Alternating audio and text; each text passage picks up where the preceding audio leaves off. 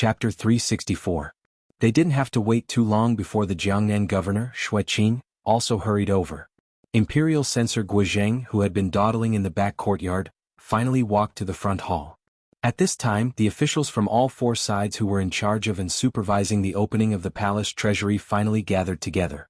Guozheng was no longer the imperial censor of the left, who was the prestigious imperial censor of the imperial censorate, but he still had a certain amount of power in inspecting the various roads. His and Fan Xian's old grievances had not been resolved, so it was difficult to avoid awkwardness when they met. As the four officials bowed to each other, they always felt that Fan Xian's calm and cold gaze hid a glimmer of danger. Of the four officials, eunuch Huang, who had come from the capital, represented the palace. The Jiangnan governor, Qing, represented the court official system.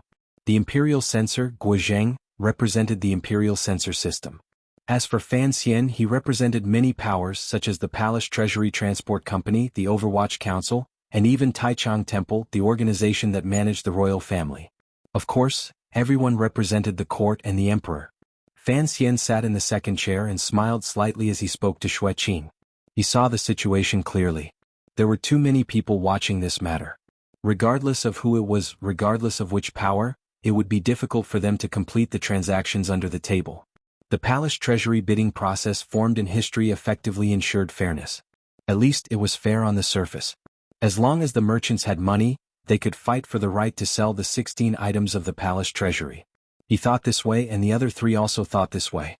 Eunuch Huang and Guozheng met each other's eyes. Although there was a hidden uneasiness in their opinion, Fan Xian could not play any tricks in front of everyone. What they had to ensure was that the Ming family would still be able to obtain the same share as in previous years. Eunuch Huang and the imperial censor were originally two classes that were as incompatible as fire and water in history. Today they stood in the same camp with great tacit understanding. However, these two did not understand many secrets and did not pay enough attention to the last person to enter the palace treasury door, Master Xia Chifei. Qing was different. The Jiangnan governor had the attitude of watching a show. With a face full of peace, he watched the giant merchants and the people around him below the stage. Watching a show was not afraid of the height of the stage. It was always easier than acting. A number of people sang on one side of the stage. The thick doors of the palace treasury courtyard slowly closed again. The soldiers and Overwatch Council officials outside pulled up tight defenses. In the past, the palace treasury bidding usually ended in a day. However, the rules of the court allowed each merchant to use 2 days to bid. There was a loud bang. Fan Xian smiled and covered his ears, looking at the spring thunder rising into the sky outside the courtyard. The spring thunder soared into the sky, exploding under the light clouds. The sound was clear and crisp, spreading far and wide to the ground, causing countless people's hearts to tremble. In the city of Suzhou, the brothel girls who had worked hard last night were roused by this thunderclap. They cursed a few obscenities, then crawled back into their quilts and slept soundly. The child who was begging his parents for money to buy candies on the street thought that God was punishing him for being naughty. He was so scared that he started crying. In the backyard, the black dog that was peeing on an old tree root was startled by the thunder. It lowered its front limbs and buried its head in its furry bag, mimicking an ostrich. Humans' reactions were always different. When this spring thunder fell into the ears of some people, it had a different meaning. Regardless of whether it was the various advisors and shopkeepers gathered on the north pier of Suzhou or the Suzhou residents discussing the matter of the bidding in the tea houses, everyone raised their heads and looked in the direction of the south of the city. Looking at the invisible courtyard, they knew that the palace treasury bidding had already begun. The palace treasury bidding in the spring of the 6th year of the Qing calendar had actually not gone smoothly from the beginning. First, the Palace Treasury Transport Company summarized the profits and losses of each merchant last year. Naturally, there was no lack of words of encouragement. The deputy of the transport company, Ma Jie, who was responsible for giving the speech, sternly reported the situation of the court's investigation of the Cui family. This was a warning to the merchants below not to think that the court was not watching them. These were the rules of the past, so no one cared. However, when Ma Jie talked about the specifics of today's bidding, the mansion was in an uproar. The merchants all stood up to express their opposition. Even the 4 high officials sitting in the main hall began to argue. The transport company had suddenly decided to divide the original 16 items into 34 smaller items and would not carry out bundled bidding this year. This change did not appear to be big, but for the merchants below, it was something they could not accept. The reason was very simple. 3 months before the bidding, These Jiangnan merchants had already privately colluded with each other, drawing up the boundaries between each other. Well water does not interfere with river water so as to avoid hurting each other's harmony, and even more so by raising the price and hurting their wealth. For example, what the Lingnan Xiong family had to fight for this year was the northern bid for the wine category, while the Chuanzhou Sun family wanted the overseas marketing rights for their porcelain goods. If they followed the transport company's intentions and divided the 16 major items into 34 smaller items, although on the surface, everyone could still maintain their bottom line, the 8 major items that were expected to go to the Ming family would be divided into 2 bundled bids. After they were all broken down, who knew whether or not some merchant would suddenly become envious and want to steal some of the Ming family's share. After all, after they were no longer bundled, it seemed that the most profitable sources of income did not need that much silver. Once someone was tempted by the Ming family's share, what would happen to the Ming family? They would certainly go back and steal someone else's share. This was determined by the profit-seeking nature of merchants. They were only afraid that when the palace treasury opened its doors today, it would be a mess. These Jiangnan merchants, what they were most afraid of was chaos. The Ming family had already agreed that they would not interfere with the Cui family's share. These merchants could already eat a few more bowls of fat meat today. Of course, they didn't want anyone to mess up their plans. In their eyes, the reason why the imperial envoy would make such a change was actually very simple. First, he wanted everyone's eyes to turn red from killing in the chaos and raise the price. Second, he wanted to break down the income and dilute the amount of silver needed for each item. He wanted Xia Qifei, who entered the courtyard last, to also get a share of the pie. These crafty merchants had already realized that the long silent room before was the imperial envoy's chosen representative. However, we can all understand that the imperial envoy wants to earn money, but you can't use such a seemingly fair but actually evil method. Sir Fan, this proposal is not appropriate. After Eunuch Huang's face had been shaved by Fan Xian, he still appeared sufficiently calm. He squeezed out a smiling expression on his fat face and said, "According to the rules of the past, 16 items are 16 items. Why do we suddenly have to divide them? This matter has to be decided by the capital." Fan Xian furrowed his brows and said a few words. He then turned his head and said to Xueqing in a low voice, "Governor, dividing them into smaller items and no longer binding them is actually just to allow more people to have the right to enter. This matter is always beneficial to the court." Xueqing was silent for a moment and revealed a difficult expression. "Although it is so, this matter is no small matter. I think Sir Fan should report it to the court, and after it has been discussed in the palace, we can slowly push it forward next year." Seeing that Xueqing had also expressed his opposition, Fan Xian felt a bit unhappy. Looking at the rowdy merchants below, a glimmer of pity flashed through his mind. The reason he had to divide the items today was not at all what these merchants thought was the reason. Indeed, he wanted to test whether or not it was possible to dig out the 2 most profitable items from the Ming family's 8 large items and give them to Xia Qifei. But the truly important reason was actually thinking for these merchants. These merchants all thought that the 6 items left behind by the Cui family were already in their pockets, so they would not fight with the Ming family for them. However, in a moment, Xia Qifei was certain to swallow all 6 of the Cui family's items into his stomach. These merchants could only eat those 2 pitiful items. Earlier, there had been reports that the Lingnan Xiong family and Chuanzhou Sun family had both prepared a large sum of silver and were sharpening their knives in preparation to accept the Cui family's rout. In a moment, once all their efforts were in vain, these merchants would suffer a great loss. Because of the Cui family's collapse, the number of merchants who came to the palace treasury to bid today was 3 times more than in previous years. Fan Xian's original intention was for these merchants to have something to eat, which was why he had suggested dividing the items. Unexpectedly, no one appreciated it. Although he understood that these merchants did not know how the situation would develop in a moment, which was why they raised their opposition so forcefully, Fan Xian still found it difficult to suppress the sullen feeling in his heart.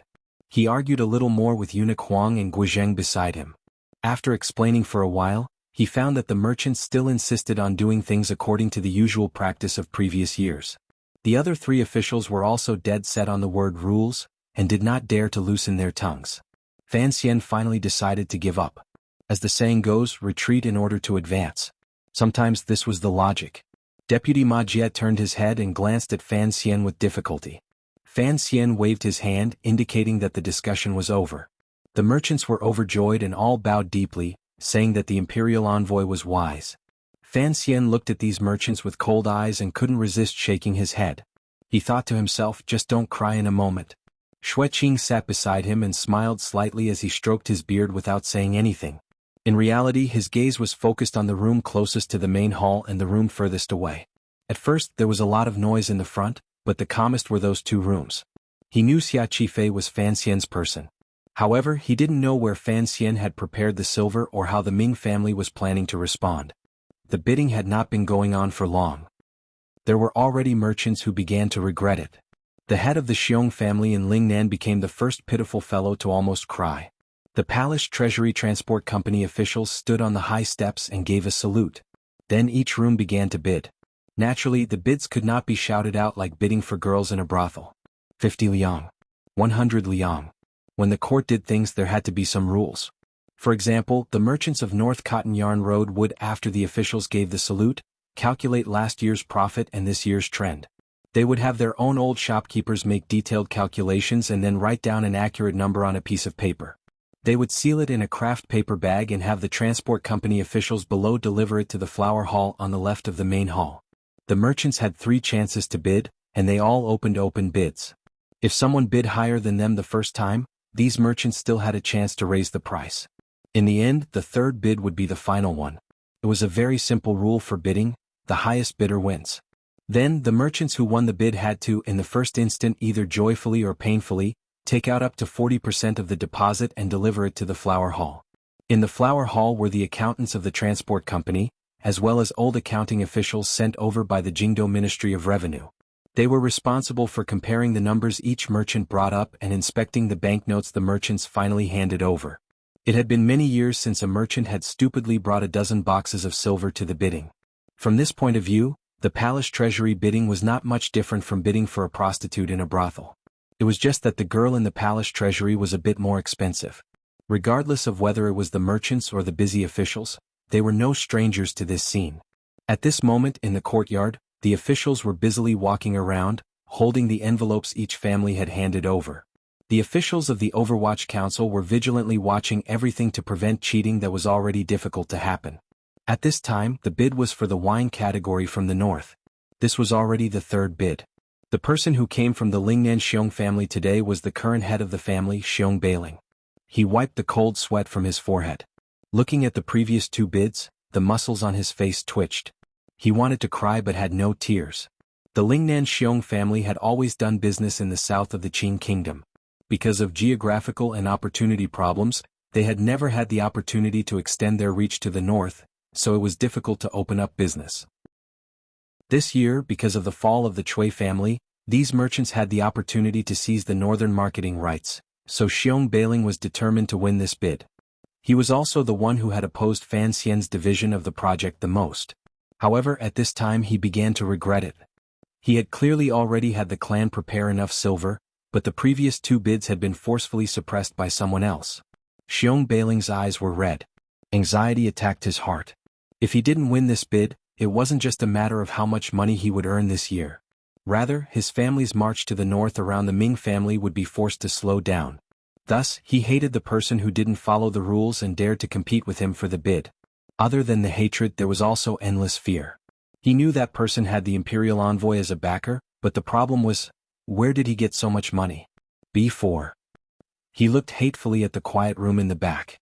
Xia Qifei and his group in room B4 had been very quiet the entire time, but when it came to bidding, they were very vicious and merciless. Most importantly, they didn't know what kind of expert was helping them. They had calculated a year's profit in the north of the wine business so clearly, and they also had a clear estimate of his family's bottom line.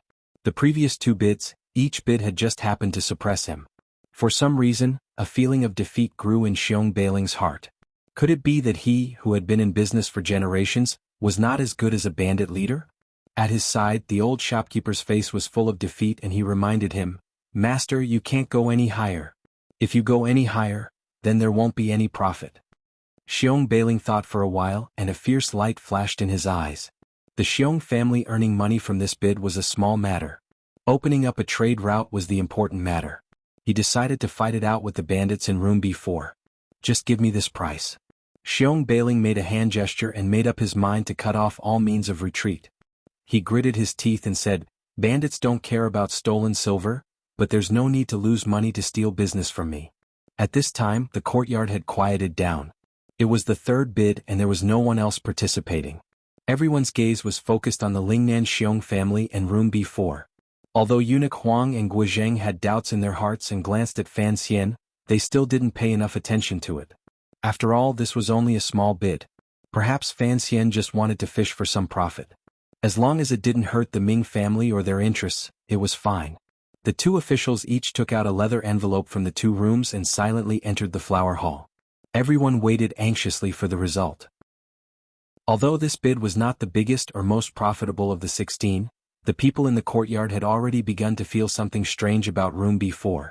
Everyone wanted to know whether room B4 was here to fight for the bid or was the imperial envoy using it to raise the price. Room B4, Xia family, 370,000 liang win. The transport company official responsible for announcing the result stood on the stone steps and expressionlessly sang out the result. His singing was very moving. Even the last wind swayed and sounded like he was singing on a stage. The courtyard immediately sank into a deathly silence. A moment later, everyone seemed to wake up from their shock and let out a heaven-shaking cry of surprise. 370,000 liang. However, to sell wine to the north, if it was calculated according to previous years, this would certainly be a loss. The Lingnan Xiong family had bid 300,000 liang, which was already a desperate bid.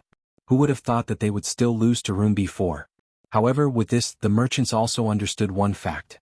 Xia Qifei of room B4 was definitely not a shill used by the imperial envoy to raise the price. He was truly going to fight for business with them. For a moment, everyone didn't know whether to be happy or sad. At this time, a muffled sound came from the room of the Lingnan Xiong family. It seemed that something heavy had fallen from a chair to the ground. Everyone stared at the room with lingering fear. The master of the Xiong family, Xiong Bailing, climbed up from the ground. With great difficulty, he picked up a cup of cold tea and poured it into his stomach. Panting, he said, "That bastard, F***ck, to bid 370,000 liang. These bandits are indeed bandits. Even when doing business they are still so bandit-like. You guys win." Fan Xian sat in the grand wooden chair in the hall with his head slightly lowered. He was not happy with this price. It was indeed too high. Originally, the first two bids had been very beautiful on Xia Qifei's side and just enough to beat the Xiong family by a head. This last bid had cost him an extra 70,000 liang of silver. No matter how much money he had, he couldn't afford to spend it like this. He sighed in his heart, but he knew that the bidding was certainly not Xia Qifei's decision. He had placed a few crafty Ministry of Revenue officials in room B4. They were experts he had secretly asked for from his father in Jingdo. However, it seemed that those officials had overestimated the determination of the Lingnan Xiong family. In a moment, a brocade box had been brought out from room B4 and handed over to the flower hall for inspection. It was indeed a full 150,000 liang of banknotes issued by Taiping Money House. The seal was not fake and the old man was not deceived. At this moment, everyone knew that the person sitting in the quiet room before was a merchant among bandits. A bandit among merchants did not give any face when it came to bidding. It only knew how to use silver to smash people. Furthermore, the other party did indeed have this much silver. However, no one knew how many more bids the bandits in room before were prepared to take. The following development of the situation made everyone, other than the Ming family, feel hopeless. The leader of the Jiangnan water bandits, Xia Qifei, perfectly displayed the style of a bandit. Using the banknotes as a knife and the exquisite bidding as a fist, he forcefully carved out a bloody path in the midst of the crowd of merchants. Amidst the singing of the officials on the stone steps, the brocade box was endlessly handed into the flower hall.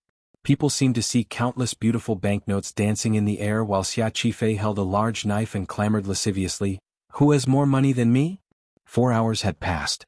Other than missing an unimportant small bid, Xia Qifei had taken 4 bids in a row.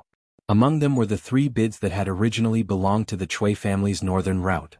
Not only had he killed Xiong Bailing until he fell to the ground, he had also killed the Chuanzhou Sun family until their faces were deathly pale. The other merchants were even more frightened out of their wits. They thought to themselves that they had not come today to take bids, but to see bandits kill people.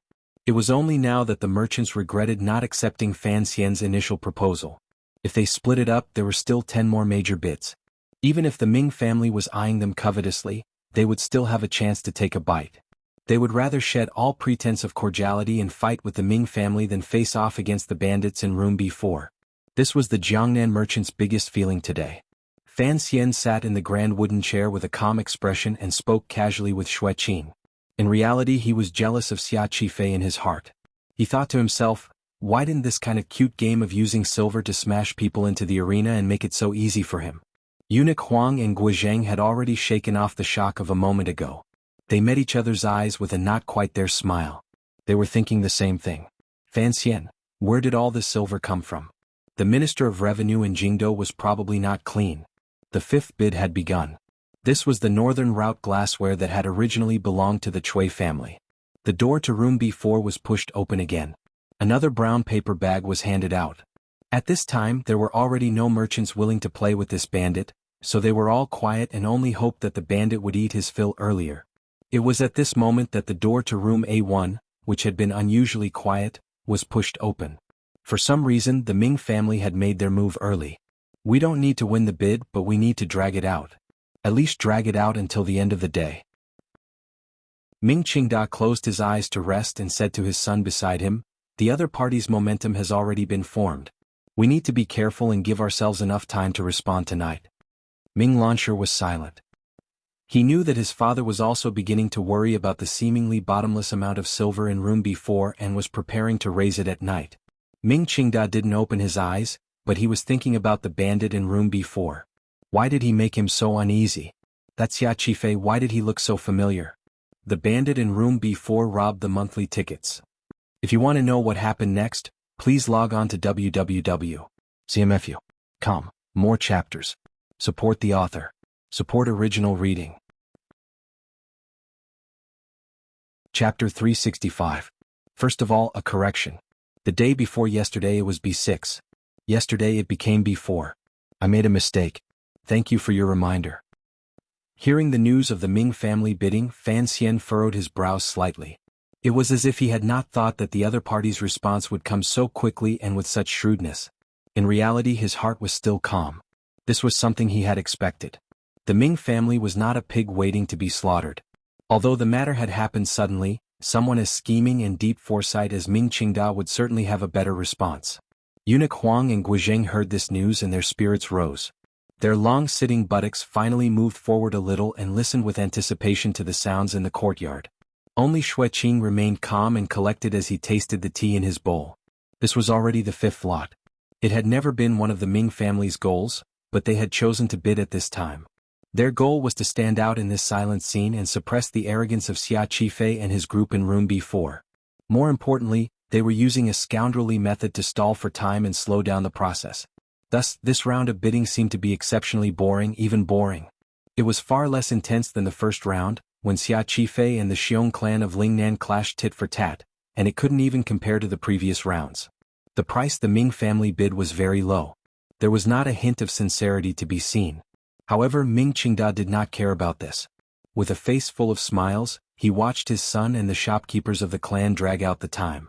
This round of bidding took up a few quarters of an hour. When the Ming family calculated, they were as inexperienced as a beginner. When they called out a price, they were as shy as a virgin girl. When they handed over the leather bag, they were as inconvenient as a toothless old woman. In any case, they dragged it out as long as they could. From the master to the accounts room, they cooperated very well. It made everyone wait anxiously, but they could not find any problems. The transport company official responsible for announcing had already begun to stand on the stone steps and yawn. This fifth lot was not over yet. Xia Qifei's price had been suppressing the Ming family by a large margin, but the 3 rounds of bidding had not ended. No one could jump to the next round. The surrounding Jiangnan merchants began to chat and drink tea. These old foxes could all see what the old Ming master was planning. They knew that within today, they would probably only be able to open the fifth lot. The sun in the sky moved slowly but surely toward the west. The Ming family's speaking movements were slow and sloppy. A little bird landed in the middle of the courtyard and looked curiously at the people around it who were yawning and chatting. It did not seem to understand why everything in this courtyard seemed to be moving in slow motion. The Ming family was in no hurry. The Jiangnan merchants were in no hurry. Eunuch Huang and Guozhang were in no hurry. Governor Xue Qin was even less anxious. He didn't know if the robbers in room B4 would go crazy when they encountered this kind of slow simmering skill. However, under everyone's careful scrutiny, Fan Xian hid the anxiety between his brows. His heart was clear, and he was full of praise for the Ming family's ruthless skills and shameless methods. The sun gradually descended toward the west, dragging the shadow of the palace treasury main door like a girl's dress. The little bird, which had not even found a blade of grass on the stone steps, raised its head and looked around. Full of hidden bitterness, it cooed a few times and flapped its wings to fly away. A gong rang out. The firecrackers that represented the successful end of the palace treasury bidding did not explode because the third bidding for the fifth lot had just ended. Xia Qifei had once again arduously defeated the Ming family and obtained the right to sell glass in the north.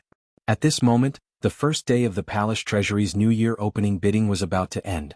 The merchants in the courtyard all let out a breath and stretched. They wiped away their cold sweat with some lingering fear. Fortunately, the Ming family had made a move in the end and forcefully dragged out the time. Otherwise, given the aura of room before at the beginning, who knew how many drops of soup would be left from the fat and overflowing 16 lots of the palace treasury? Eunuch Huang and Guizheng met each other's eyes and smiled gratifyingly. Xia Qifei's move had indeed surprised them. Fortunately, in the end he had dragged out the other party's aura. Presumably, the Ming family would make proper arrangements for tomorrow's matters tonight. Fan Xian sat on the chair and lifted the stage over the high wall of the large courtyard. He narrowed his eyes and looked at the smear of red on the horizon, but he could no longer see the setting sun. The courtyard began to clear and seal the lots. The banknotes and tools that the merchants had brought in did not need to be taken out. For one it was for convenience and another was for safety. Tonight, Jiangnan Road, the Overwatch Council, the transport company, and the Suzhou government would work together to guard this palace treasury courtyard tightly. It could be said to be the safest place in the world. The soldiers began to put seals on the rooms in the corridor and the outside of the flower hall. The merchants had already come out. They stood in the courtyard in groups of 3 to 5 and chatted. When they saw the old Ming master and young master Ming come out of room A1, everyone quickly went over to greet and bow. Everyone's voices were low, but the focus of their discussion was naturally the bandit in room B4. Xia Qifei's face was heavy. He led his subordinates to stand under the wall closest to the main door of the palace treasury courtyard. It was a patch of darkness. As everyone discussed, they looked in that direction. Looking at the group of people in the darkness, they thought of the bandits' methods earlier and felt a growing fear in their hearts. At this time, the 4 officials in the main hall also walked down. Greetings, Eunuch Huang. Greetings, Sir Shui. Sir Fan Jr., you have to leave some food for me. All of a sudden, the merchants rushed forward and surrounded the 4 high-ranking officials. They greeted each other and complained about their troubles. It was a very lively scene. Fan Xian couldn't resist smiling. Looking at the angry Xiong Bailing of the Lingnan Xiong family, he comforted him and then teased, "There are still 11 lots, what are you all in such a rush for?" The representatives of the various families cried out bitterly in their hearts. Of the remaining 11 lots, the Ming family was determined to win 8 of the bundled lots. How could they have any food for themselves? Fan Xian sighed again and said, "There are too few lots. There will always be people who won't get their turn. This is the rule of the court. I can't do anything about it." Hearing these words, everyone immediately thought of Fan Xian's initial suggestion. Hearing him mention the word rule, their eyes involuntarily lit up. Xiong Bailing suddenly chuckled and said in a low voice, "This rule, isn't it set by people?" These merchants had not fought for any benefits today, so they couldn't help but feel a certain thirst for tomorrow's lots. Ming Qingda, who had been watching coldly from outside the crowd, furrowed his brows. He knew the imperial envoy was secretly urging the merchants to fight for shares with the Ming family. He laughed coldly in his heart, but on the surface, he smiled faintly and glanced at Eunuch Huang without anyone noticing. Eunuch Huang understood and smiled slightly as he interrupted, "Everyone, I also think the same." Everyone couldn't help but feel happy. They thought that even the representative of the palace had agreed to the suggestion of dividing the lots. It looked like this matter would succeed. Unexpectedly, Eunuch Huang then sighed and said, "Unfortunately, the rules of the court are here. No one dares to move on their own. This matter can only wait until I return to the capital and go to the Empress Dowager and the Emperor to argue for everyone. I dare say that next year will certainly be better than this year." Everyone paused. Their faces were very awkward, but in their hearts, they were cursing this eunuch for only saying pretty words. During this time, Fan Xian was talking to everyone, but in reality his attention was on the Ming family. He found that the old Ming master's state of mind was still clear despite the sudden change. His emotions did not seem to have been affected at all. His judgment of matters was still fast and accurate. He couldn't help but feel a little worried. Since he wanted to force the Ming family to lose their heads, it looked like he would have to add more bargaining chips. All of the work of sealing the treasury had finally ended, and the defenses had been set up. The main doors of the palace treasury courtyard were slowly pulled open for the second time that day. The fresh air from the street poured into the courtyard and lifted everyone's spirits. They decided to go back at night to discuss things and come back tomorrow to fight for the lots. It had already come to this. Who cared if it was the Ming family or the Fan family? They had to steal some business to do. At this time, the large merchants had already heard from Fan Xian's few words the intentions of a certain faction in the court. They wanted to target the Ming family. There were benefits to lure them and power to guide them. The merchants began to drool over the Ming family that they had not dared to directly clash with. The leaders of the large families, led by the Lingnan Xiong family and the Chuanzhou Sun family, met each other's eyes and smiled strangely. Amidst their laughter, they decided to eat together at Jiangnan restaurant that night. Everyone was secretly discussing how to steal the Ming family's lot. Of course, they were paying attention to the movements of the old Ming master. They found that the old Ming master was talking to the imperial envoy. One old and one young, the two of them had smiles on their faces and were incomparably intimate. Officials and merchants were actually both extremely hypocritical professions. Naturally, they would do this kind of superficial work, so no one was surprised. Just as they were about to leave, they saw the imperial envoy gently wave his hand and call over Xia Qifei and his group, who had remained in the shadows. The merchants all stopped their steps and looked curiously at the scene in front of them. Fan Xian's expression was calm as he gazed at Xia Qifei with a faint smile. His two hands were in front of his body and made a gesture that only the two of them understood. His mouth said, "Sir Xia, today you are in the limelight." Xia Qifei smiled and raised his hands in a greeting in all directions. It is all thanks to everyone's modesty. No matter how much the merchants hated him, they knew that he was, after all, a figure in the underworld. It was best not to offend him face to face. Furthermore, they could clearly see that this person was Imperial Envoy Fan Xian's trusted aide. Thus, they kept their faces and replied with a few words, saying that Sir Xia had not made a name for himself for 10 years and had shocked the world with a single brilliant feat. Ming Qingda narrowed his eyes and looked at the enemy who had suddenly appeared in front of him. He suddenly opened his mouth and asked, "Master Xia, why are you suddenly interested in doing business?" The scene became silent. Xia Qifei lowered his head and only slowly raised it a moment later. Looking at the master of this generation of the Ming family, he said with a not quite there smile, "Although I have been on the Jianghu for a long time, my family has been in business for generations. When it comes to my generation, no matter how bad it is, I have to carry on my father's dying wish." The corners of Ming Qingda's eyes furrowed even more. He tiredly asked, "So, Master Xia is also a family of merchants? I didn't know you were a merchant from all over the world. Perhaps I once had a friendship with your father." All the merchants looked at this scene with curiosity. Hearing this conversation, they were also very curious about what Xia Qifei's family originally did. Xia Qifei gazed calmly at Ming Qingda's face that often appeared in his nightmares. An unknown emotion welled up in his heart. A moment later, the corners of his mouth twitched slightly. He quietly said, "Of course there is friendship. My father is your father. Does Master Ming not know him?" The people present did not quite understand these words. Xiong Bailing began to unconsciously dig at his ears. Ming Qingda was slightly startled. He looked at Xia Qifei in front of him and did not speak. Although Xia Qifei didn't know why the imperial envoy wanted him to reveal his identity ahead of time, standing once again in front of the Ming family had been his strongest wish these years. Today his dream had come true. It made his emotions surge with emotion.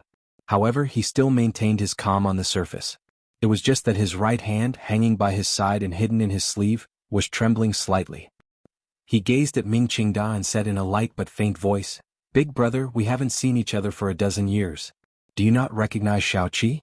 Xia Qifei was the 7th young master of the Ming family. He was the rumored 7th young master who should have inherited the Ming family business but had mysteriously disappeared in the end. All the merchants present looked at Xia Qifei in disbelief.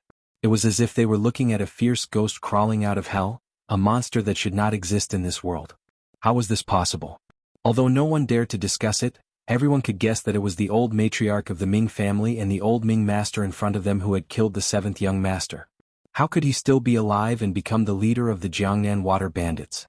Ming Qingda gazed in a daze at Xia Qifei in front of him.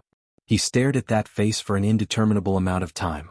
Suddenly his body began to tremble. He finally saw a trace of a familiar shadow on this face. It was that young and inexperienced little brother from back then, that thin body that had been viciously beaten by him with a whip, and that face filled with hatred and the joy of revenge. Father. Chapter 366. After the 25th, the monthly tickets will be doubled. Brothers and sisters who still have tickets, help me keep some. When the time comes, smash them. Thank you here and then go eat. I wish everyone a happy weekend. Eat oysters at night, haha. For Fan Xian, it was a pity that Ming Qingda did not lose his composure in the face of the sudden attack he had hidden for a long time. His admiration was for the same reason. Xia Qifei's true past was definitely one of the most secretive matters in the world. The Ming family had no idea that the seventh young master was still alive in this world. After he had been saved by the old master of the Jiangnan water bandits, he had become the leader of the Jiangnan water bandits. The Ming family even had some business dealings with the Jiangnan water bandits. If Ming Qingda had known of Xia Qifei's identity earlier, he would probably have long thought of a way to deal with him. Facing the seventh young master who had appeared like a ghost, the current master of the Ming family was only slightly startled. At least he recovered his calm on the surface. No wonder he was the wealthiest man in the Qing kingdom, the head of a large Jiangnan family. Although the Ming family had deep connections in Jingdou, it was impossible for them to know this. Even Fan Xian had only begun to focus his research on the Ming family after he had drawn up this year's plan last autumn. Only then did he find a sliver of a crack he could use in the iron plate that was Jiangnan. Of course, this was all thanks to the current head of the 4th Bureau of the Overwatch Council, Yan Bingyun, and Sir Yan Jr.'s ability to summarize, analyze and meticulously track down information. It was this normally quiet high-ranking official of the Overwatch Council who had successfully dug out Xia Qifei's most secretive past. If Yan Bingyun had not helped Fan Xian take care of his foundation beforehand, Fan Xian's trip to Jiangnan this time would not have been so relaxed and confident. The group of people from the Ming family suppressed the shock in their hearts and silently left the door of the palace treasury manor. They walked out of the street that had been sealed off by soldiers. A carriage had long since come up to receive them and drove toward Ming Garden outside the city. No one knew how chaotic Ming Garden would be tonight because of the news of the seventh young master's sudden resurrection, or how the Ming family would respond. Fan Xian stood at the door of the manor and watched with a slight smile as the Ming family's carriage disappeared into the dusk. Seeing this, the officials behind him and the Jiangnan merchants couldn't help but feel a chill in their hearts. They felt that the slight smile on the corners of the imperial envoy's lips was incomparably cold and cold-blooded. Everyone couldn't resist glancing at Xia Qifei a few more times. It was as if they still could not connect the head bandit of the Jiangnan water bandits with the seventh young master that the Ming family had thought dead many years ago. They knew that with the imperial envoy as a backer and the legendary will from back then, there would be a fight over the Ming family's enormous fortune. Although the Ming family could completely deny it, the matter would eventually become intense. What kind of benefits could the Jiangnan merchants gain from this? Xiong Bailing of Lingnan and Sun Jixiang of Quanzhou looked at each other. They were both thinking for tonight's gathering at Jiangnan restaurant. Should they invite another person? However, today's cards had been flipped too suddenly. The Jiangnan merchants could not make up their minds for a moment. Furthermore, to extend a hand to Xia Qifei at this time would be too rash. Besides, they didn't know what this seventh master Xia was thinking. Fan Xian did not know what Xia Qifei was thinking. He only knew that in the action manual that Yan Bingyun had drawn up for him, the Jiangnan trip should be split into two groups. Attacking the Ming family, then the other merchants had to be appeased. Xia Qifei had taken so many bids today and was already faintly forcing the Jiangnan merchants to unite and begin fighting for food with the Ming family tomorrow. Once Xia Qifei's identity, which could not be verified, was revealed, the Jiangnan merchants should be able to smell the conspiracy and opportunity within. Danger and opportunity had always been a pair. Merchants had an innate sense of adventure. Thus, Fan Xian gave Xia Qifei a hand signal. He saw Xia Qifei walk in front of Xiong Bailing and Sun Jixiang with a face full of smiles. Under their startled gazes, he quietly said a few words. The merchants all laughed lightly as if they were talking about a very interesting topic. Then everyone dispersed and left the street. Fan Xian turned around and said a few words to Xueqing and Eunuch Huang. He glanced at Guozhang and then left first under the protection of the Tiger Guards. As he left, He turned his head back and swept a glance out of the corner of his eye. He saw that although Xia Qifei did not leave in the same direction as the merchants, he knew that there would be a chair for Xia Qifei at the Jiangnan gathering in a moment. The Ming family was at a disadvantage. The Ming family was being furiously attacked by Fan Xian. However, as representatives of the Ming family's backing, Eunuch Huang and Guizheng did not seem to be excited or concerned. The two of them smiled slightly and bowed to Governor Xueqing and quietly said a few words. Xueqing furrowed his brows slightly and shook his head. He put his hands behind his back and climbed into his sedan chair to leave. At this moment, only Eunuch Huang and Imperial Censor Guizheng remained in front of the large courtyard. They watched with narrowed eyes as the Jiangnan governor's sedan chair gradually turned the corner. Their expressions immediately became ugly. Guizheng coldly said, "This governor does things too carefully. What is there to be afraid of in a joint petition?" Eunuch Huang chuckled and said, "Sir Gua, how many people in this world can shoulder righteousness like you? Last year, in the Great Hall of the Ministry of Justice, you did not fear the nobility and interrogated Fan Xian. The palace greatly admired this matter." Guizheng laughed self-mockingly and said, "Don't mention that matter." Eunuch Huang calmed down and said in a quiet voice, "Xueqing has always been deeply trusted by the emperor. In officialdom, this person is the most slick and difficult to fathom. This time, Fan Xian secretly sent Xia Qifei out to seize the bid. You are the imperial censor, you can write rumors, but after all, there is no way to hold on to solid evidence. Xueqing will certainly not participate in this. My question earlier was just to test his attitude. You also know that the place we are looking at is not in Jiangnan." Guizheng smiled slightly and replied, "Naturally, officials are not allowed to do business. This rule has been set by the court for many years. Which official has actually followed it? Even if Xia Qifei is Fan Xian's pawn, if we grab solid evidence and bring it to the court, I'm afraid the emperor will just laugh it off and not care about it in the past few years. Now that Fan Xian is heavily favored by the emperor, there will be even less of a problem." The two of them met each other's eyes again. Guizheng continued to smile and said, "The Jiangnan matter will eventually end in Jingdo. Eunuch, where do you think Fan Xian got so much silver? Although we can't find out how the silver came to Jiangnan, we can at least find out if the room that should have been filled with silver has been emptied out by the Fan family at this time." Eunuch Huang chuckled darkly and said, "Those masters in the palace were thinking this way. Let the imperial envoy do as he pleases in Jiangnan. In a few days, the capital will probably start investigating the Ministry of Revenue." Fan Xian stood in Hua Garden's study with his body leaning forward. He looked at the little hand on the desk holding a brush and writing seriously. Among such an old child, the third prince's handwriting could be considered pretty good. It was graceful but not gentle. The structure was strong but round on the outside. It was contained but not revealed, strong but not released. Judging a person by his handwriting, Fan Xian knew that this prince, who always liked to wear a shy smile on his face, was not a simple character. However, he was still young and there were many things he could not see clearly.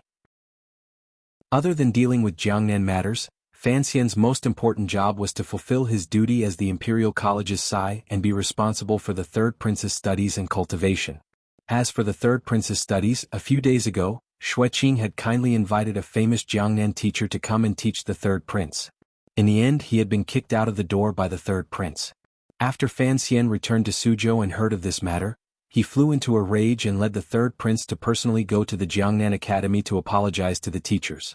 With kind words, he invited the teachers back into Hua Garden. He then locked the third prince in his study and viciously slapped his palms a few times. When the ruler landed on the palm, the sound was crisp. Particularly when it landed on the third prince's palm, the ruler felt even more arrogant and proud. By the time Xueqing heard of this matter and rushed over, the slap had already been finished. The governor looked at the third prince, whose eyes were red but was still obedient, and couldn't help his heart being shocked. Although Fan Xian was the prince's teacher that the emperor had personally appointed, to actually hit him, this Sir Fan Jr. was indeed extraordinarily daring. After this matter was announced, the Jiangnan scholars all praised the imperial envoy as indeed the light of scholars. To be so respectful to his teacher, Fan Xian's already good reputation became even more beautiful. What everyone didn't know was that Fan Xian teaching the third prince had nothing to do with the emperor. It was purely because he didn't want to fail Yi Guiping's solemn request. "Your Highness, it's almost done," Fan Xian said in a gentle voice as he gazed at the third prince, who was bent over the table and writing seriously. "Teacher, there are still 2 more pages." The third prince turned his head in astonishment. It was as if he had not expected Fan Xian to be so gentle today. Fan Xian smiled and said, "Your palm still hurts, right? You can make it up tomorrow. Rest a bit today and go out to play." He rubbed the third prince's head. This action appeared a bit too intimate. Even if he was a teacher, logically speaking, he should be sitting upright and serious. Yet the third prince liked this. Perhaps the children who grew up in the palace all had some contact deficiency, whether it was physically or mentally. The little guy smiled and bowed. He then ran out of the room. He ran so fast that no one knew what fun things were waiting for him in Ming Garden. Watching the third prince's departing figure, for some reason, Fan Xian's heart felt a bit empty. He began to miss his brother far away in Shangjing in northern Qi. Wang Qinian had written to say that Xia had recently been busy, with the help of the Overwatch Council, consolidating the Cui family's routes in the north. However, it was impossible for a seventh leaf to leave the country. It was indeed difficult for a young man like him to manage such an important matter. As for why the third prince had left so excitedly, Fan Xian understood the reason. It was because he had the third prince pester Haitang these few days. Given the prince's status, if he wanted to enter the Tianyi Dao sect, presumably he would not be too opposed. Even if this matter was not handled properly in the future, it would be beneficial for the third prince to learn some martial arts from Haitang to protect himself and forcefully put together a master-disciple relationship. A knocking sound came from outside the study. Fan Xian woke up from his thoughts and raised his head to look. He saw Shi Chan standing with his head turned to look into the garden. His fingers were unconsciously knocking on the door. He couldn't resist smiling and said, "Come in, what's there to see?" Shi Chanli forced a smile and walked in through the door. "Teacher, to have the third prince learn martial arts from Haitang is truly something only you would dare to do. She is, after all, the saint girl of northern Qi. If this matter gets out to the capital, I'm afraid it will cause a great deal of trouble." "What trouble?" Fan Xian smiled. "The emperor told me to take the third prince to Jiangnan. Of course, I have to teach him with all my heart. As for things like martial arts, Haitang is more suitable than me." The two of them no longer discussed this topic. Shi Chanli said with a pained expression, "Today Yang Jimei came again and insisted on inviting me to dinner." Yang Jimei was the largest salt merchant in the area between the two rivers. The Hua garden that Fan Xian lived in had been given to him by this salt merchant. Fan Xian knew that this salt merchant was close to Xueqin, so he always gave him some face. Hearing Shi Chanli say this, he knew that although Yang Jimei had not earned much this year, he had great hopes for the palace treasury next year. He smiled and said, "This garden is his family's. If he wants to come and see, of course we can't refuse. He knows that he can't curry favor with me, so he can only curry favor with you. Let him eat. In the future you will also be doing business in Jiangnan. It will always be good to know a few local tyrants." "Where is he preparing to invite you?" Fan Xian asked. "Jiangnan Restaurant." The highest class restaurants in Suzhou were Jiangnan Restaurant and Zhuyuan Restaurant. When Fan Xian had first arrived in Suzhou, the Jiangnan officials led by Xueqin had chosen Jiangnan Restaurant to welcome him. Presently, the Ming family's Zhuyuan Restaurant had been half bought and half scared into the hands of the third prince and was prepared to be turned into a branch of the Baoyue brothel. If Yang Jimei wanted to invite someone, it could only be a Jiangnan Restaurant. Fan Xian thought to himself that his question was indeed unnecessary. He thought for a moment and then said, "Today the Jiangnan merchants have also decided to meet at Jiangnan Restaurant. The Ming family has to deal with the matter of Xia Qifei, so they probably won't send anyone to attend. Yang Jimei insisted on inviting you to dinner. He certainly wants to use this opportunity to build connections with the royal merchants. Give this opportunity to Yang Jimei. When the time comes, bring him to the banquet." Presently, everyone in Suzhou knew that the head shopkeeper of the Baoyue brothel branch, Shi Chanli, was actually Fan Xian's confidant. With Shi Chanli acting as a middleman, the royal merchants would certainly be happy to accept Yang Jimei's arrival. Of course, Fan Xian's thoughts were not just to return a favor to Yang Jimei and Xueqin. He also had other arrangements. "At the banquet, keep your ears open," Fan Xian said. "The Ming family is not present, so the royal merchants will not avoid you. Perhaps they will purposely use your ears to send their plans for tomorrow to me." Shi Chanli nodded. In reality he was still a bit nervous. Should I keep an eye on Xia Qifei? After staying with Fan Xian for a long time, Shi Chanli, who usually only knew how to study the books of the saints, had also become used to viewing everything in the world through the eyes of a conspiracy theory. These words clearly showed that he did not trust Xia Qifei. Fan Xian smiled and said, "Relax, Xia Qifei is a smart person. He won't be stupid enough to betray me at this time. This will not benefit him at all. Shi Chanli smiled with slight embarrassment and then asked, "Sir, do you have any words that you want me to bring to the Jiangnan royal merchants?" Fan Xian lowered his head and thought for a moment. "Just say that I support them to do as they please.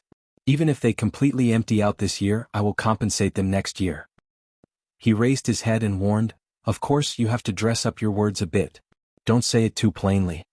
Shi Chanli accepted the order and was about to leave when he suddenly remembered something Yang Jimei had mysteriously mentioned earlier.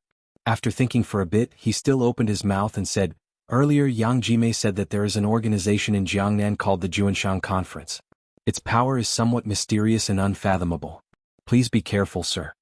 Fan Xian thought for a bit and felt that the name Juanshan Conference was unfamiliar. It seemed that there was no record of it in the Overwatch Council's files. He furrowed his brows and said, "Mysterious does not necessarily mean powerful. I understand." After Shi Chanli left, Fan Xian's brows furrowed even tighter. An organization that even he didn't know about, what exactly did it represent? He called out. Gauda, who had been standing guard outside the door, walked in with large steps. Nowadays, Fan Xian was doing things less and less without avoiding him. One reason was to purposely use the tiger guards to show sincerity to the person on the dragon chair in the capital. The other reason was to try the words, moving people with emotion, and see if it was possible to truly turn these powerful tiger guards into truly one of us. He had Gauda call over the head swordsman of the 6th Bureau. Fan Xian furrowed his brows and said to the subordinate, "How many people are there in Suzhou?" He was asking about the number of assassins and swordsmen of the 6th Bureau. The emperor had only moved a few tiger guards over. They either stayed by Fan Xian's side or stayed behind the third prince. They could not be moved. Most of the assassins of the 6th Bureau were under the Shadow's lead. They were all over Jiangnan fighting guerrilla warfare against the group of aces sent by Dongyi. For a time, the number of people Fan Xian could move became somewhat inconvenient. The 6th Bureau still has 7 people.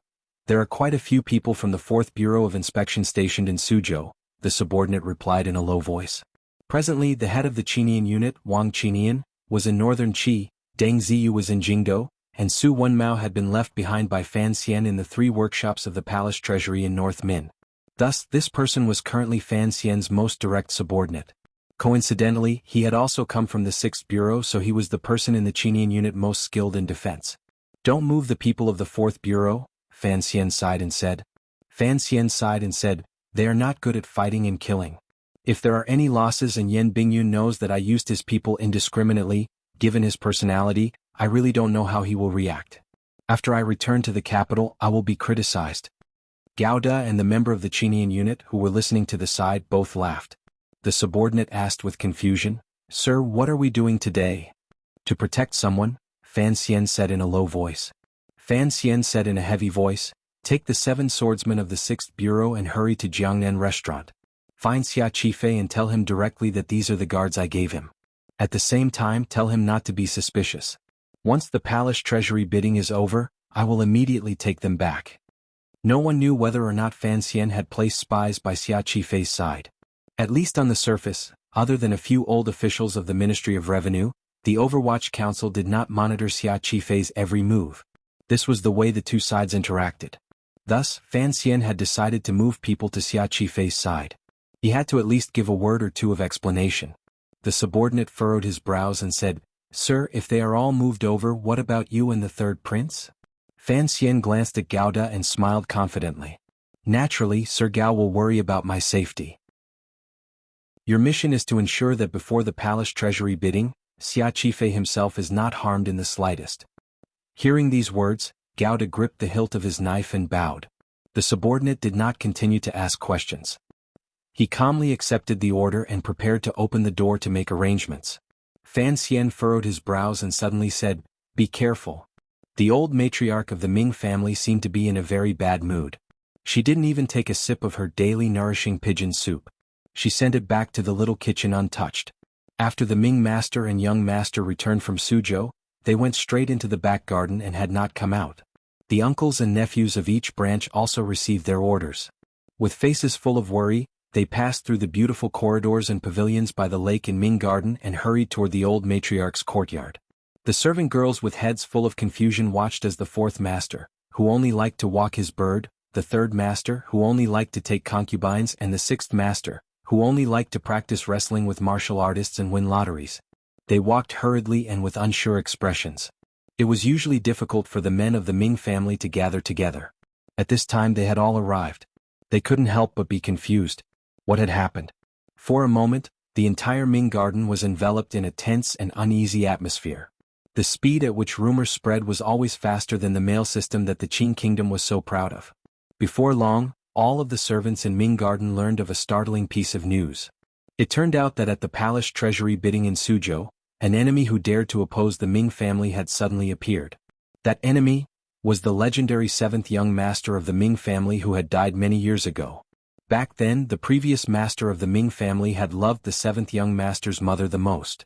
In his will, it seemed that most of the property had been left to the seventh young master with a wretched fate. However, after all these years, the Ming family had long become the property of the eldest branch. Now that such a person had suddenly appeared, what exactly would happen? Everyone calmed down. The wrinkled old matriarch looked coldly at the men of the Ming family in the hall. A great anger surged in her heart. These men were so flustered at such a small matter. After 100 years, how could she peacefully hand over such a large family property to them? Sister, with such a rumor suddenly appearing, it's no wonder the children are panicking. Sitting beside the old Ming matriarch was the old master's concubine. Because she had fawned over the main wife well, she had lived until today. She looked at the old Ming matriarch's face and said in a trembling voice, "If that Xia person is really Shaoqi, what do we do?" To be continued. If you want to know what happened afterwards, please log on to www.cmfu.com. More chapters. Support the author. Support original reading. Chapter 367. This chapter was difficult to write, so it was later. Tomorrow's chapter would probably be even more difficult, so the update would also be slightly later. Since you know it's just a rumor, then what is there to panic about? The old Ming matriarch screamed angrily. The old woman's voice had become sharp because of a strange sense of humiliation. It was as terrifying as the tip of a knife scratching across a piece of porcelain. The great aunt sitting by her side was scared stiff. She quickly and obediently sat back in her chair, not daring to say another word. The old Ming matriarch was easily jealous and ruthless. Back then the old Ming master had only taken 3 concubines. Of the people of that generation there were only 2 women left. Fortunately, the Ming family had a thriving male population. Not counting Xia Qifei, who was currently drinking in Jiangnan restaurant, there were a total of 6 men in the 2 branches with children. Ming Qingda was the eldest son of the eldest branch and the current master of the Ming family. The 3rd and 4th brothers were both born of this great aunt. Seeing their birth mother being yelled at by the old matriarch, these 2 did not feel very comfortable in their hearts. However, the old matriarch had accumulated power for a long time, so no one dared to argue. As the eldest son, Ming Qingda had to come out and say a few warm words of explanation in this situation. Unexpectedly, the old Ming matriarch did not even pay attention to this nominal master of the Ming family. With a cold face she said, "Remember all of this. The 7th of the Ming family died a dozen years ago.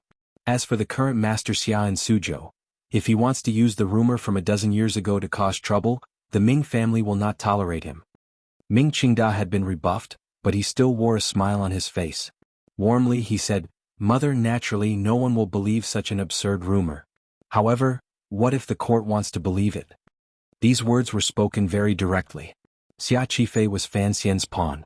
If the court power Fan Xian represented wanted to use this opportunity to take over the Ming family's enormous property and power without bloodshed, this kind of situation would be the most dangerous. The old matriarch blinked her slightly muddy eyes and said with disgust, "Just because that Fan official says so? Does the court not listen to reason?" Ming Qingda thought to himself, when has the court ever been reasonable? However, in the past, the court had always stood on the side of the Ming family. Thus, the Ming family of all reason and the hardest fist had always been the Ming family. If there was a disagreement within the court, the Ming family's fist had already endured the pain and cut itself off. This reasoning was probably even more difficult to explain. He smiled bitterly and said, "Mother, please tell me." Xia Qifei's momentum was ferocious. Looking at the appearance of the bidding today, he had brought a lot of money. Furthermore, he had the support of the imperial envoy. As for how the Ming family would respond, it would require the old Ming matriarch to draw up a plan. She did not directly answer Ming Qingda's question. She only stared at the Ming family disciples in the yard and said in a cold voice, "The situation today is not the same as in the past. A few days ago, I had Lan Shi go to each branch to see you uncles and have you be more well-behaved. Today I will repeat it again. At this time, do not bring any trouble to the Ming family. If you want to walk your birds, then walk them at home. Chase all those hooligans who only know how to wrestle out of the garden. Also, no one is allowed to spread this matter. If I hear anyone gossiping behind my back, be careful that I don't pull your tongues out." The old Ming matriarch's words were hurried and angry. She actually began to cough. The serving girl behind her quickly gave her a gentle pat on the back. Beside her, Zhang Sun Ming Lanshi quickly and respectfully handed over a bowl of tea. The Ming family disciples in the yard all bowed down, not daring to disobey the old matriarch's orders. Ming Qingda glanced at his mother. He wanted to say something but stopped himself. The old Ming matriarch laughed coldly in her heart. When her son did things, he lacked decisiveness. She always had to be the bad guy. She took a shallow sip of tea and indifferently opened her mouth to say, "Tomorrow is the second day of the bidding. As you all know, the imperial envoy is targeting our family. The next 8 lots will be bundled into 2 batches. It looks like the price will be much higher than in previous years. There is only one night. If we go to the money house now to issue the tickets, I'm afraid it will already be too late. At this time, you brothers should go back and gather up the private money in your rooms and hand it over to the accounts in a bit." Once these words came out, the men of the Ming family in the yard were immediately dumbfounded. Not being allowed to walk their birds and wrestle was just a temporary boredom. Anyone could endure it, but why did they have to use their pitifully small private money to travel to and fro? Every year when the palace treasury opened the bids, the family would always prepare enough silver. If the prices of those 8 lots were ridiculously high, then they could just not fight. Why was there a need to work so hard? The court would not set an upper limit. Who would know how much silver had to be stuffed in? These men were born with a golden spoon in their mouths, but they did not have the right to inherit. They only knew how to enjoy life. How could they know the true meaning of the palace treasury bidding for the Ming family? Behind it was hidden the power struggle within the court. Hearing the old matriarch's words, they unconsciously did not want to agree. The 6th master of the Ming family was younger and liked to wrestle, so he was braver. Gathering his courage, he said, "Mother, us brothers have never been able to participate in the family business. We all live on a monthly basis and each have a large family to support. Even if we have some private money, if we use that pitiful amount of silver to fill in, I'm afraid it won't be of much use. It would be better." Before he finished speaking, a teacup had already been smashed to pieces in front of him with a crisp sound. The 6th master jumped in fright and his body trembled. Looking at the old matriarch's expression, he was so frightened that his legs weakened and he knelt down. The old matriarch looked at him faintly and coldly and said, "Pitiful silver? Do you think I don't know how much you've gained from the public business these years? Your in-laws are all famous rich people in Suzhou. Before, I pretended I didn't see it because you are, after all, the flesh and blood of the Ming family. According to the ancestors' rules, you are not allowed to take over the family business. Seeing that you are pitiful, it is fine to gain some silver, but what is the situation now? All of you kneel and listen to me." After these words came out, everyone, including Ming Qingda, knelt in front of the 2 armchairs. The old matriarch's voice was like a venomous snake's tongue, making one shiver even though it was not cold. "If the big tree collapses, will it be any good for you monkeys? I will say it clearly. If the bidding tomorrow is not successful, even if the Ming family can hold out for a few more years, in the end, we will only be reduced to scattered ashes. At this time we cannot be allowed to retreat. We can only advance. At this juncture, don't even think about hiding." The great aunt looked with heartache at her son in the court. She leaned over and comforted, "Sister, don't be angry, they know what to do." The men of the Ming family in the court were frightened. They pounded their heads like garlic and repeatedly admitted their wrongs. "It's good that you know your wrongs." The old Ming matriarch slowly leaned back in the chair. Her eyelids seemed to close slightly as she said, "In a moment you will all go back. No matter what method you use, before dawn tomorrow, hand over the silver to the accounts room. Each room 200,000 liang, old 6 150,000 liang." After these words came out, the 2nd, 4th and 5th princes did not have any objections. Although they still felt heartache, the 3rd prince was not going to let it go. He straightened his neck and said, "Mother, why does old 6 only have to pay 150,000 liang?" The old matriarch glared at him and said, "Old 6 is the youngest. These 2 years he has been in contact with the garrison. He likes to wrestle and spends more silver. As the older brother, why are you fussing with him? The third prince snorted heavily from his nose and said unhappily, have I never spent silver on a daily basis? In reality, everyone knew that this was the old matriarch feeling bad for her youngest son. However, anyone could say this except for the third prince, because he was the great-aunt's own son. The great-aunt saw that the situation was not good and repeatedly signaled to the third prince with her eyes. Recently, the third prince's silver had not been easy to use, so he stubbornly refused to lower his head. The old matriarch flew into a rage and scolded, you only know how to spend silver in the brothel and even buy those whores back home. Is there any reason to spend this silver? From the wretched experience of Xia Qifei and his mother, it could be seen that the old matriarch had a very persistent dislike for some of the hobbies of men. What about Big Brother? I am the eldest wife. Ming Qingda knelt on the ground and looked at his brothers with a slight smile. Naturally, I have to put in a bit more effort. I accept 500,000 liang. Hearing the eldest brother say this, the brothers could not say anything more. The Ming garden family gathering immediately dispersed.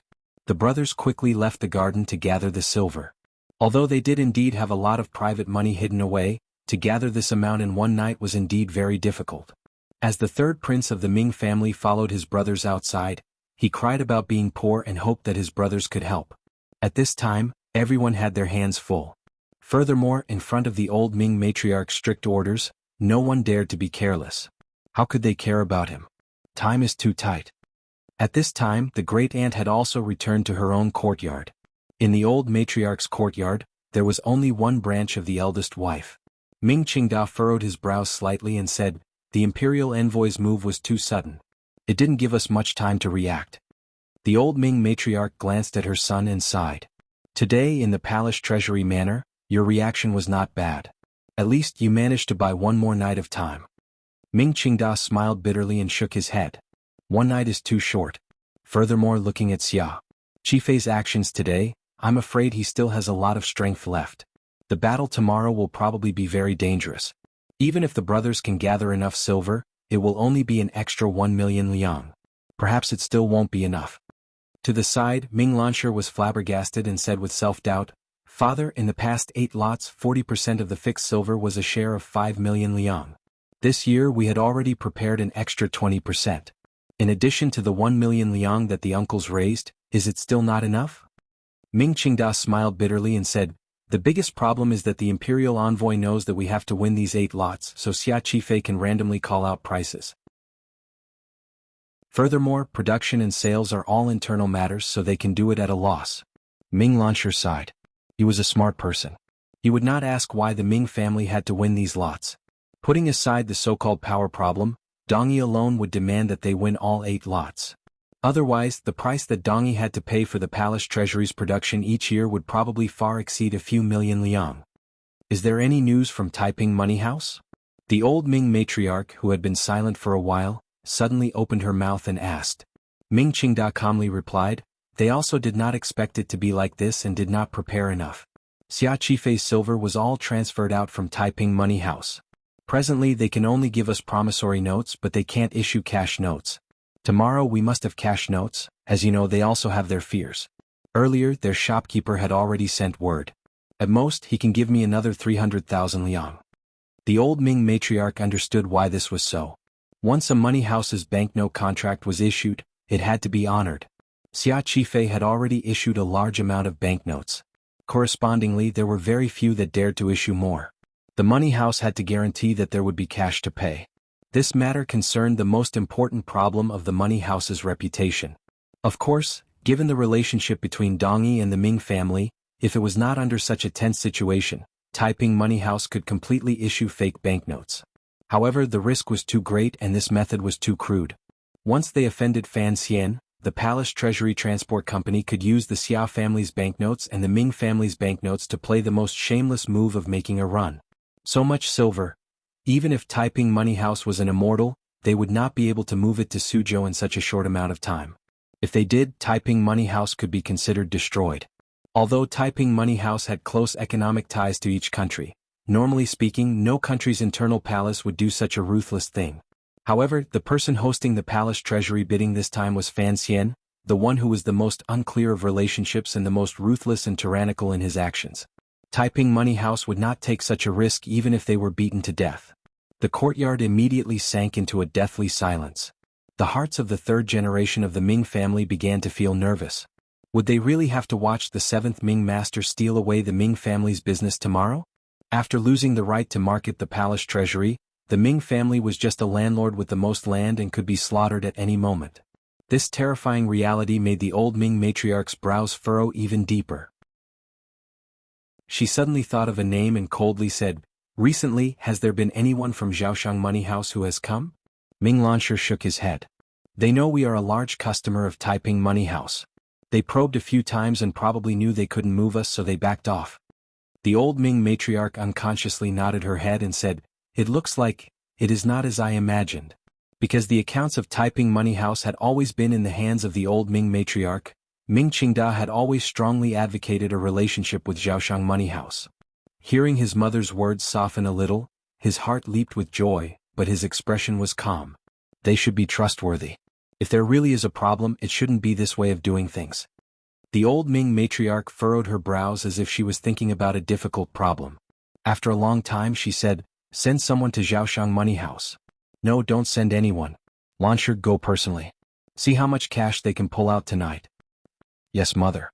Ming Qingda smiled slightly and then asked hesitantly, "How do we deal with Xia Qifei?" The old Ming matriarch's face became cold. "I don't know that person, you don't know him, and the Ming family doesn't know him. Since it is so, how do we deal with him? Don't get involved in this matter. Don't let the imperial envoy take the lead. Right now the imperial envoy hopes that the Ming family will react fiercely, so we should be increasingly calm." Ming Qingda bowed deeply to the ground and sighed in admiration. Mother is wise. Ming Qingda had to deal with the matters of tomorrow's bidding and go to the account's house to keep an eye on his brothers. Ming Lansher had to go into the city to find the mysterious Zhaoshang Money House that was rumored to have a Dongi background.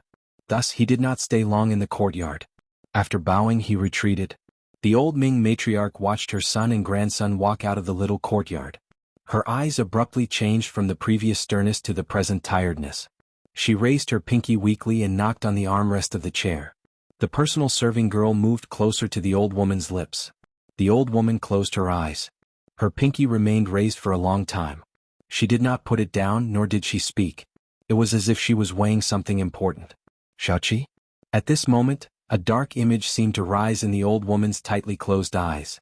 In the image, a woman with a face full of foxy charm was tossing and turning happily under a familiar man's body. She was smiling boastfully and proudly in front of her. The image changed. The woman had given birth to a child. She held the young infant and swaggered around Ming Garden. Her laughter was like a silver bell, floating and floating all the way to the sky. The old woman suddenly opened her eyes filled with an ice-cold intent. Her pinky moved agitatedly, bending slightly.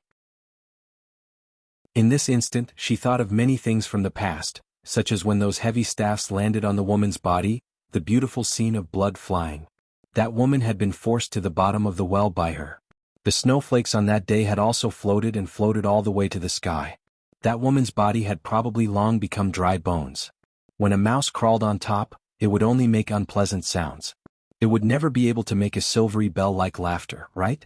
After that old bastard died, she had the final say in the family.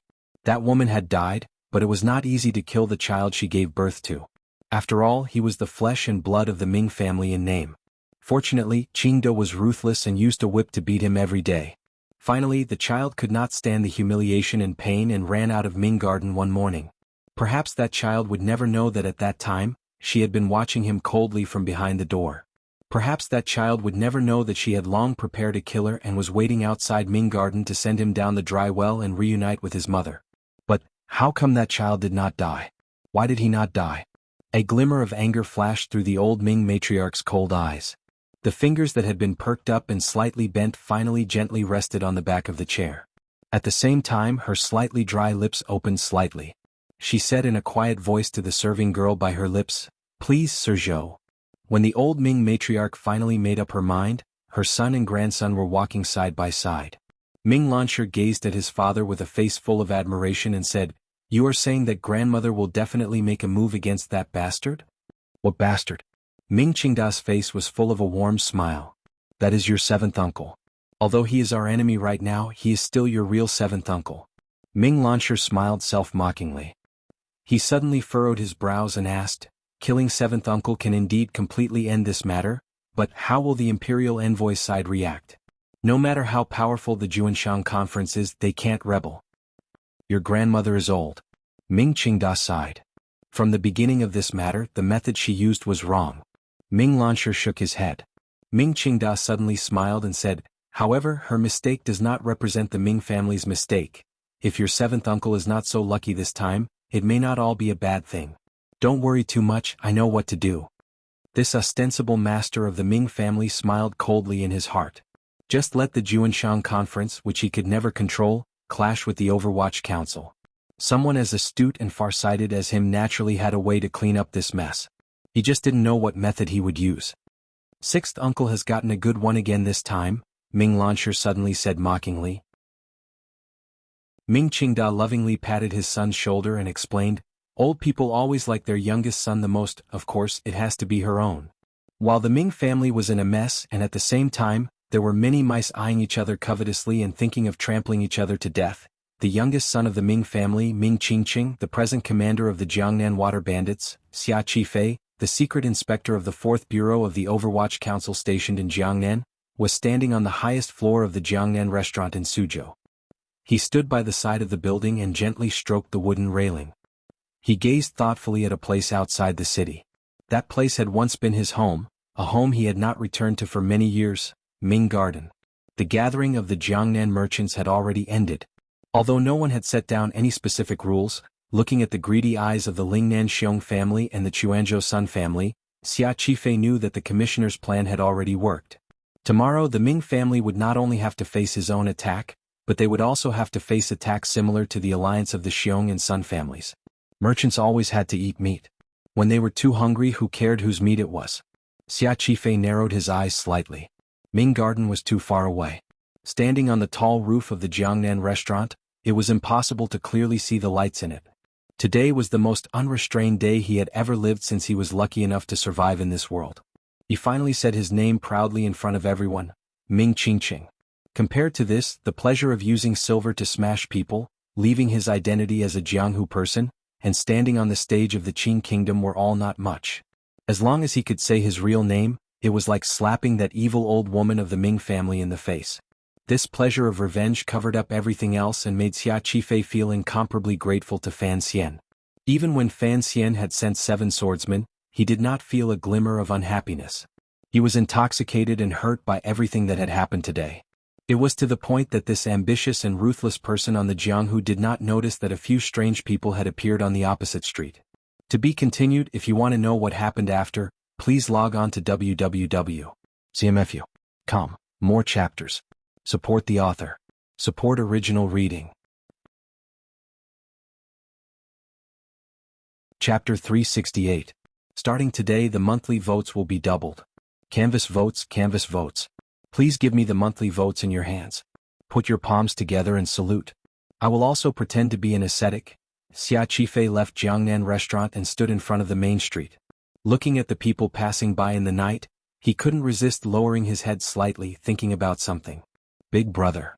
Outside the building, a dozen men surrounded him. They looked at him with a glimmer of respect and unfamiliarity, and bowed respectfully. These people were all good hands of the Jiangnan Water Bandits. Because of the palace treasury bidding, they had followed Xia Qifei into Suzhou. However, Suzhou had always been heavily guarded. Some of these water bandits were even on wanted posters, so normally they would not enter Suzhou. These people had not expected that they, as bandits, could not only openly wander through Suzhou, but that their leader could even sit at the same table as the wealthiest large merchant families in Jiangnan. Normally, those merchants would only use silver to buy the lives of their brothers to fight. How could they be as polite to Brother Xia as they were today? Thinking of this, a sense of vanity and pride rose in the hearts of these men. The way of the world was indeed different from before. Looking at his subordinates' faces filled with panic and joy, Xia Qifei couldn't resist laughing at himself and saying, "Brothers, you all have to learn more. This time you've also seen those old teachers. When you have free time, ask those teachers for guidance." The teachers in these words were the old officials of the Ministry of Revenue that Imperial Envoy Xia Qifei had sent to help him win the bidding. The Jiangnan water bandits were gradually developing in the direction of trading. Xia Qifei also hoped that his trusted subordinates could quickly grasp the skills of doing business. At least they had to know how to do accounts. Amidst the joyous and harmonious atmosphere, Xia Qifei suddenly felt a glimmer of coldness. He raised his head and looked. The bright moon was in the blue dome of the night. It was still spring, so the nights on sunny days were indeed a bit colder. Pulling back his gaze, he saw 3 strange people standing on the opposite side of the street. The reason why he said these 3 people were strange was that they had appeared out of nowhere and looked coldly at the street. They were not tourists returning home at night, nor were they guests seeking pleasure after drinking. They were dressed in ordinary clothes, but the person in the middle was wearing a conical hat. On a night like this he seemed a little special. Having mingled in Jianghu for many years, he had struggled between life and death since he was a child. Xia Qifei had no time to react. The chill in his bones and his intuition for danger made a cold light shoot out of his eyes. With a strange cry, the tips of his feet pushed off the ground 3 times, and his entire body floated toward the door of the Jiangnan restaurant. When the tip of his foot touched the ground, the person in the middle of the 3 people across the street placed his hand under the bamboo hat on his shoulder, grasping something. Then a snow-like blade light sprinkled down, chasing after Xia Qifei's body that was treading on the water like a water bird, chopping down. Kill? When the blade light flashed, the Jiangnan water bandits also reacted. Relying on the bravery in their bones, they wanted to stand between their big brother and the soul-chasing blade light. However, their reactions could never catch up to the blade light of the man in the bamboo hat. Only the trusted aide closest to Xia Qifei let out a wild roar and pulled out the straight knife hidden in his clothes. He channeled his strength through his arms and used all his strength to block. With a crisp crack, the straight knife in the hands of the water bandits was like a tender lotus root in Jiangnan. It was cut in half by the blade light. With a loud crash, the man's body was split into 2 by that extremely violent saber strike, turning into 2 pieces of horrifying flesh and blood. Blood spurted out and internal organs spilled all over the ground. The 2 hands that had already been separated were still holding the hilt and the tip of the saber, powerlessly and miserably defending themselves. The power of the blade did not stop. In the quiet night, it had already reached the front of the Jiangnan restaurant, in front of Xia Qifei, whose toes had just touched the ground. The energy of the blade was like a straight line, cutting people when it met people, cutting the ground when it met ground. With a swish, it broke through the green stones on the street, revealing the fresh stone stubble within. With a loud boom, rocks flew in front of the Jiangnan restaurant and dust rose. With a roar, Xia Qifei's 2 palms came together to meet the indomitable power of the blade. The blade light suddenly faded, and the dust gradually settled. 2 streaks of blood spurted from Xia Qifei's nostrils. His hands trembled in front of his body, and he looked with terror at the man in the bamboo hat on the opposite street. This wild blade had come across a long street, cut through a person's body and caused him internal injury. What kind of terrifying realm was this? He was probably already a 9th-level master. How could there be such an unfamiliar top master in Jiangnan? The wild and unreasonable blade cut through the night sky. After a moment of silence, everyone finally saw the man in the bamboo hat. The man in the bamboo hat was tall, and his entire body exuded a stern and cautious aura. He held a long blade in his hand. The blade was as bright as snow, and the hilt was extremely long. It was a long blade that could only be seen on stage or on the battlefield. This blade was 8 feet long, and no one knew how he had managed to hide it behind his back earlier. All of this happened in the time it takes for a spark to fly off a flint. After Xia Qifei desperately blocked this blade, he blinked. In the blink of an eye, he discovered that the situation was somewhat terrifying, because the 2 people beside the man in the bamboo hat had disappeared without a trace. He didn't know where they had gone. Since the opponent had come to kill him, the 2 of them would definitely not sit idly by. In reality, just as the man in the bamboo hat pulled out the long blade on his back and valiantly chopped down across the street, the other 2 aces beside him had already floated up, avoiding the group of Jiangnan water bandits in the middle of the street. Their bodies were like flying swallows, forming 2 beautiful arcs. Like 2 dark arrowheads, they pierced towards Xia Qifei's location. Using the long blade as a mountain of thunder, concealing the combined attack of 2 swallows flying at the same time, if nothing unexpected happened, the panic-stricken Xia Qifei should have already died in that moment. The reason he did not die was because when Xia Qifei barely managed to block that blade, a new change had already occurred on the long street. When the Jiangnan water bandits moved in front of Xia Qifei to block him, There were 4 people in this group of men who very strangely moved to the sides. Then, when the 2 aces who swept past like swallows wanted to dodge to the sides, these 4 people flipped their palms and pulled out metal drills from under their long robes, stabbing them horizontally. It was a very clean, simple and neat stab, but it just so happened to land on the chests and abdomens of the 2 aces. They had no choice but to dodge. These 4 people were the assassins of the 6th Bureau that Fan Xian had hurriedly sent over tonight. Perhaps the skill of the 6th Bureau assassins was not as good as the 3 aces who had come to kill tonight, but their judgment of the current situation and the possible routes that the other party would choose to kill had a natural sensitivity. Thus, they blocked the 2 swallows that the other party had intended to kill together. Ding ding ding ding. In an instant, countless light and crisp sounds rang out on the street in front of the Jiangnan restaurant. They were densely packed as if they would never stop. It was as if a storm of hail had suddenly descended on the bright and beautiful city of Suzhou in spring. 2 swallow-like aces held 2 short swords in their hands. There was poison on them and they glowed in the darkness. The 4 6th Bureau assassin swordsmen held iron rods in their hands. They were also poisoned and blended into the darkness. A moment later, a number of muffled grunts seemed to ring out at the same time. The 2 aces who had come to kill Xia Qifei dejectedly swept back across the street. There were a dozen cuts on their clothes from the metal rods. Some of the cuts were deep and seemed to have broken through their skin. On the 6th Bureau's side, they had also paid a heavy price for this. One person's left hand had been neatly sliced off, revealing the bone inside. Another person's shoulder had been stabbed with a knife. A strange color began to appear in the fresh blood, and one person had already fallen into a pool of blood. The 2 sides had just met face to face, and both sides had suffered irreparable losses. No one knew what kind of danger there had been in those tinkling sounds. Even after suffering such heavy injuries, the 6th Bureau assassins only let out 2 muffled grunts at most. Their willpower and determination were not something normal Jianghu people could compare to. The 3 people who could still move ate the antidote pills made by the 3rd Bureau as they tried to retreat and shrink the defensive circle. They had to protect Xia Qifei's life. The 2 swallows who had retreated across the street did not seem to have thought that there would be such a group of professional assassins by Xia Qifei's side, and that they had also suffered significant injuries. The 2 of them looked at each other and knew that the other side was definitely someone from the Overwatch Council.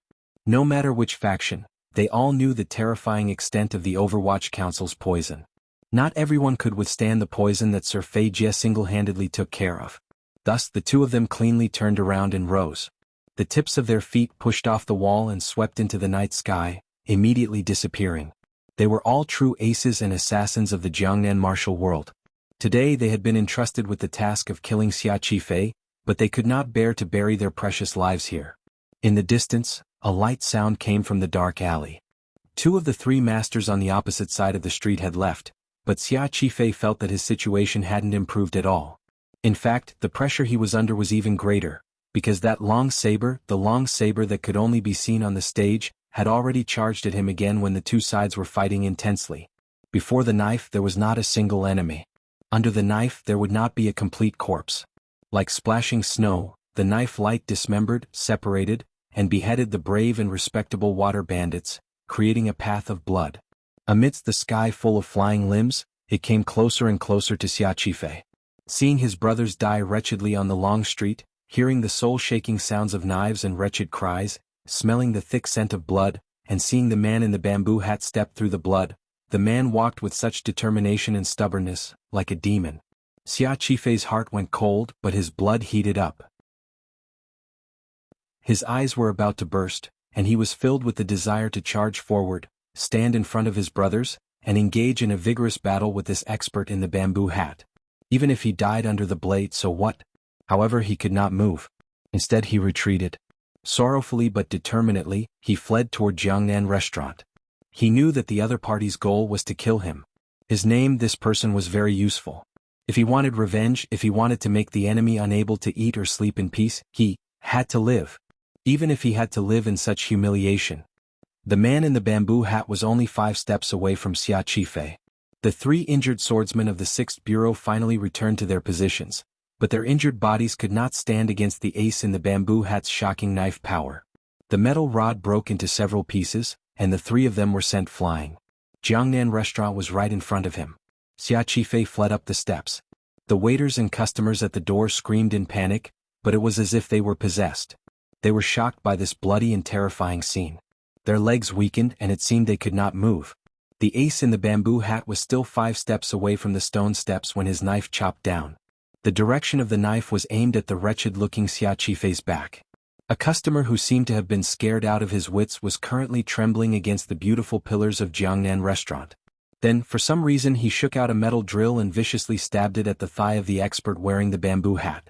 The ace with the bamboo hat was tall and powerful. This hidden assassin of the 6th Bureau did not have the confidence to attack the enemy's vital point before he could cut through Xia Qifei's body. Thus, he chose to stab the base of his thigh. No one expected that the ace in the bamboo hat would act as if he did not see this stab. The knife continued to chop down. With a clang, the metal rod struck the base of the man's thigh, but it was like stabbing a metal plate. The 6th Bureau assassin's heart chilled. He knew that this was the stupid martial art that no one on the Jianghu practiced anymore, iron shirt. Since the other party had practiced it and did not avoid it, it meant that he had stupidly spent decades practicing it, abandoned all the pleasures of a man and a woman, and practiced this martial art to the extreme. This 6th Bureau assassin knew he could not block this knife, but the commissioner had given a strict order to protect Xia Qifei's life. Thus, he flew sideways and fearlessly jumped toward the ace in the bamboo hat. In midair, he had already pulled out a small dagger from his boot and viciously stabbed it toward the eyes that were covered by the bamboo hat. At this moment, the ace's knife was less than a foot from Xia Qifei's back. The 2 metal rods once again appeared tirelessly. There were a total of 7 6th Bureau swordsmen that Fan Xian had sent to protect Xia Qifei. Earlier, 5 had already appeared. The last 2 had originally been prepared to be like the leader earlier and attack the enemy's vital point to save Xia Qifei's life. However, after discovering the other party's abnormal martial arts, they knew that method would not work. Furthermore, the knife had already arrived, so they could only helplessly meet the other party's blow head-on. 2 very unpleasant snaps rang out. The 2 metal rods did not break, but they were shaken out of their hands. Xia Qifei took advantage of this block and threw himself forward like a pitiful puppy, narrowly dodging the knife. The knife light landed and cut a large hole in the stone steps of Jiangnan restaurant. Xia Qifei gave a cry and spat out a mouthful of fresh blood. He had been locked onto by this ace's aura the entire time. The knife attacked his body, so he was the one with the heaviest internal injuries. He spat out a mouthful of fresh blood, but his expression remained dark and ruthless as he lay on the ground. His right hand shot out from under his left armpit with incredible speed and pulled out the crossbow arrow hidden in his sleeve. This was something the imperial envoy had given him for self-defense. When the crossbow arrow flew, the 6th Bureau swordsman had already leaped in front of the ace's body. The ace didn't have time to pull back his long knife. His left hand formed a fist and struck out horizontally. With a boom, the swordsman was sent flying. In this way, there was an opening in front of his face. The thin crossbow arrow shot in front of the bamboo hat. The man finally had a trace of a normal reaction. He tilted his head back slightly. It looked like the face was still a weak spot despite his tyrannical martial arts. The arrow flew through the air and, with a whoosh, pierced deeply into the top of the bamboo hat. There was a belt tied under the bamboo hat, so it was not taken away by the crossbow arrow.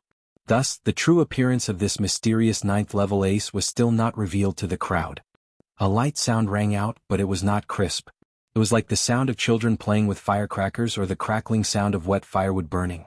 The crossbow arrow embedded in the top of the bamboo hat exploded. A streak of fire flashed by. Immediately, a cloud of smoke rose from the ace's head. It looked incomparably strange.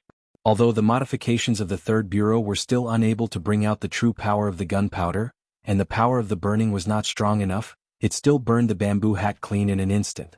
The ace in the bamboo hat held a long knife in his hand. His feet were unevenly spaced as he stood silently in front of the Jiangnan restaurant.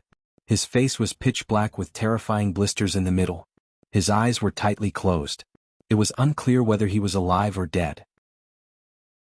Suddenly he opened his eyes and a glimmer of anger flashed through them. This mysterious ace was still not dead. However, what caused everyone to be indescribably shocked was not the fact that this person had managed to preserve his life under such a heavy blow, because with his strength, it was not so easy to kill him. What shocked Xia Qifei and the Overwatch Council the most was that this ace, who always wore the bamboo hat, was bald. Nowadays the world was particular about filial piety.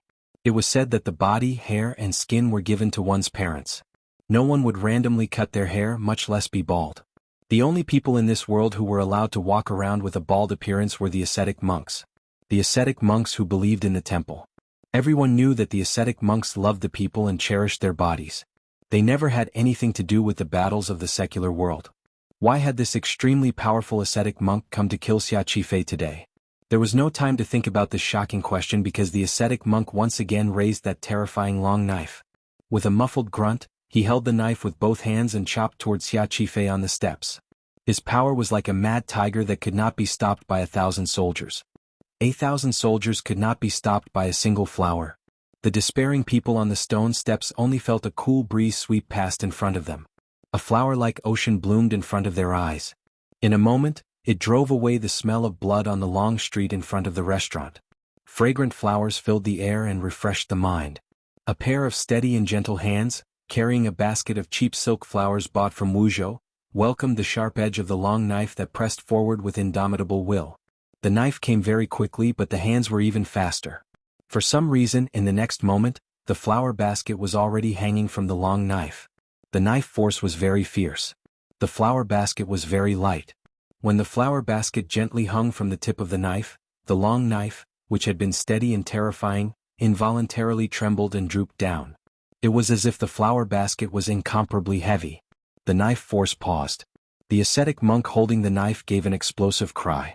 Jinchi surged out of his arms and valiantly lifted it up like he was lifting up Dong Mountain. With a crashing sound, the flower basket finally could not withstand the resistance of the astonishing true energy from both sides. It was pierced by the tip of the saber and fell apart. The flower basket that was woven from the vines was pulled out bit by bit in that moment that seemed to have come to a standstill.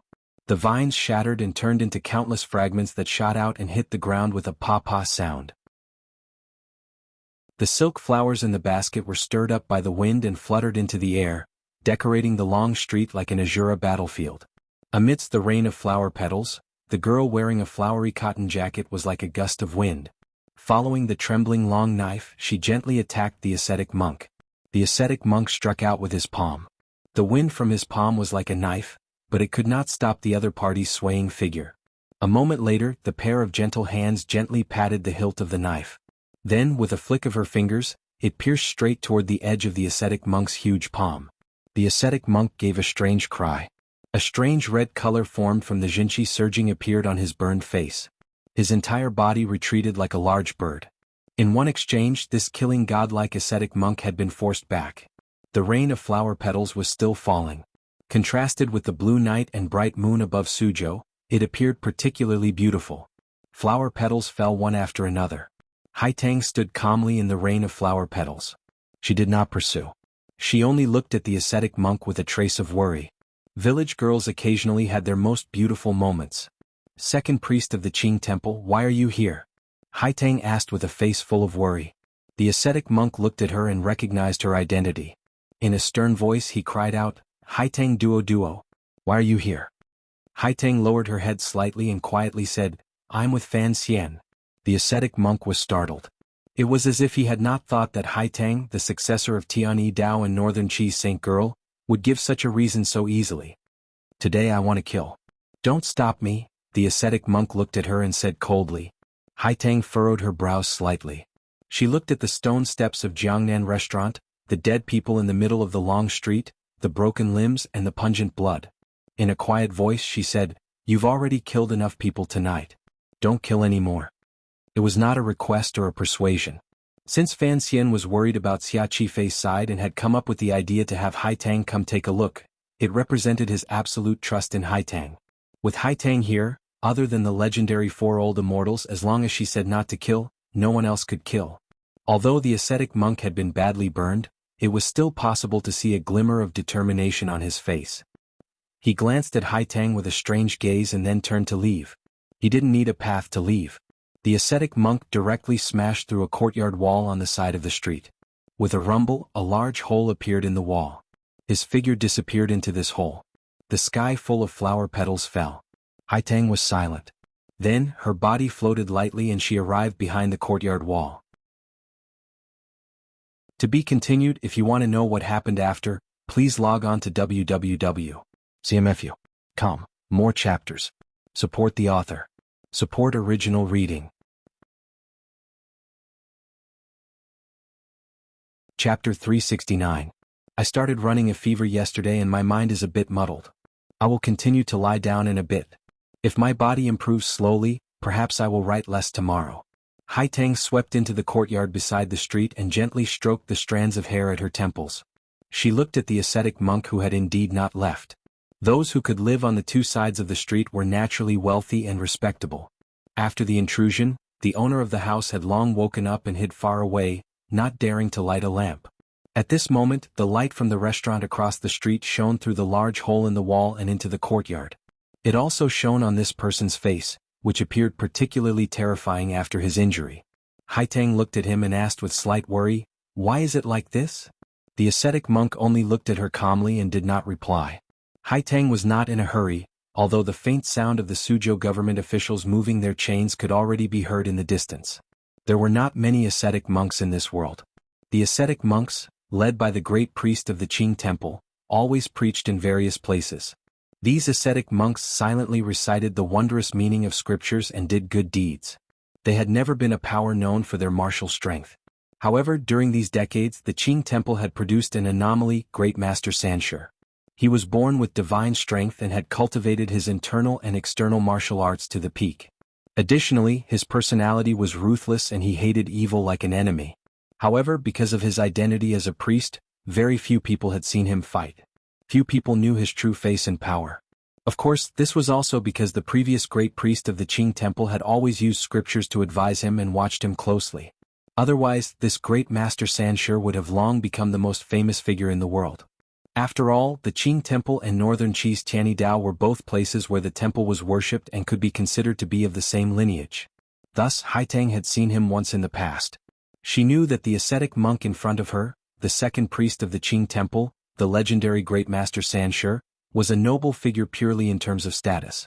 In terms of temperament and cultivation, he was not a bloodthirsty person. Thus, what she did not understand was why the priest, who had never involved himself in worldly affairs, would join the palace treasury or the struggle of the court. Juanshan Conference. Just what kind of organization is it? Hai Tang said with a slight frown as if she was talking to herself. The second priest looked coldly at her and said, "Don't waste your time thinking about these problems.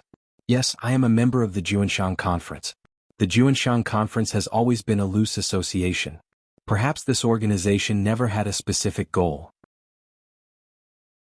Once everyone found a certain goal, they would advance together towards that goal."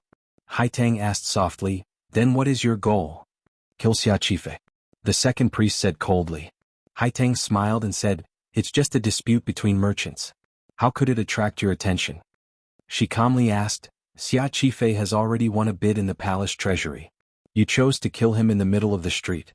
Are you not afraid of the anger of the Qing court?" The second priest said expressionlessly, "Killing Xia Qifei is only to return the palace treasury matter to the path we want." Hai Tang was slightly taken aback and said in great confusion, "These words are not enough to convince me. I understand you and the high priest. You are not a person who covets fame and wealth." The second priest fell silent. Hai Tang then said in a quiet voice, "The Ming family also does not have the right to invite you." The second priest slowly raised his head. "As I said earlier, this is a loose collaboration. However, my goal and the Ming family's goal just happen to be the same." "You want to deal with Fan Xian?" Hai Tang's brows furrowed. The second priest shook his head coldly. Hai Tang sighed in her heart. She guessed the truth of the matter. The other person's identity was special.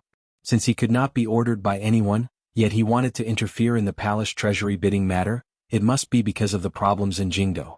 Since the second priest's goal was not Fan Xian, then the source of the matter was about to be revealed. Hai Tang shook her head and said, "It is truly hard to believe that a priest of the Qing temple would secretly oppose the Qing emperor." Countless blisters had appeared on the second priest's face. There were threads of blood in the black ash. It looked terrifying. The pupils of his eyes turned white. Faintly he said, "The saint girl is clever. The imperial envoy has come under the emperor's order to rectify the palace treasury.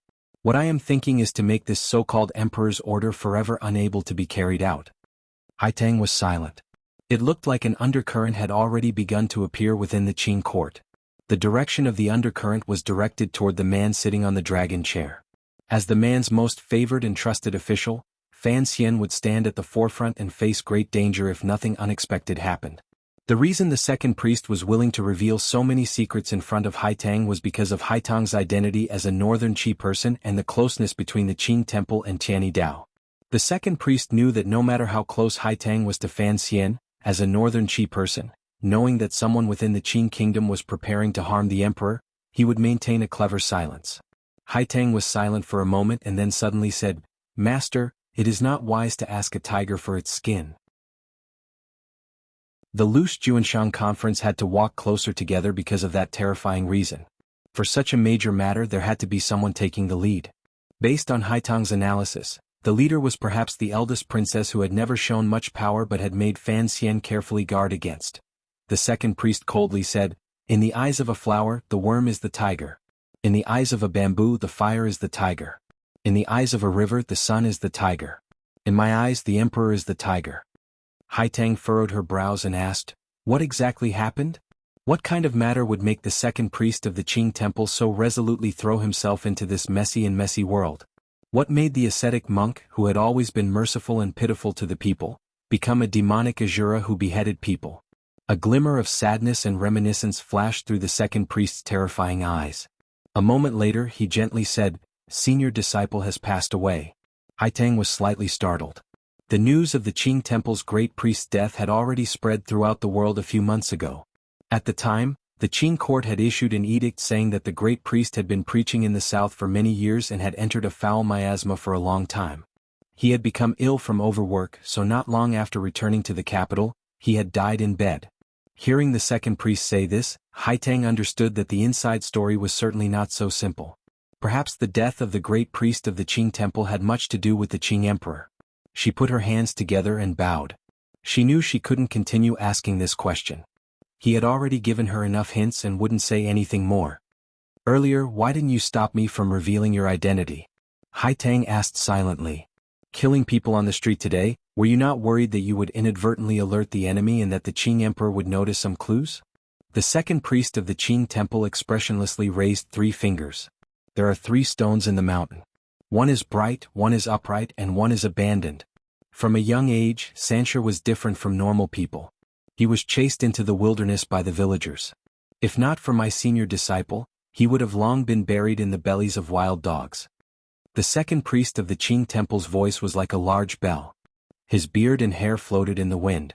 He was powerful without being angry. "The people of the world have taken my senior disciple's life. I will disturb the hearts of the world. I will use bright skills to kill people, use a righteous voice to deceive people, and use my body as an abandoned pawn to kill a chaotic ruler and bring peace to the people." Haitang understood the first 2 meanings of these words, but she didn't understand the last one. However, countless complicated emotions still surged in her heart. Although there were already signs of division within the Qing court, looking at the Qing emperor's powerful control over the governors of the 7 roads and the military, she knew that there were no fundamental problems with the Qing kingdom's rule. Sanshur killing people on the street tonight was nothing more than using bright skills and righteous voice to announce to the world that the priests of the Qing temple and the court were no longer companions on the same path. Although the second priest was not enough to represent the entire Qing temple and all the believers and ascetic monks under heaven, this kind of declaration still had a powerful symbolic meaning. As for the last word, abandon, Haitang finally understood. Great Master Sanshur also knew that the instigator behind the scenes of the Juanshan conference was not much better than the Qing emperor. His actions today were, for one, to kill Xia Qifei and destroy the Qing emperor's grand policy. For another, it was resolutely abandoning her. Perhaps this second priest didn't even know what he should be doing. After losing the great priest's teachings and restrictions, Sanshur had no way of killing the emperor. Furthermore, the priests of the Qing temple did not want the people of the world to suffer for the sake of revenge. For Sanshur, the people of the Jiangnan water bandits were blood-stained bandits. If they were killed, then they were killed. There was not a trace of pity in his heart. However, the powerful desire for revenge in his heart, his judgment of the situation, and his worry for the people of the world made this Sanshur sink into a mental conflict. Thus he told Haitang these things.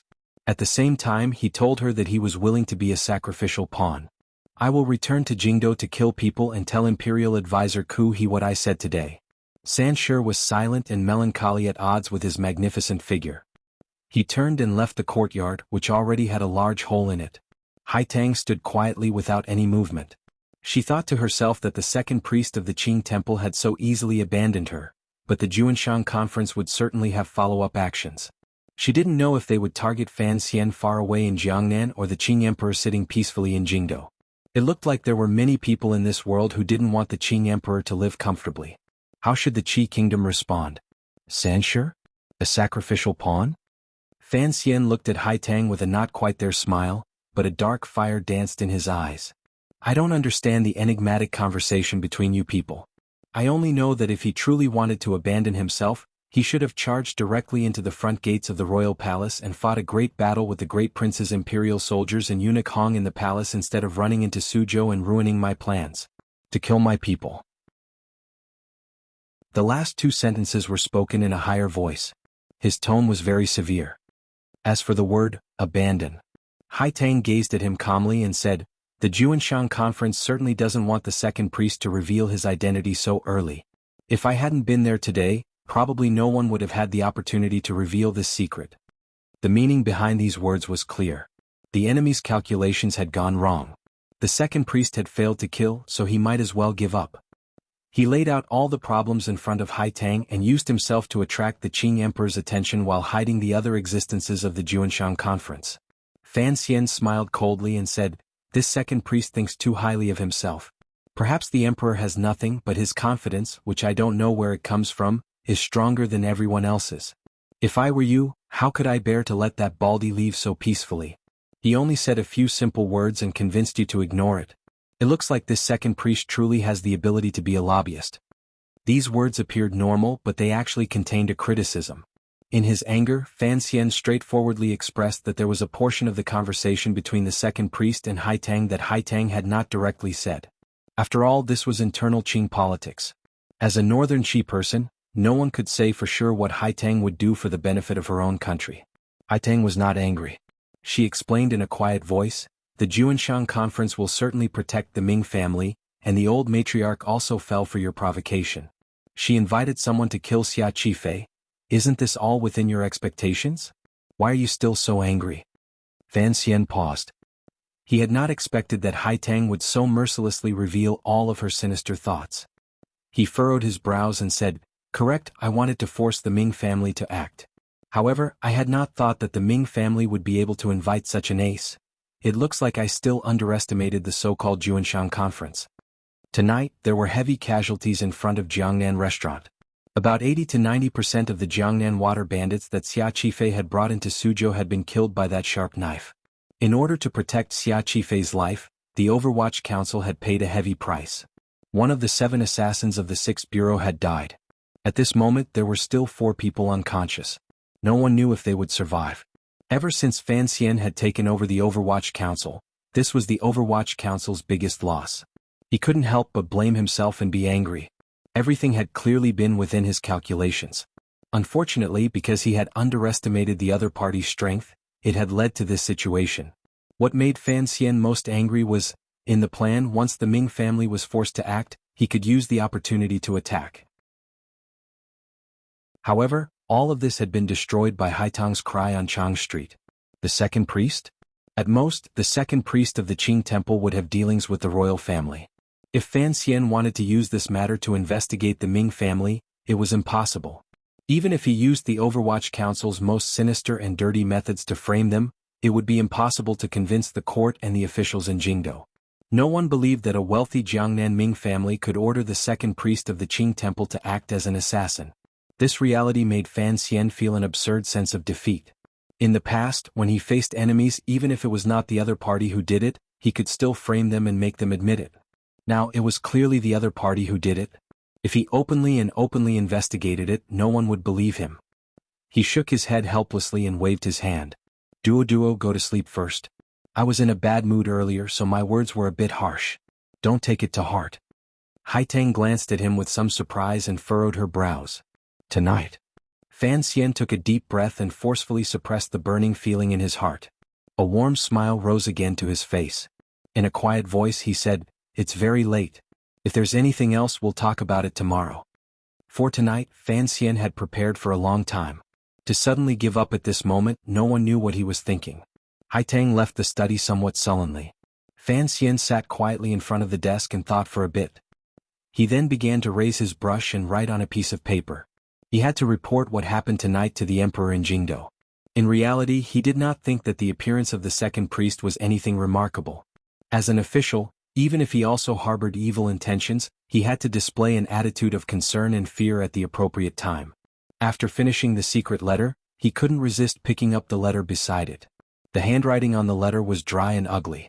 It was the handwriting of that old man called Qin Pingping.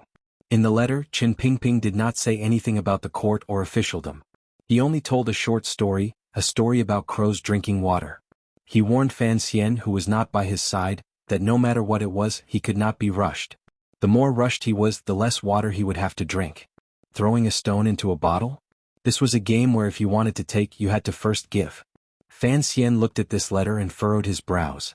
Today, in the palace treasury courtyard, Ming Qingda had left a deep impression on him. The old Ming master's ability to remain calm in the face of chaos was truly worth learning from. In comparison, the old Ming matriarch, who had been successfully stirred up by him and had secretly notified the Juanshan conference to kill people on the street, did not seem to be much of a problem. However, the old matriarch was still in power in the Ming family. This reality made Fan Xian's heart relax a little. The person who had acted was the second priest. This matter had many implications, so it was not suitable to act immediately. Fan Xian thought for a bit and decided to push the date back a few days. Xia Qifei was lucky and did not die. Tomorrow the palace treasury bidding still had to continue. Life also had to go on and the days also had to go on. After everything had calmed down, when the stone had reached the bottleneck, he would begin to drink water. Going out, he said as he accepted a large cloak from Cece's hands. Cece looked at him in astonishment, thinking that it was almost midnight. Where were they going to go? However, she knew that the young master was in a hurry to go out at this time. Something big must have happened, so she didn't ask further. Fan Xian put on the crane cloak and hurried toward the front door of Ming Garden. As he walked, he said to the subordinate beside him, "This matter has gotten out of hand. Immediately send out a first-level council order. Increase the search for the second priest's whereabouts in the southeast." The subordinate furrowed his brows and replied, "Sir, the Qing temple has always been managed by the palace. Let's also interfere." Fan Xian was slightly angry and scolded, "He's already come to kill us, why can't I kill him?" The subordinate quickly shut his mouth and gave the order. In reality, Fan Xian's words also had other intentions. Haitang had said earlier that the second priest looked like he was preparing to go to Jingdo and assassinate Jing Ku, yet Fan Xian had the Overwatch Council search the southeast. The shadow was not in Suzhou, and the Overwatch Council's current manpower could not keep Great Master San sure. Fan Xian's actions were nothing more than a gesture. First, it prevented his subordinates from meeting this ace again and suffering heavy losses. Second, it allowed the second priest to enter the capital. Clearly, the second priest had entered the capital to play dragon slaying, yet Fan Xian had made such arrangements. No one knew what he was thinking. Walking to the front door, Tiger Guard Gauda helped him lift the curtain.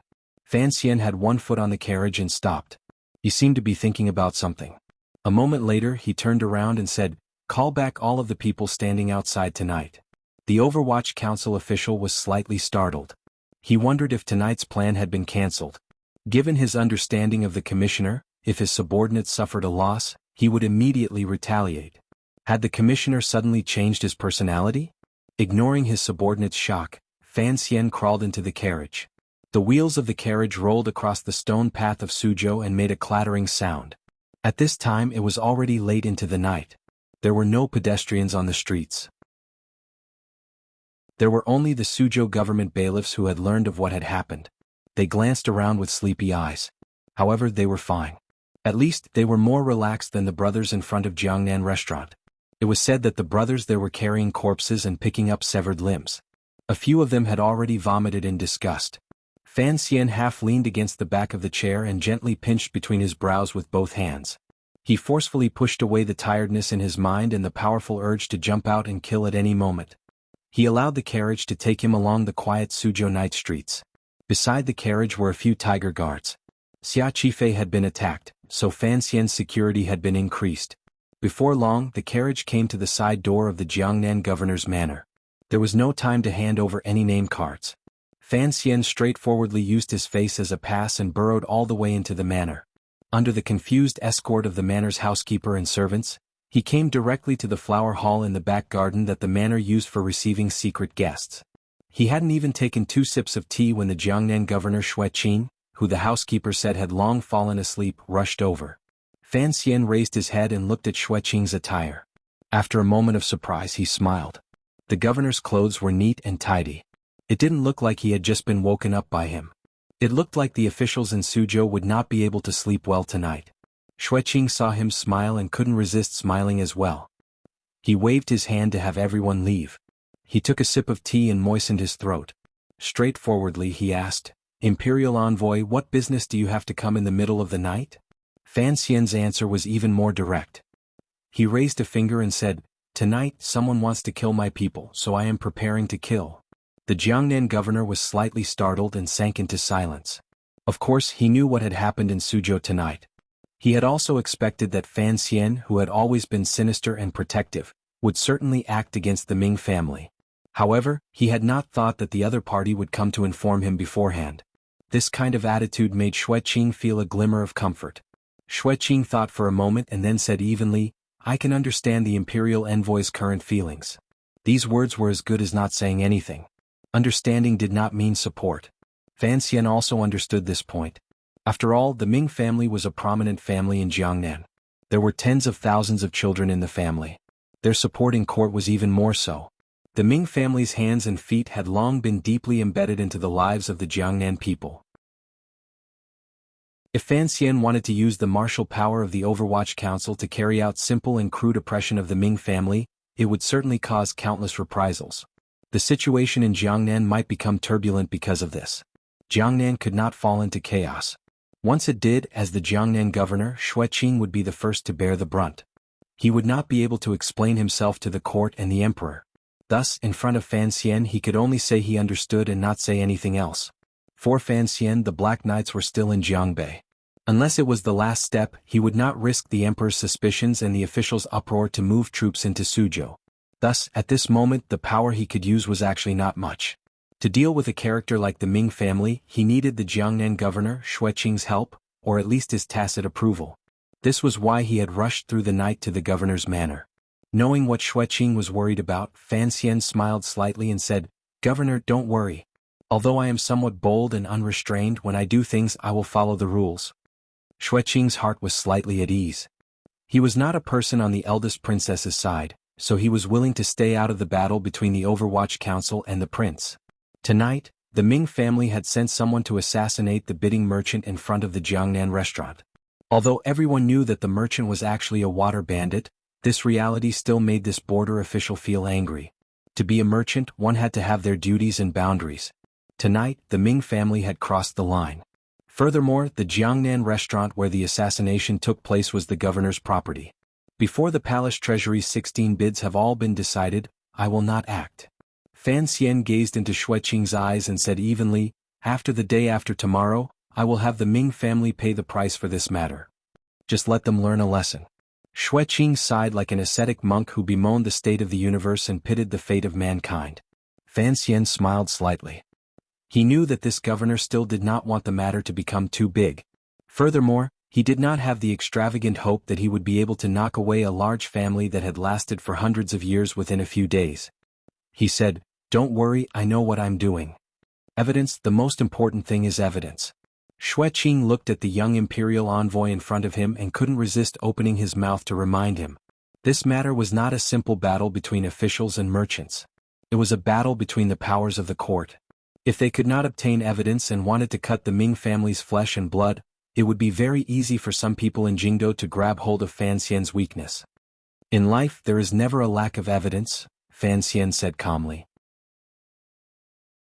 "It is just a lack of eyes to discover evidence. The Overwatch Council's eyes are very bright." These 2 most powerful officials in Jiangnan talked in secret for a long time. When the 2 of them could not hide their weariness, only then did Fan Xian take his leave. The situation in Jiangnan was becoming more and more murky. It was like the darkness before dawn. At a glance, one could only see the bottom of the pitch-black abyss. Fan Xian leaned against the back of the carriage seat and fell into a deep sleep. He was completely unaware that the sky outside the carriage was gradually brightening. There were no bells or drums in the morning in Suzhou, but the dawn of spring had already arrived. To be continued. If you want to know what happened next, please log on to www.cmfu.com. More chapters. Support the author. Support original reading.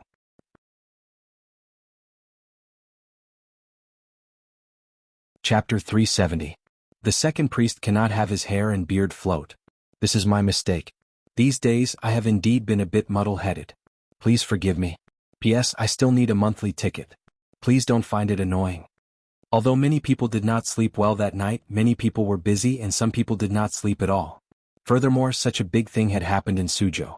However, the second day of the palace treasury's New Year bidding still arrived as scheduled. This was the rule. This was the usual rule of the court. Thus, even though eunuch Huang and Guizheng used Suzhou's tight security and Xia Qifei's assassination attempt as an excuse to ask the transport company to push back the bidding by a few days, Fan Xian still resolutely and valiantly demanded that the bidding begin on time and not be delayed for even a moment. The Ming family had already fought for one night's time. If they were given more time to react, who knew what else would happen? Fan Xian rubbed the sore spot between his brows and forcefully hid the tiredness on his face. He watched the merchants file in. He found that although the expressions of these Jiangnan merchants remained calm, there was still a strange emotion hidden in their eyes. It looked like the matter of Xia Qifei's assassination attempt last night had also brought them great trouble. Fan Xian was temporarily unable to determine whether this change was good or bad for his plan. The Ming father and son were the second to last group of people to enter the palace treasury courtyard. Behind them were the long attendants of the clan and the accounts master. With warm expressions they bowed in all directions. The officials and merchants only gave a perfunctory greeting before moving their gazes away. No one dared to appear too close to the Ming family in front of Fan Xian. When the Ming father and son bowed in front of the main hall, eunuch Huang and Guizheng greeted them warmly. It was clear they were expressing their support for each other. Fan Xian watched with cold eyes and nodded with a smile. He then waved his hand for them to sit. Ming Qingda's gaze was very strange. He appeared very calm. It looked like for some reason he was not afraid of Fan Xian's revenge for the assassination attempt on Xia Qifei last night. Before the main door closed, the Jiangnan water bandits also arrived. Behind Xia Qifei, other than the few old officials of the Ministry of Revenue that Fan Xian had sent, there were only 3 personal guards left. His other brothers had already died on the long street last night. Today Xia Qifei's face was deathly pale. It seemed that there was no way for him to recover from his serious injuries. However, today's matter was of great importance, so he forced himself to come. Compared to the bandages on his body, the white bandage on his forehead was particularly dazzling and bright. The subordinates behind him also wore white bandages on their foreheads. In this spring they exuded an icy chill. It was the first time in decades that a mourner had entered the door of the palace treasury. Everyone in the house had their eyes on the bandits from room B4, who were wearing mourning clothes and had a murderous aura around them. The merchants led by the Xiong family of Lingnan and the Sun family of Chuanzhou walked out of their rooms and greeted Xia Qifei, comforting him softly. Supported by his subordinates, Xia Qifei slowly walked to the front of the main hall. He didn't even glance at the father and son of the Ming family in the first room. In a quiet voice he said, "I still came." Eunuch Hong and Guizheng had a strange expression on their faces. The corner of Fan Xian's eye twitched and immediately returned to normal. Calmly, he spread out his right hand and said steadily and firmly, "As long as you come, there will be a place for you here." Everyone understood the meaning of Fan Xian's words. Eunuch Huang and Guizheng could not use these words to criticize Fan Xian. The Jiangnan governor, Xueqin, had said he was sick and did not come. Presently, in the large house, Fan Xian's position was the highest. It was clear that Xueqin was letting Fan Xian do as he wished.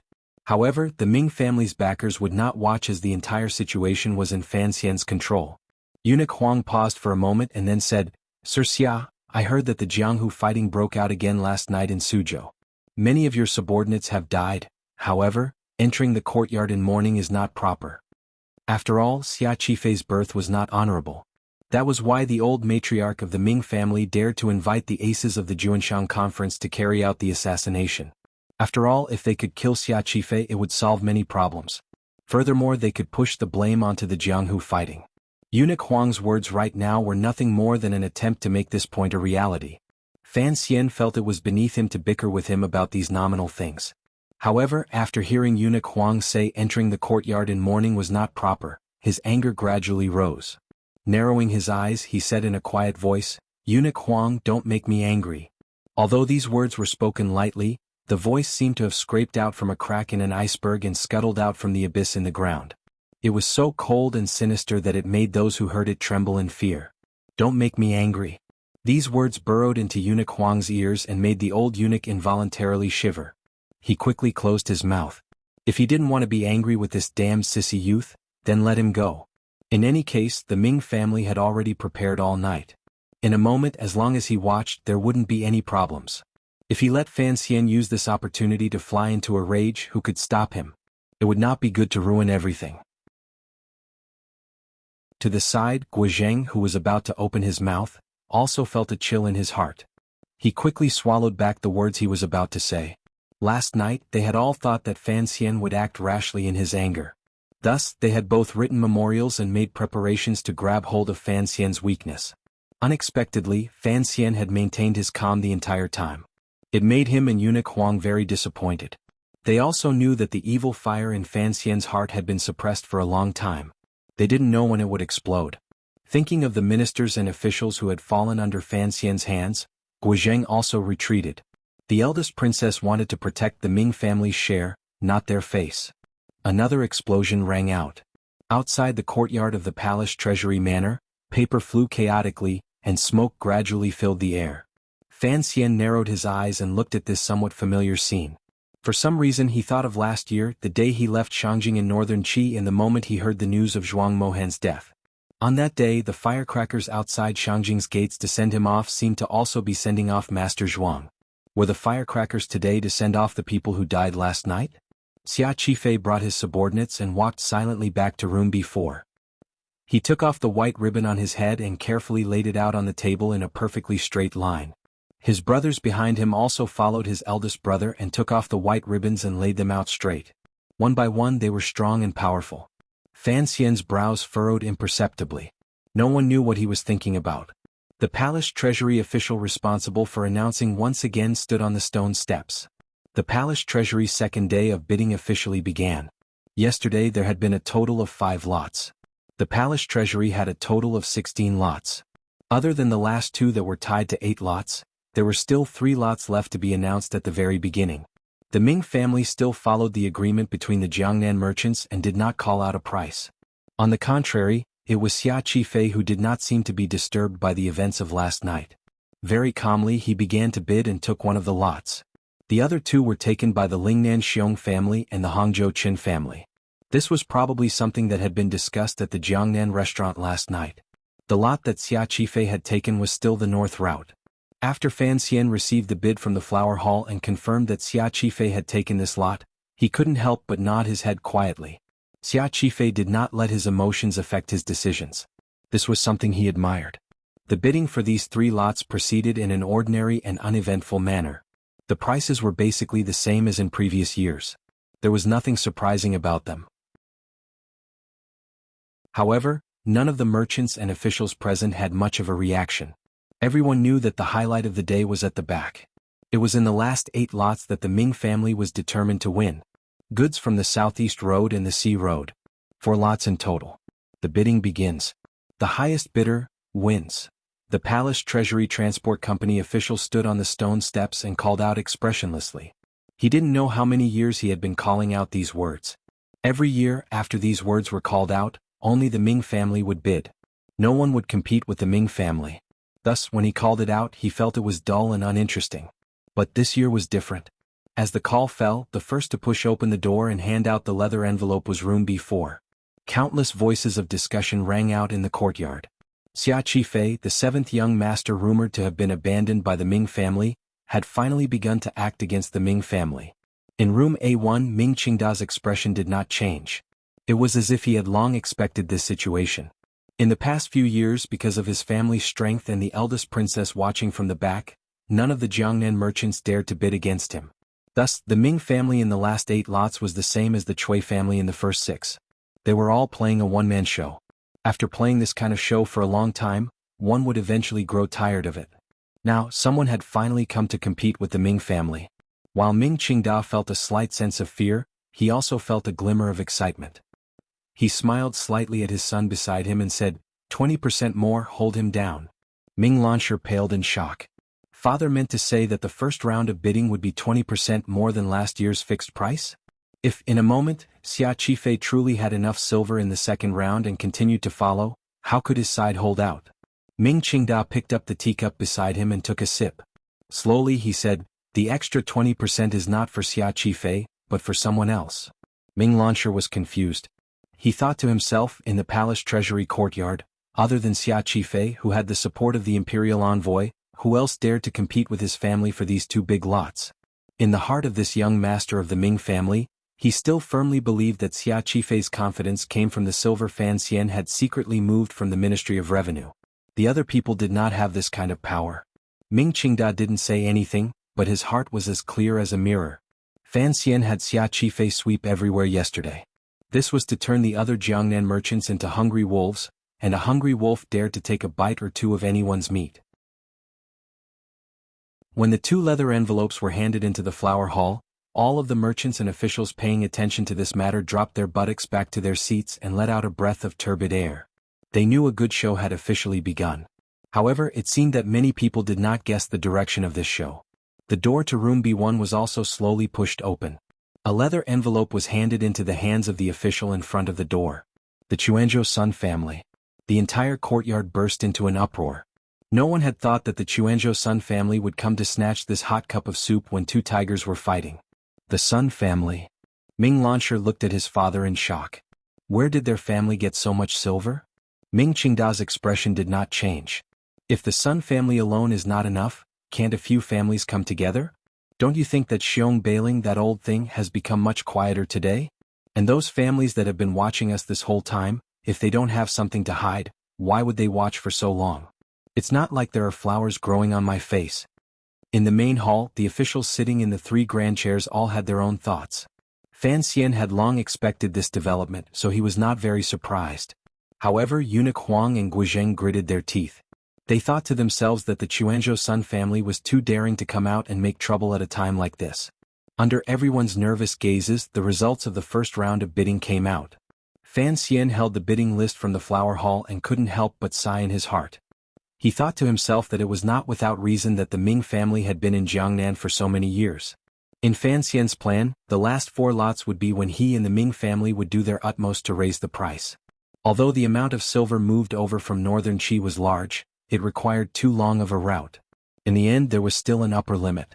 Furthermore, after Xia Qifei had won 5 lots in a row, he had also paid a large amount of money as a deposit. If he could carry out an unlimited fake bid, Xia Qifei could completely call out an empty bid and make the Ming family cough up blood. The problem was, Fan Xian still did not understand Ming Qingda. This nominal master of the Ming family did not seem to be as simple as in name. Fan Xian was unable to determine whether or not Ming Qingda would disregard the eldest princess' strict orders and cleverly cut off his hand if he truly carried out a fake bid. Given the amount of silver in Fan Xian's hands, if he used it to raise the price, he could only be confident that he could heavily injure the Ming family in the second 4 bound lots. If the Ming family really went all out in the third round and let go of these 4 bound lots. If Xia Qifei raised the price too high, there could only be 2 possible outcomes. One was that he would not be able to take out 40% of the deposit, and the other was that after successfully winning the first 4 bound lots, he would have no more strength left and watch as the Ming family effortlessly won the next 4 bound lots. The second outcome was not what Fan Xian wanted. He had no way of controlling the shipping routes to Dongyi, so the 4 bound lots that the Ming family could not do without were of little value to him. He did not want Xia Qifei to actually win this lot, but if he watched as the Ming family so easily won the next 4 bound lots, Fan Xian would not be able to swallow it. As for the first possibility, if the price really exploded under the watchful eyes of Eunuch Huang and Guizheng, under the watchful eyes of so many people, the matter of the palace treasury would truly be for naught, and Xia Qifei would most likely not have a path of survival. In summary, in Fan Xian's earlier plan, the first 4 consecutive bids were to have the Chuanzhou Sun family come out and fire. Xia Qifei's bid was only a feint. He did not plan on risking his life.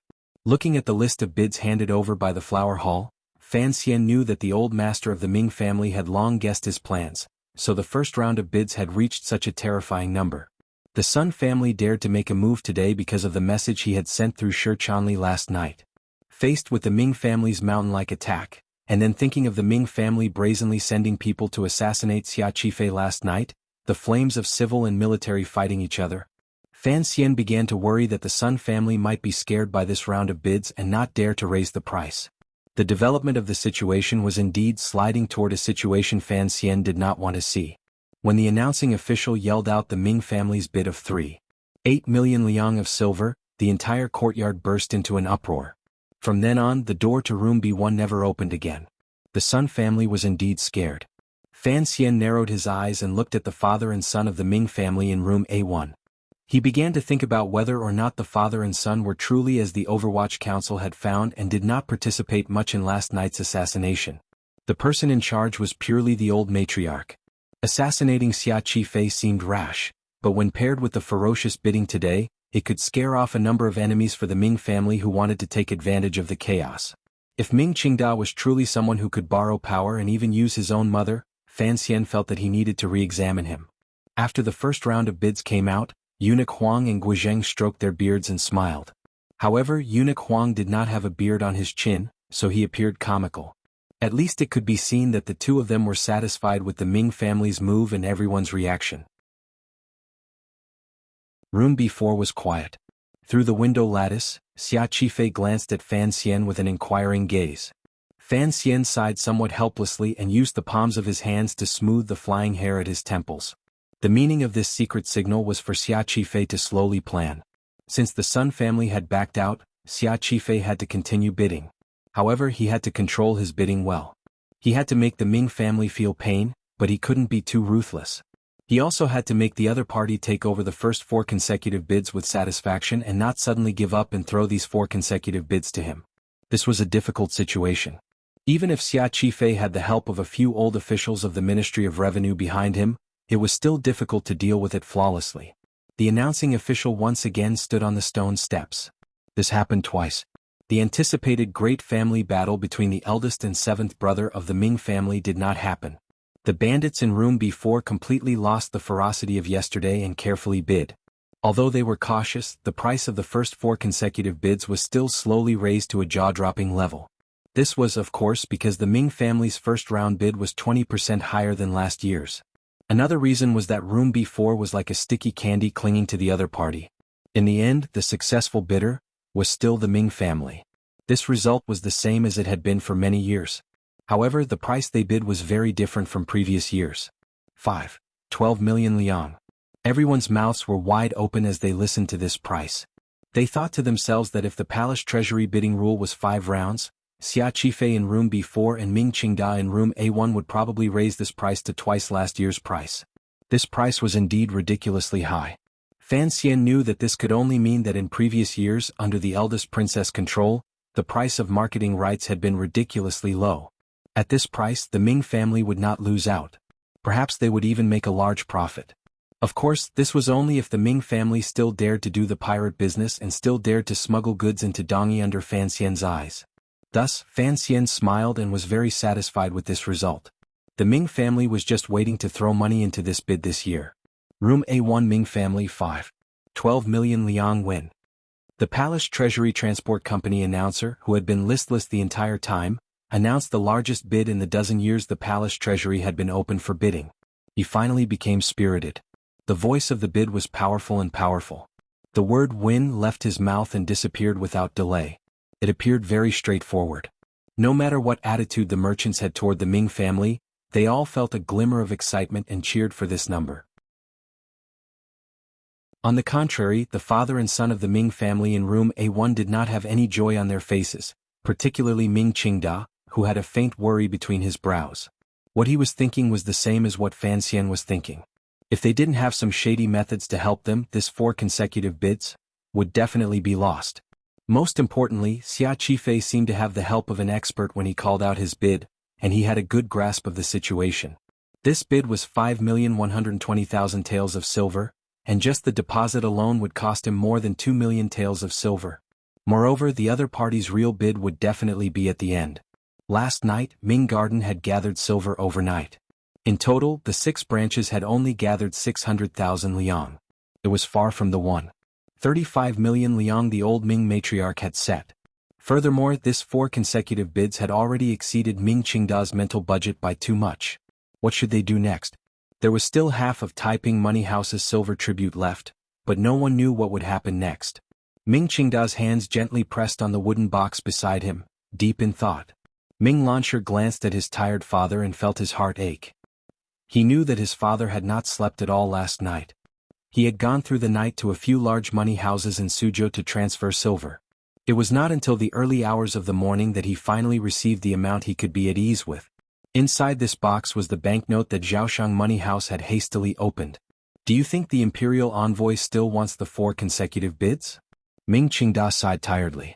Ming Lansher didn't know what to say.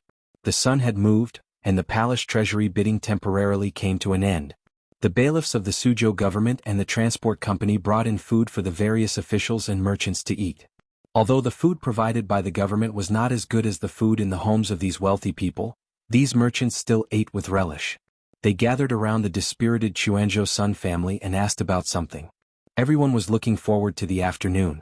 That was the final battle. In the morning, the terrifying amount of 5 million liang of silver had already been opened. How dazzling would the afternoon be? No one noticed that Ming Qingda silently walked into the main hall and came to the side hall where the major figures were eating. He did not avoid arousing suspicion and smiled slightly. Greetings, Eunuch Huang, Imperial Censor Gua. I have some things I want to report to the Imperial Envoy. I hope the two of you will make things easier for me. Eunuch Huang and Guizheng were startled, thinking, what game is this? Does the Ming family want to lean toward Fan Xian in front of their faces? But it was impossible for him to be so open and aboveboard. Ming Qingda had controlled the Ming family for a long time and had many dealings with the officials in court. He had a sense of authority. Eunuch Huang and Guizheng met each other's eyes and deeply trusted him. They smiled and retreated, leaving him and Fan Xian space to talk. There was no one in the hall. Ming Qingda lifted the front of his robe with some difficulty and knelt in front of Fan Xian. He did not speak. Fan Xian held a bowl in one hand and chopsticks in the other. He was searching between the dishes for something delicious to eat. His gaze did not even glance in that direction. He only said, the 4 consecutive bids at the back, I will still fight for them. If you want to know what happens next, please log on to www.cmfu.com. More chapters. Support the author. Support original reading.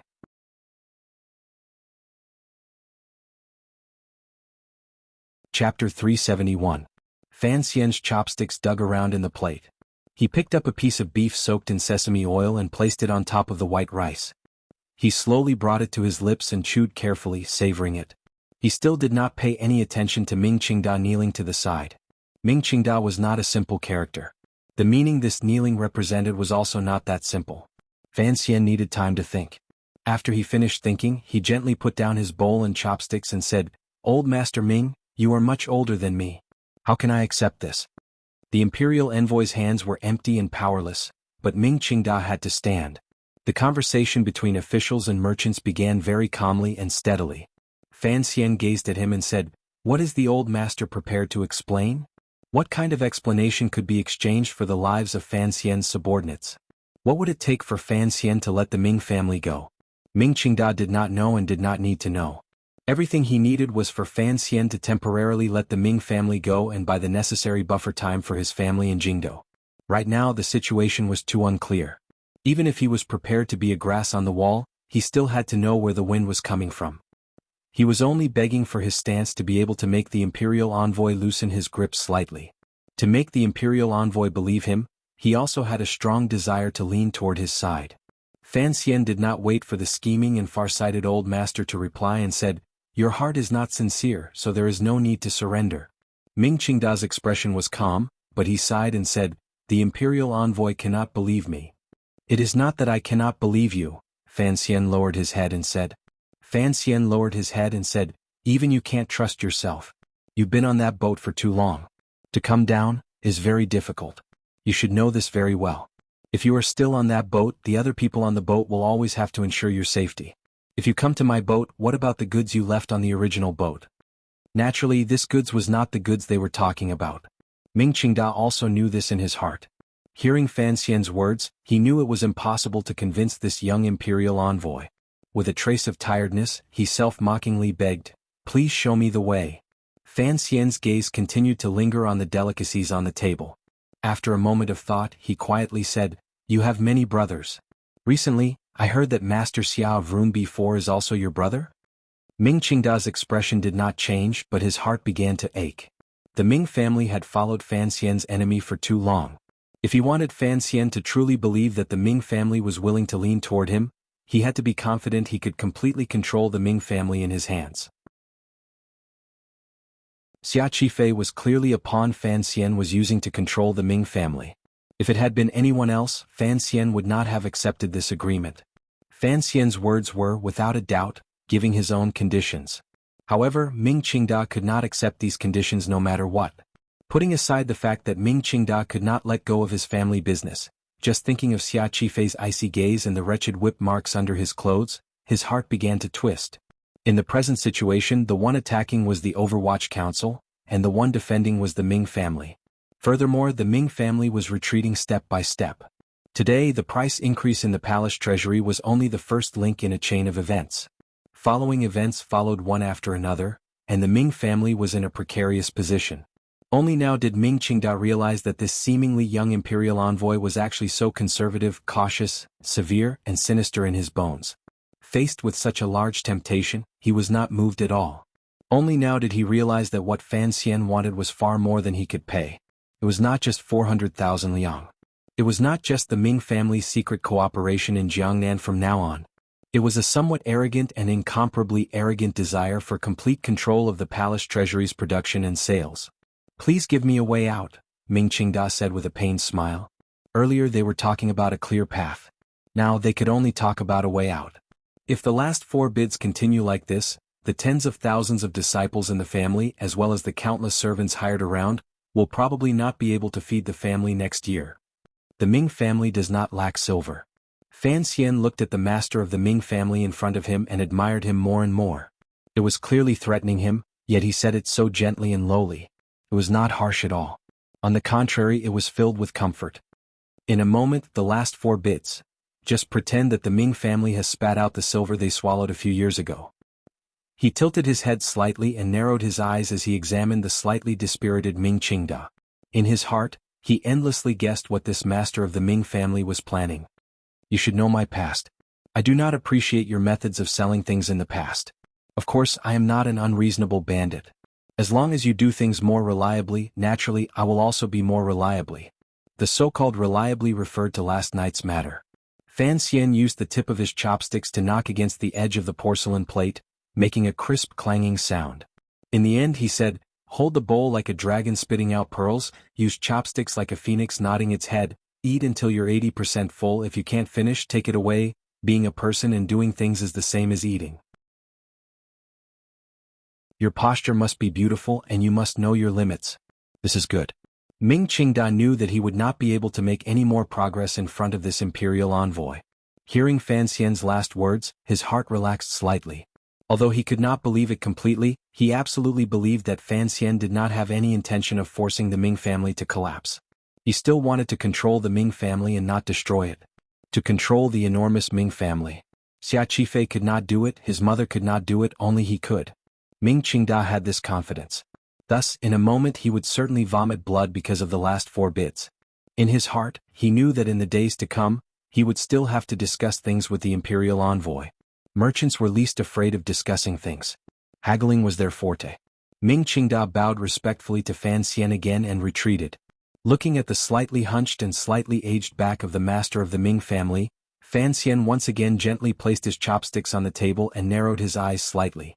Up until now he still could not see through Ming Qingda's depths. The meaning behind that kneel earlier was too rich. Admit defeat? Ask for peace? Surrender? Make up for last night's matter? If the Ming family truly intended to lean toward him, then the palace treasury's open and above-board situation was, on the contrary, the best place to show their true intentions. The problem was, Fan Xian did not believe that this old man would willingly surrender. He had not played all of his cards and the Ming family was not at the end of their rope. The painful price that the big tree, which was used to standing on the other side of the river, wanted to be uprooted and moved to this side of the river. It should not be something that the Ming family was willing to pay right now. Why would the other party put on such a lowly posture? He still had the old matriarch above him. Which side the Ming family should lean toward was a major matter that concerned the future of tens of thousands of people in the clan. Ming Qingda should not have the power to make an arbitrary decision. Furthermore, this Neil was not hidden. Someone should have already seen it and would immediately spread. Fan Xian's eyes narrowed even more. Was the other party preparing to play the tragic card? In this world that had not yet produced someone like Bien, perhaps tragic was a feasible move. However, purposely kneeling in front of everyone, how tragic could that be? If it had been any other official, faced with the inclination that Ming Qingda displayed, they would certainly be secretly happy. Only Fan Xian did not think this way. Just as Ming Qingda had expected, he wanted too many things that the Ming family could not afford to give. Furthermore, he had prepared for this matter for a long time. He had the confidence to swallow the Ming family and not accept their surrender. Since Fan Xian could swallow the Ming family at any time, then why should he haggle with the Ming family to obtain their surrender? It was not that he did not want to, it was not that he could not, it was that he disdained it. The cool breeze passed through the door and blew away the remnants of the aroma of food in the courtyard of the palace treasury. It also blew away a sliver of the scent of firecrackers. Only the heavy atmosphere remained unmoved. Tension permeated the courtyard. It was like thousand-year-old ice, like a giant rock at the bottom of a river, difficult to melt in the spring wind, and difficult to move in the great river. The voice of the transport company official in charge of the ceremony had already become hoarse. It wasn't because he spoke too much, nor was it because he drank too little water, but because he was nervous. The merchants who lived along Corridor A and Corridor B could no longer sit still. Separated by the open door lattice, they stood on the high sill of the door and stared nervously outside. In the afternoon, it was the bidding of the palace treasury's last 4 lots. After 2 rounds of bidding, no one cheered. No one even wiped the cold sweat from their foreheads. The Chuanzhou Sun family, who had been scared off by the Ming family in the morning, listened to the price with a deathly pale face. Their eyes were lifeless as they looked outside. They had been scared again by the 2 madmen. All of the merchants felt that today's trip had broadened their horizons. At the same time, they had received a great shock. That was silver, that was silver. Why did the Ming family of room A1 and the Xia family of room B4 dare to throw it out like that? Could it be that in their eyes, those thick banknotes were no different from waste paper? Xiong Bailing of the Lingnan Xiong family looked outside with bloodshot eyes. He didn't quite believe his ears. He said to the accountant beside him, "Did the announcer make a mistake just now?" The accountant of the Xiong family wiped the cold sweat from his forehead. How could the numbers calculated by the flower hall be wrong? Dear heavens, a few of Master Xia's brothers were killed yesterday. Today he began to go crazy. The Ming family has also gone crazy. The old Ming master is not a bandit. Xiong Bailing was so nervous that he didn't have time to swallow his saliva. He choked in the middle and almost stumbled. With a flip of his hand, he snatched the teacup from a subordinate's hand and gulped it down.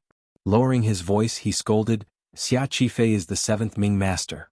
I think the 2 of them are fighting for real, brothers fighting against the wall. It is really exciting. It looks like the Ming family are all crazy in their bones." Not only was the announcer's voice trembling, but the Jiangnan merchants were sweating incessantly. Even the 3 masters sitting in the main hall were beginning to become nervous. Hearing the second round of bids, Eunuch Huang and Guizheng looked at each other. Their faces became deathly white. The 2 of them had never thought that the last 4 consecutive bids of the palace treasury bidding would be driven up by Fan Xian and the Ming family to such a terrifying level. The Ming family was set to lose money on these 4 consecutive bids, and it would be a huge loss. For Eunuch Huang and Guizheng, the Ming family's income would decrease, and the amount of money that Jiangnan would send to the capital, which could not see the light of day, would also be less, too much. Thinking of this, the gazes the 2 of them stared at Fan Xian with a bit of hatred. Although Fan Xian used his powerful state of mind to maintain the calm expression on his face, if one was attentive, they would still be able to see that the stiff and starched cuffs of the imperial envoy's purple official robe were slightly trembling. His thin and delicate lips were pressed together tightly, and there was a slight redness under his earlobes. After all, a scene like the one today was rarely seen.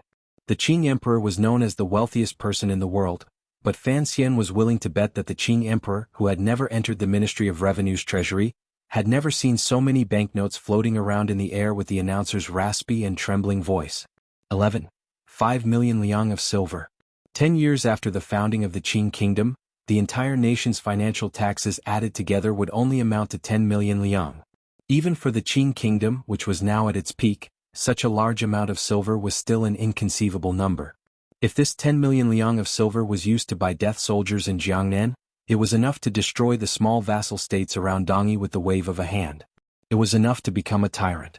Such a large amount of silver, how many beauties could it be exchanged for? How many warhorses and weapons could it be forged? If it was all invested in the people's livelihood, how many li of dikes could it build? How many pots of porridge could it cook? How many halls could it open? How many people could it save?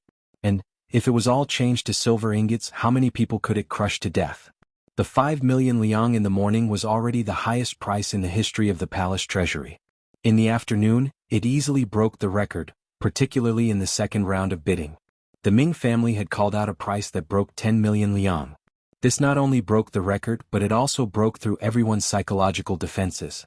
The reason for such a result was, of course, due to the Ming family's current situation of being besieged both internally and externally, as well as the large amount of gold and silver Fan Xian had borrowed from the northern Qi emperor.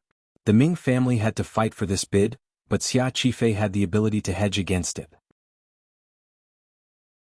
All of these factors added together to create such a terrifying number.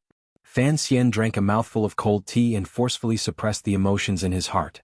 He made a very secretive hand gesture. "Alright, let's stop here. Rest. It was not until now that Fan Xian gradually understood Ming Qingda's thoughts, the emperor's thoughts and many people's thoughts. When Ming Qingda was fighting for the bid, he obediently followed Fan Xian's plan.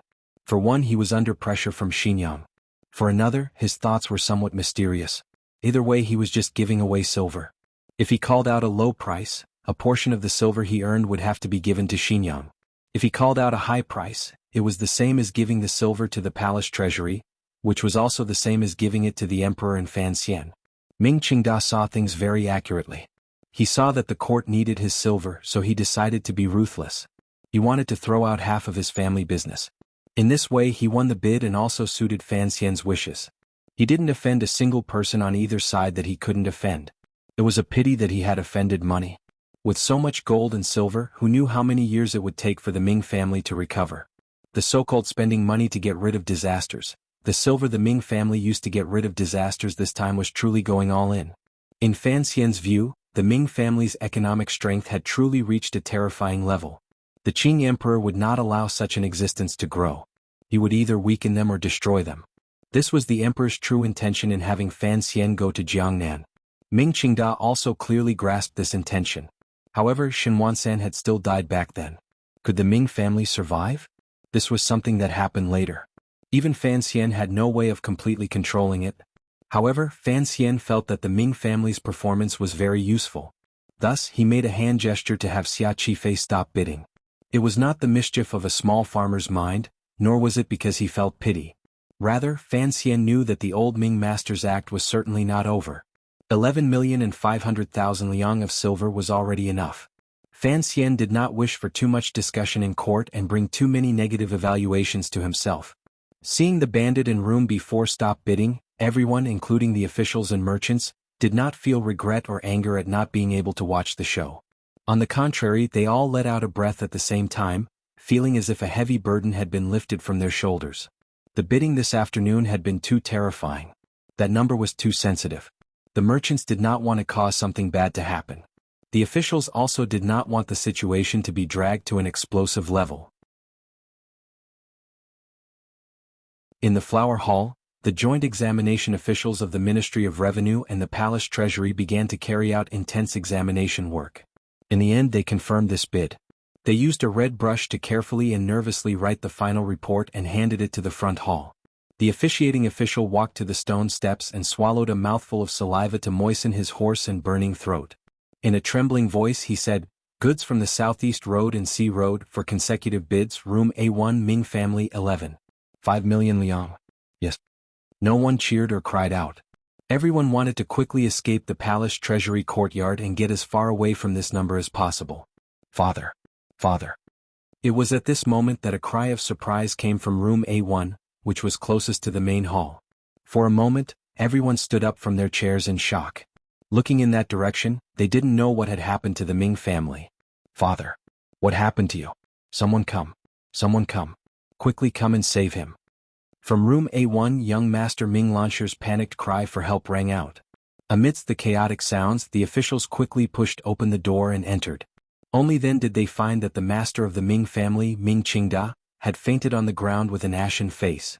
Regardless of whether it was the officials or the merchants, they all thought they knew what had happened. Everyone thought that the master of the Ming family had been pressured from inside and outside to forcefully snatch these 4 consecutive bids and had been forced to bid a sky-high price. Thinking that the Ming family might decline because of this sky-high price, the old Ming master was so anxious that he fell unconscious. Everyone knew who had forced the Ming family into such a wretched situation. Thus, the gazes of everyone in the courtyard unconsciously turned toward the imperial envoy standing on the stone steps. Fan Xian was not very shocked. He narrowed his eyes and scolded, "What are you panicking about? Quickly seal the treasury and deposit the silver. After the process is over, quickly send the old Ming master to see a doctor." There was a whole set of procedures for opening and closing the palace treasury. There was also a lot of banknotes in the courtyard, so it took some time before the unconscious old Ming master was carried out. He was moved into the Ming family carriage that Fan Xian had specially allowed to drive to the front door and headed straight for the doctor. No one had expected that the lively palace treasury bidding, after consecutively setting a few records and provoking countless dangers, would have such a bleak and light ending.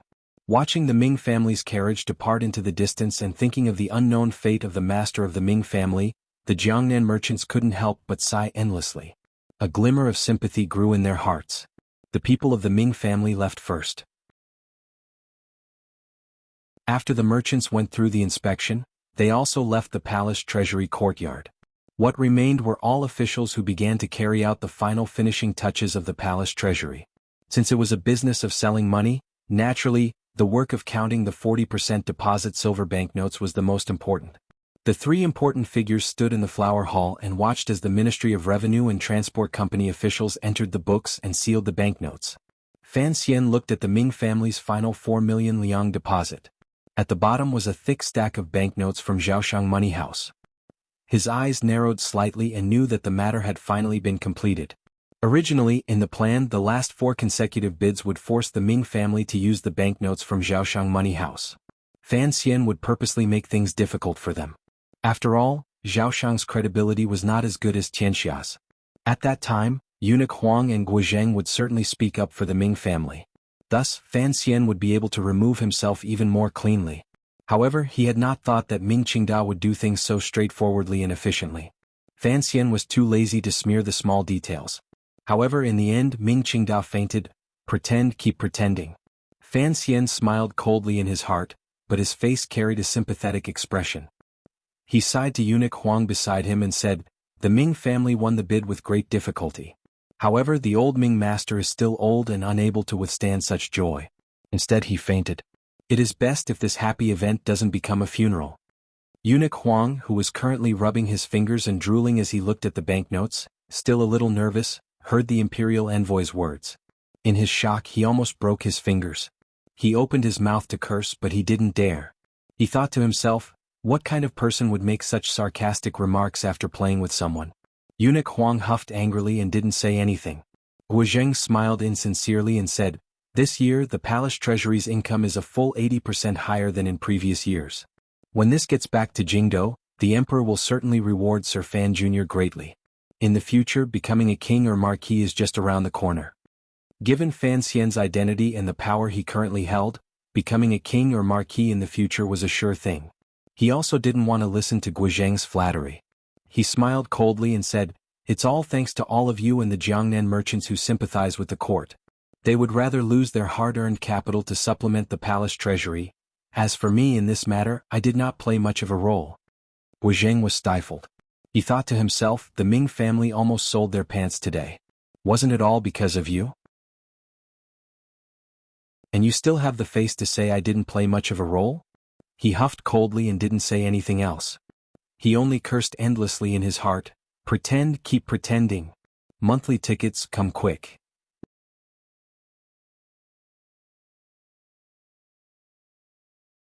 Chapter 372.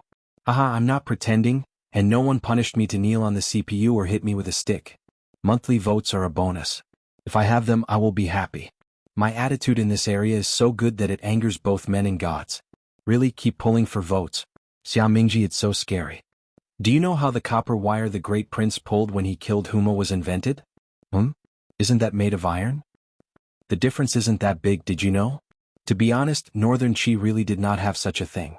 The Northern Qi ruler and officials were most interested in the military products of the Qin Kingdom Palace Treasury's 3 workshops.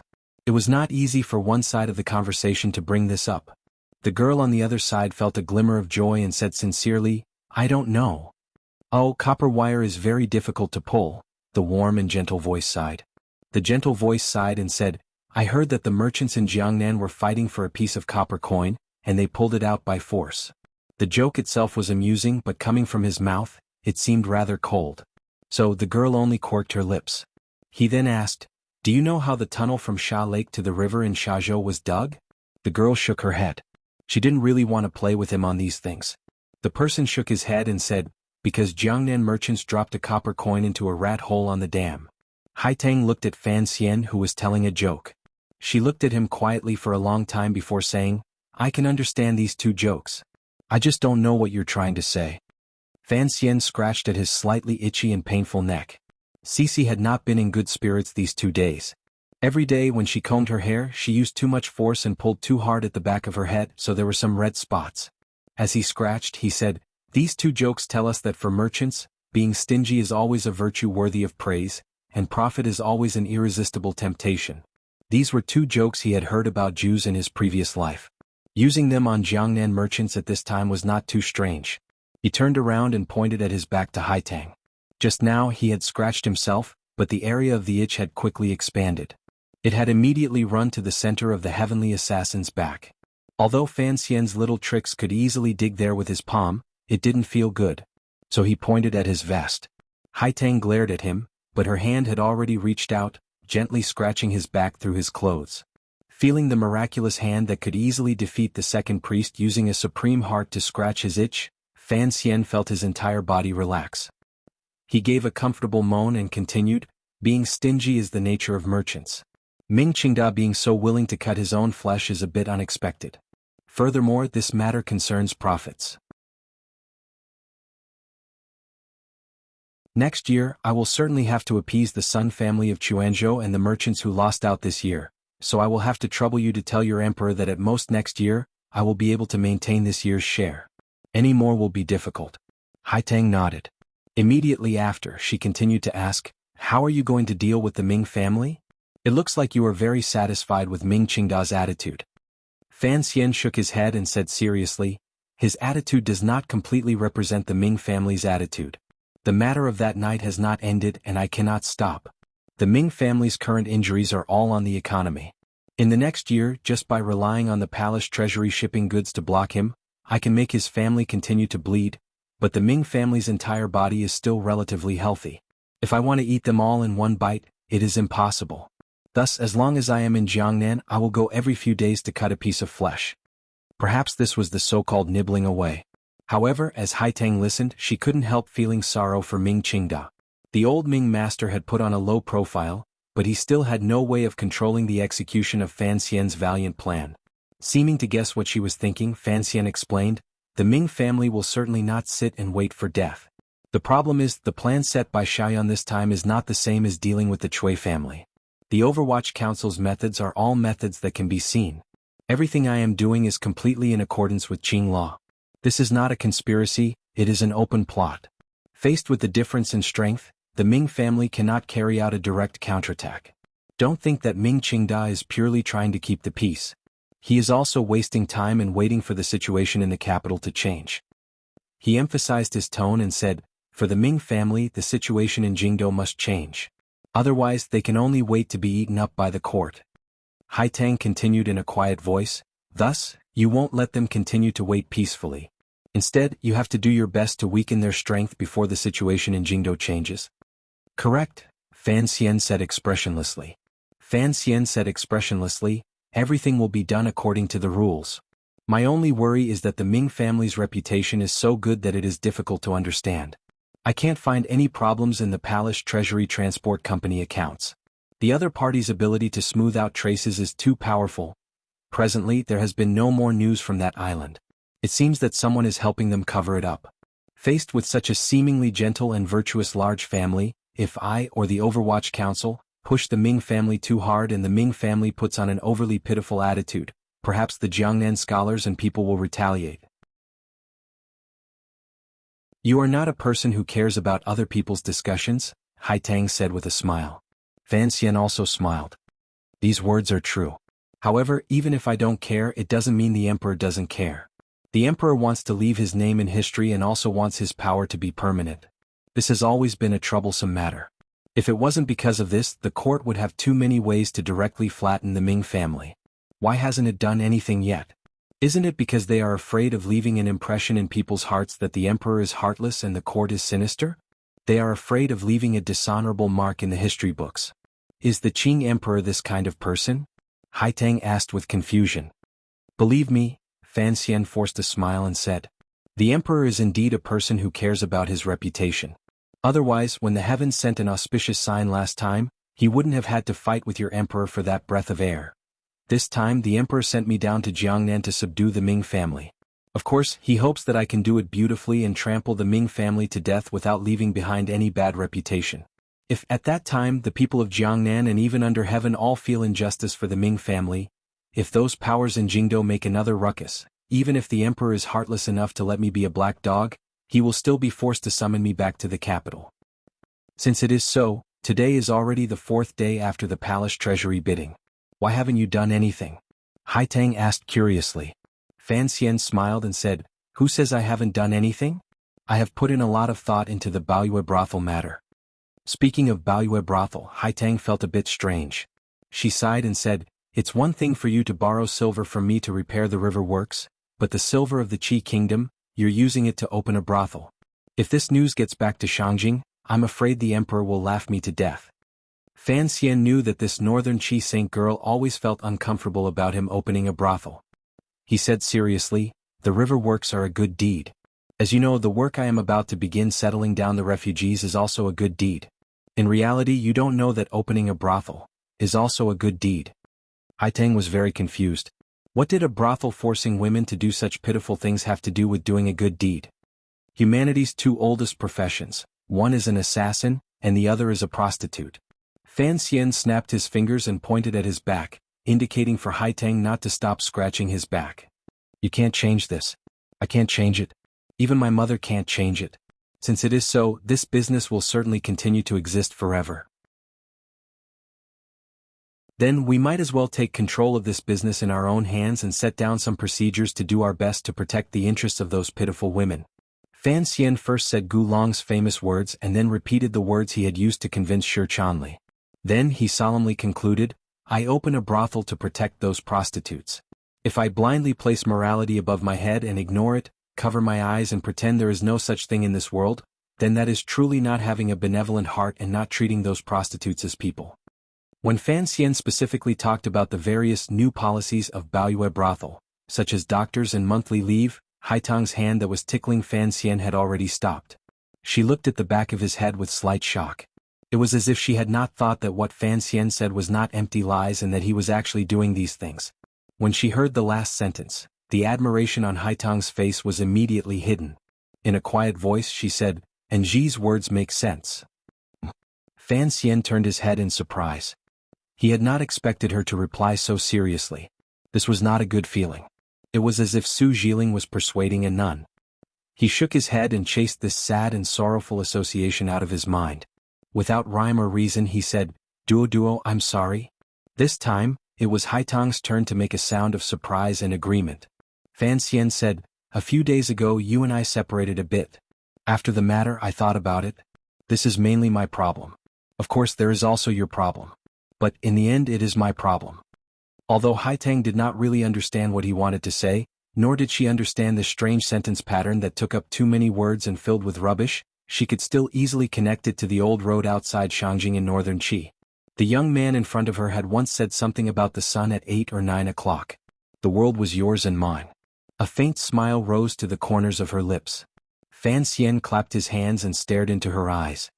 I crave honesty between friends, but I am not honest enough with you. So this is my problem. Ever since you left northern Qi and came to Jiangnan, you have to stare at so much silver every day and worry about how I will be. The pressure on you is too great, making it hard for your state of mind to calm.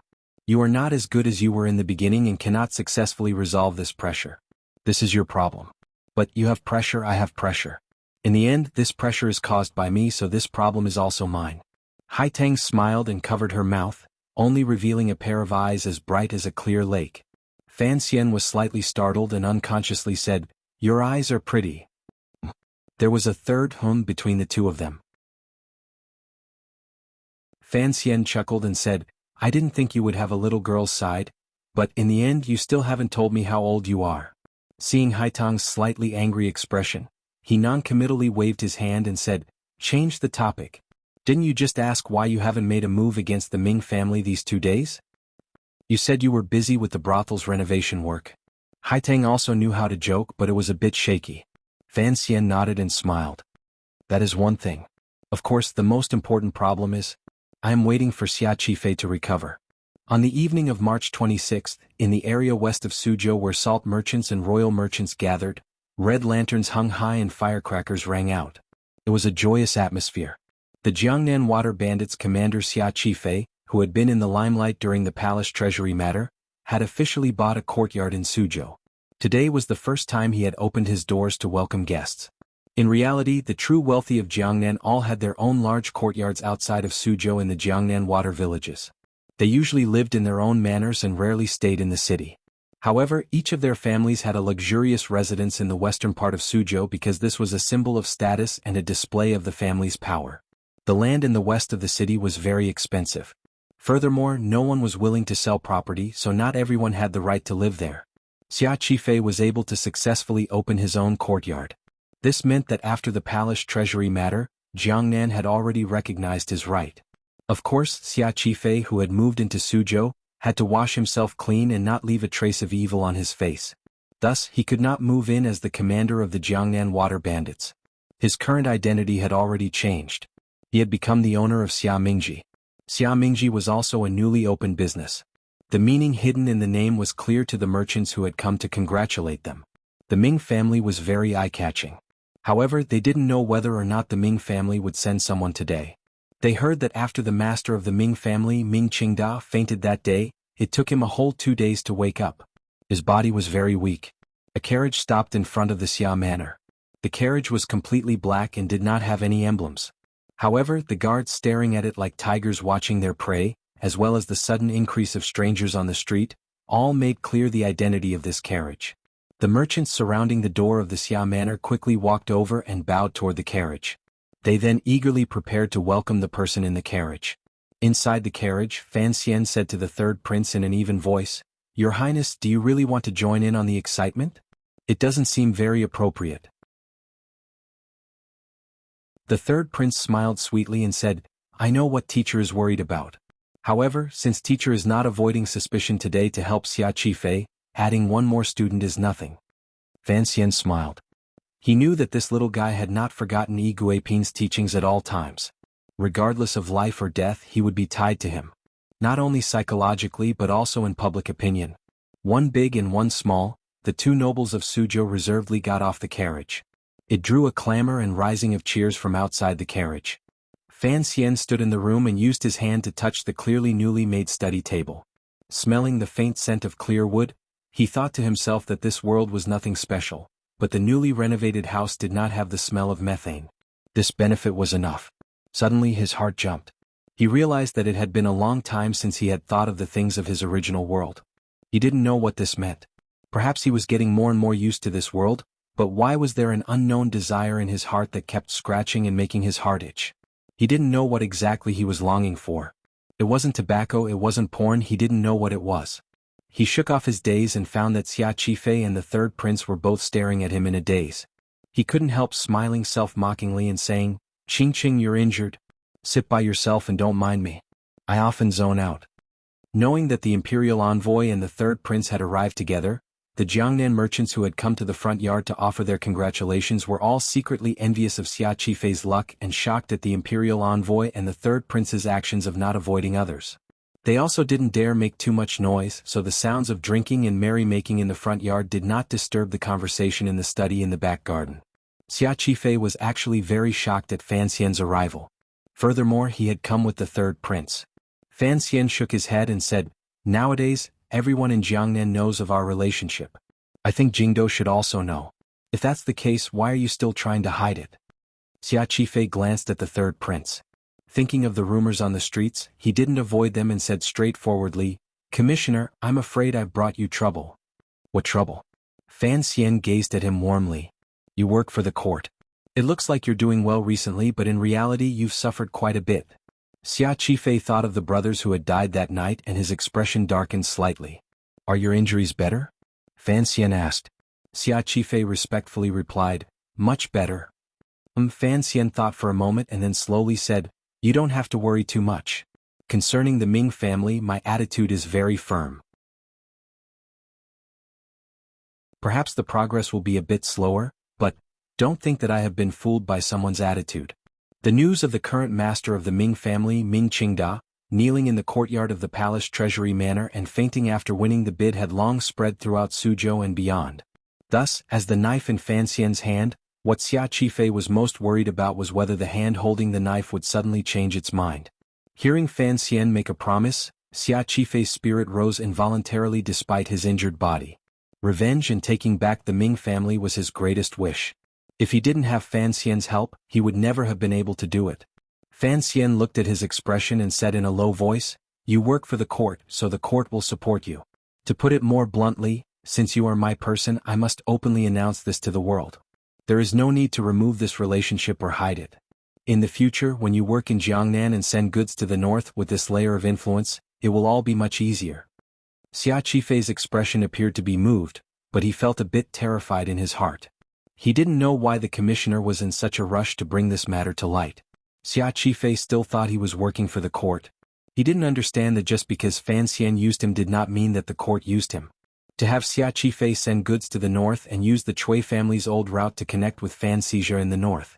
Under the protection of Fan Xian in the south and the emperor in the north, he would reopen that smuggling route. This was Fan Xian's true goal. Presently, the south had the Overwatch Council secretly managing it, and the north had the provost of the Discipline Commission, Wei Hua. He was both an old acquaintance of Fan Xian and someone the northern Qi emperor trusted. This route was already flawless. The only thing that needed to be hammered a few more times was Xia Qifei himself at the beginning. Fan Xian had come under the guise of discussion. He wanted to use the words of the people to firmly bind Xia Qifei to his side. After today, no matter who it was, no one would believe that Xia Qifei was not Fan Xian's trusted aide. In the future, when the smuggling began, even if Xia Qifei wanted to betray Fan Xian, probably no one would believe him. Furthermore, Fan Xian's enemies would also target Xia Qifei. The Jiangnan restaurant was already a good start. This could only force Xia Qifei to hold Fan Xian even tighter. Using external aggression to lock one's heart and tie people onto the boat, the third prince was pestering to get on the boat, but it was impossible for Xia Qifei not to go. The day after tomorrow. Before Fan Xian left the Xia manor, he gave one last order to Xia Qifei. The required procedures should be complete. When the time comes, it will be your turn. Xia Qifei felt slightly excited. Although he knew that the commissioner only needed him to attract the Ming family's attention, he could, in the end, roar his voice in the Suzhou government. It seemed that he was getting closer and closer to his life's goal. However, you also understand. Fan Xian sighed and patted his shoulder. There are no precedents in Qing law for this kind of thing. The other party is the eldest son of the eldest branch. According to the law, he is taking advantage. Even if the council helps, it is unlikely to obtain the desired result. There are many ways to get back what has been lost. Don't be anxious and don't be overly disappointed. Xia Qifei's heart trembled slightly. He always felt that the young commissioner in front of him was not just talking about the Ming family. Between the upper and lower levels, it seemed that because of the word family property, a certain harmony had been created. He raised his hands in a salute and said, "Moved, I do not deserve to trouble you because of my matters." "You deserve it," Fan Xian said sympathetically. "From the beginning, it was made clear that I am also a person who prioritizes profit. Don't be overly concerned." The more he emphasized profit, the more Xia Qifei felt he was sincere. He repeatedly bowed and saw him and the third prince out of the manor.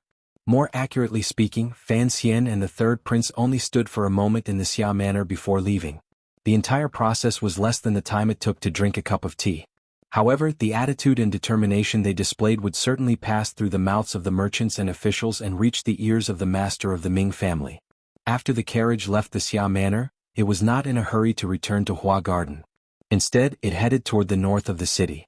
There were many Jianghu heroes in the north of Suzhou, so the guards beside the carriage also became nervous.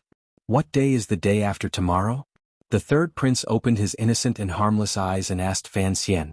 Fan Xian replied, Xia Qifei will enter the Suzhou government and sue the Ming family for stealing the family property.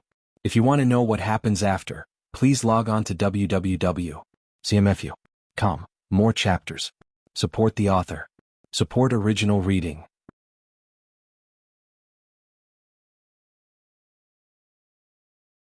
Chapter 373. On the quiet streets of Suzhou, the clear sound of the carriage wheels drowned out the shocked cry from inside the carriage. The third prince said after a moment of shock, "This lawsuit can still be fought?" "Why not?" Fan Xian smiled slightly. "Whether or not we can win is another matter, but we must fight." The third prince was after all only 9 years old. He was still a child. Hearing of this matter, he became interested and said, "Sir, when the time comes, let's go watch the excitement. I heard that Xia Qifei's birth mother was beaten to death alive by the current old Ming matriarch." Fan Xian sighed. "This is a family property lawsuit, not an old murder case. It's only about the articles on Qing law and documents. There's no meaning to it." The third prince asked curiously, "Sir, there's no guarantee?" "No." Fan Xian smiled bitterly and shook his head. "If there was a guarantee, then why bother with all these tricks? I just hope to drag it out, the longer the better." The third prince sat back down unhappily in his chair and looked at the unfamiliar street scene that passed by. He unconsciously asked, "If you're not going back to Hua Garden at this time, where are you going?" Fan Xian gazed at him and said, "The emperor had you follow me to learn, and you have always been diligent.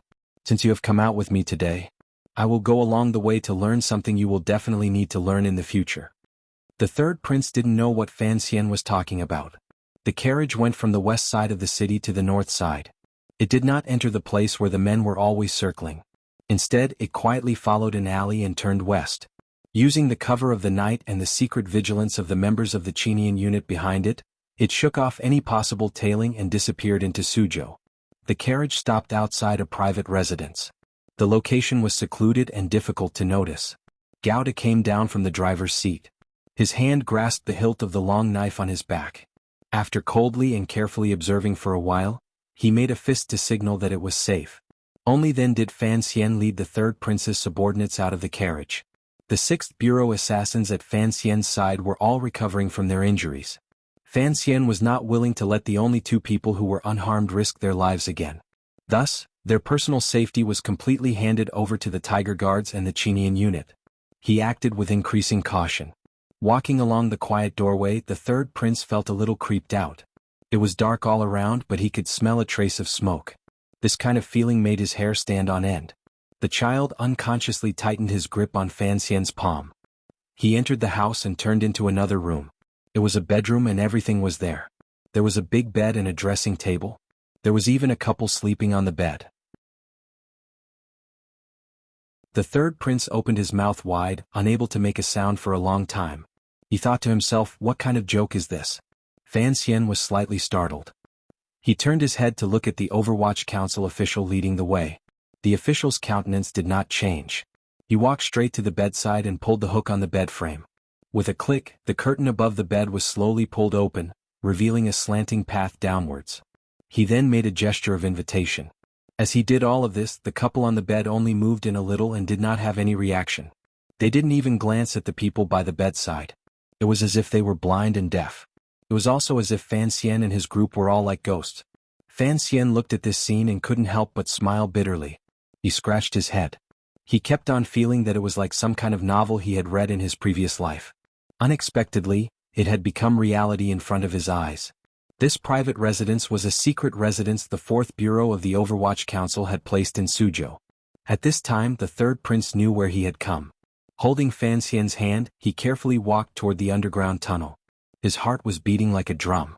In a trembling voice, he said, "Teacher, although I am a prince, according to the rules of the court, I do not have the right to know about the secret residences of the Overwatch Council." Fan Xian smiled and said, Every city has 3 to 5 secret residences. It's not like it's something strange.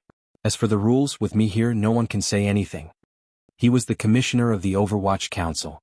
After Qin Pingping's personal letter, he had the absolute power of the Overwatch Council. Hearing Fan Xian say this, the third prince relaxed slightly. Under the contrast of the dim light, he continued to move forward. The fourth bureau's residence in Suzhou was not the largest, but it was the most secretive. Before long they came to a secret room. The light in the room was quiet, and the dim light illuminated the somewhat cramped room. There was a charcoal fire in the room, 2 soldering irons, a few boxes of medicine, a few benches, and more than a dozen long and short metal sharp objects of different shapes. It was the standard preparation for extorting a confession. Particularly when paired with the 2 dying and bloody people on the torture rack, it was clear. Fan Xian sniffed this familiar and intimate scent and couldn't help but sniff. He felt the third prince's hand tighten. He couldn't help but smile in his heart. This child did sinister things in the palace in Jingdou, but he was still a child. He had never seen such a slaughterhouse-like scene. The fourth bureau officials who were extorting confessions had already taken off their clothes because of the heat. They were working with their upper bodies bare. Seeing their superiors suddenly come to the secret residence, they jumped in fright and hurriedly looked around for clothes to wear. Fan Xian waved his hand to stop their movements and said, "Continue working. How are the interrogations coming along?" An official was wearing only one sleeve and wretchedly walked to the table in the corner of the room. He carefully took out a few pieces of paper. They were the results of the extortion. Fan Xian took them and glanced at them. He couldn't help furrowing his brows. It was because he had been thinking about the Juanshan conference that, in order to make good use of time, he had personally come to see the situation of the interrogation. Unexpectedly, a few days had already passed and there was still not much progress. The 2 people who had been captured by the Overwatch Council were the 2 swallow-like assassins who had tried to kill Xia Qifei in front of the Jiangnan restaurant on the night of March 22nd. That day, these 2 assassins had been poisoned by the swordsman of the 6th Bureau. They had seen the opportunity quickly and wanted to escape. Unexpectedly, along the way they had been knocked unconscious by Haitang. Afterward, Fan Xian unceremoniously took them and hid them in a secret residence. He tortured and interrogated them. He wanted to know a little inside information about the Juanshan conference. For the Overwatch Council, the Juanshan conference was truly mysterious. A power that even the Overwatch Council could not grasp made Fan Xian worry. A loosely organized organization? Yet they could use the second priest of the Qing Temple as a chess piece? Fan Xian furrowed his brows and looked at the results of his subordinates' interrogation. These 2 assassins were famous killers in the Jiangnan area. Their martial arts were powerful and their actions were sinister. However, it seemed that they did not know much about the Juanshan conference. They had only been bought by the Ming family with silver to do things. Wake them up. He shook his head helplessly. An official brought a small bottle to the noses of the 2 people on the rack and had them sniff it. The 2 of them struggled weakly. Their muscles twisted and fresh blood seeped out of their wounds again. They also woke up. The 2 assassins forced their eyes open. Terror seeped through their blurred eyes. They had long lost the toughness they had when they were first captured. It looked like they had been tortured badly by the cruel officials of the 4th Bureau of the Overwatch Council these few days. Fan Xian and the third prince sat on the long not-so-clean bench. Fan Xian flipped through the paper in his hand and quietly asked, "The Suzhou you speak of, what does he have to do with the Juanshan conference?" The 2 assassins knew the Overwatch Council's methods. Since they were not going to be martyrs, they rushed to answer. In a hoarse voice they roared, "Sir, Suzhou is the accountant of the Juanshan conference. As for what exactly he does inside, I truly do not know." Fan Xian raised his head in surprise. "Is Suzhou not the head housekeeper of the Ming family?" One of the assassins said in a trembling voice, "I have only heard of it once. Concerning the Juanshan conference, I truly only know this one thing. After enduring for a few days, you 2 are still quite spirited. It looks like you haven't suffered too much." Fan Xian shook his head. A glimmer of despair flashed through the eyes of the 2 assassins. The Overwatch Council officials began to use torture again, carrying out this unaesthetic yet repetitive and uninteresting work. Wretched cries rose and fell in the torture room. They were incomparably mournful, but they had no way of reaching the ground. Fan Xian did not cover the third prince's eyes. The third prince looked at this scene. His face was deathly pale, but he forced his head not to turn to the side. He only looked at this bloody scene and suddenly felt the food in his stomach want to rush out of his throat uncontrollably. His chest was extremely depressed. Fan Xian took out a box of ointment from his clothes and used the tip of his index finger to wipe it. He carefully rubbed it under the third prince's nose. In a quiet voice he said, "I have already reported the matter of the Juanshan conference to the emperor. For the other party to be so daring, your highness will be able to understand what kind of daring they have. For today's enemies and future enemies, there are some methods we must learn, but we must not revel in them." The third prince knew what Fan Xian was teaching him. On the other side, the fresh flesh on the assassin's chest had already mixed with blood and turned into balls of charred flesh that sizzled on a metal plate. You cannot view using torture and cruel officials as the best way to maintain the rule of the court. You cannot rely on these methods. Even if you weave a wide net, there will still be fish that slip through. Torture and extort confessions, but you still cannot obtain all the information you need, Fan Xian said calmly. The way of governing is to balance leniency and severity. If you believe, then you do not doubt. If you doubt, then you do not use it. Leniency is the foundation. The rest are just small methods to pave the way. The third prince's nose wriggled with a cool smell. He lost some of his malice and understood Fan Xian's meaning. The very different attitudes toward Ming Qingda and Xia Qifei clearly illustrated Fan Xian's method of doing things. If you believe, then you do not doubt. If you doubt, then you do not use it. Coming to watch the execution tonight was to let him understand that not all powerful methods would be effective. It's not bad to be able to get information about the Ming family, Fan Xian comforted his subordinates. Take care of the offerings and heal these two people's wounds. They'll be useful in the future. After leaving the secret residence the 4th Bureau of the Overwatch Council had set up in Suzhou, Fan Xian's mood was heavy. At first, he had hoped to be able to find traces of the Juanshan conference. Unexpectedly, he couldn't get anything out of these two assassins. He could only teach the third prince a few things along the way. In reality, it was just to cover up his own helpless awkwardness. Sitting in the carriage on the way back to Hua Garden, he thought carefully. After all, the Overwatch Council was the Emperor's Special Forces organization. There were many things that could not be done openly. Thus, in terms of organization, there were innate limitations. For example, there could not be too many people. Thus, far away in the strategic town of Jiangnan, although it had always been an important area of supervision for the 4th Bureau, there was still a clear lack of people. If they wanted to investigate such a mysterious organization as the Juanshan Conference, which floated in the clouds, the Overwatch Council's power in Jiangnan was far from enough. At this moment, Fan Xian very much wished that Yan Bingyun could be by his side. However, he also understood that Yan Bingyun was currently in charge of the 4th Bureau and could not easily leave the capital. Furthermore, he needed Yan Bingyun to help Deng Ziyu with most of the work in the 1st Bureau. Even if Wang Qinian was here, things might be a lot easier. He sighed. Yang Jimei had not only given Hua Garden to the imperial envoy Fan Xian with both hands, she had also kept the servants, women, and cooks in the garden. After the Overwatch Council's inspection, they confirmed that these people were clean, so Fan Xian did not refuse this good intention. Thus, other than everything close to her, Cici began to enjoy the treatment of a young mistress. Although she was not used to it, there was nothing she could do.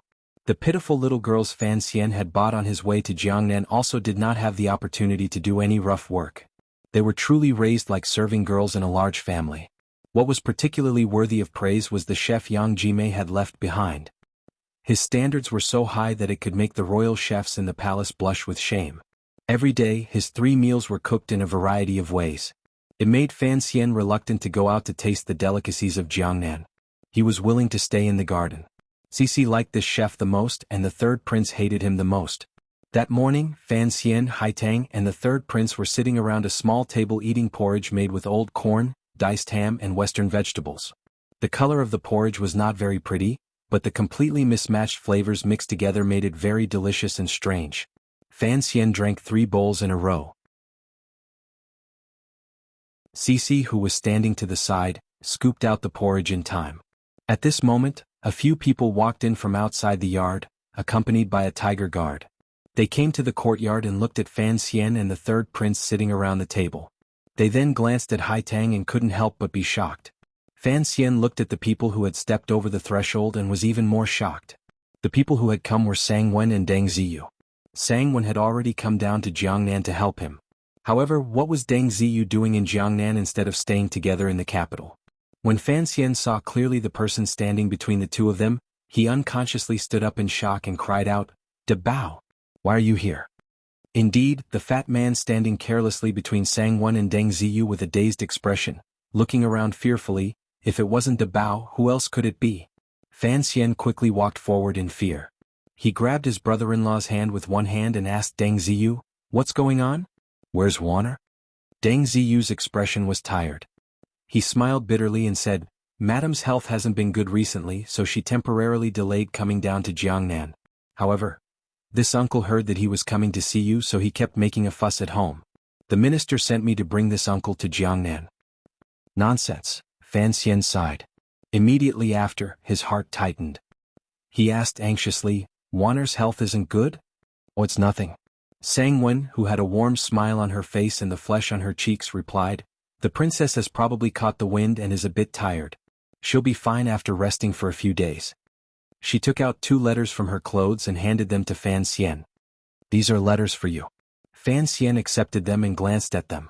They were written by his father and Warner. He didn't have time to read them. He first put them in his clothes and said angrily, "Father, what do you mean? Jiangnan is in chaos right now. Why did you send De Bao here?" De Bao suddenly grinned and pulled on Fan Xian's ear. "Little Xian, you hid for so long in this hide-and-seek, you're really good." The third prince, who was holding the bowl of porridge and staring curiously at the door, found that the always scary Fan Xian was actually like this in front of this big idiot. He couldn't resist anymore. With a splutter, he spat out the mouthful of porridge he had been holding in his mouth. Deng Ziyu smiled awkwardly and quickly went forward with Sang-Wen to bow to the third prince. He didn't dare look at Fan Xian's wretched appearance. Presumably, these two had also been annoyed by De Bao's antics along the way. Since De Bao had come, there would certainly be people to serve him along the way. Cici understood and quickly left the garden to settle those people down. Fan Xian had also finally calmed De Bao down. He first settled him in the back garden and had the little serving girls, who had nothing to do all day, go and eat melon seeds with him. Only now did the front hall quiet down. Haitang rose and bowed slightly.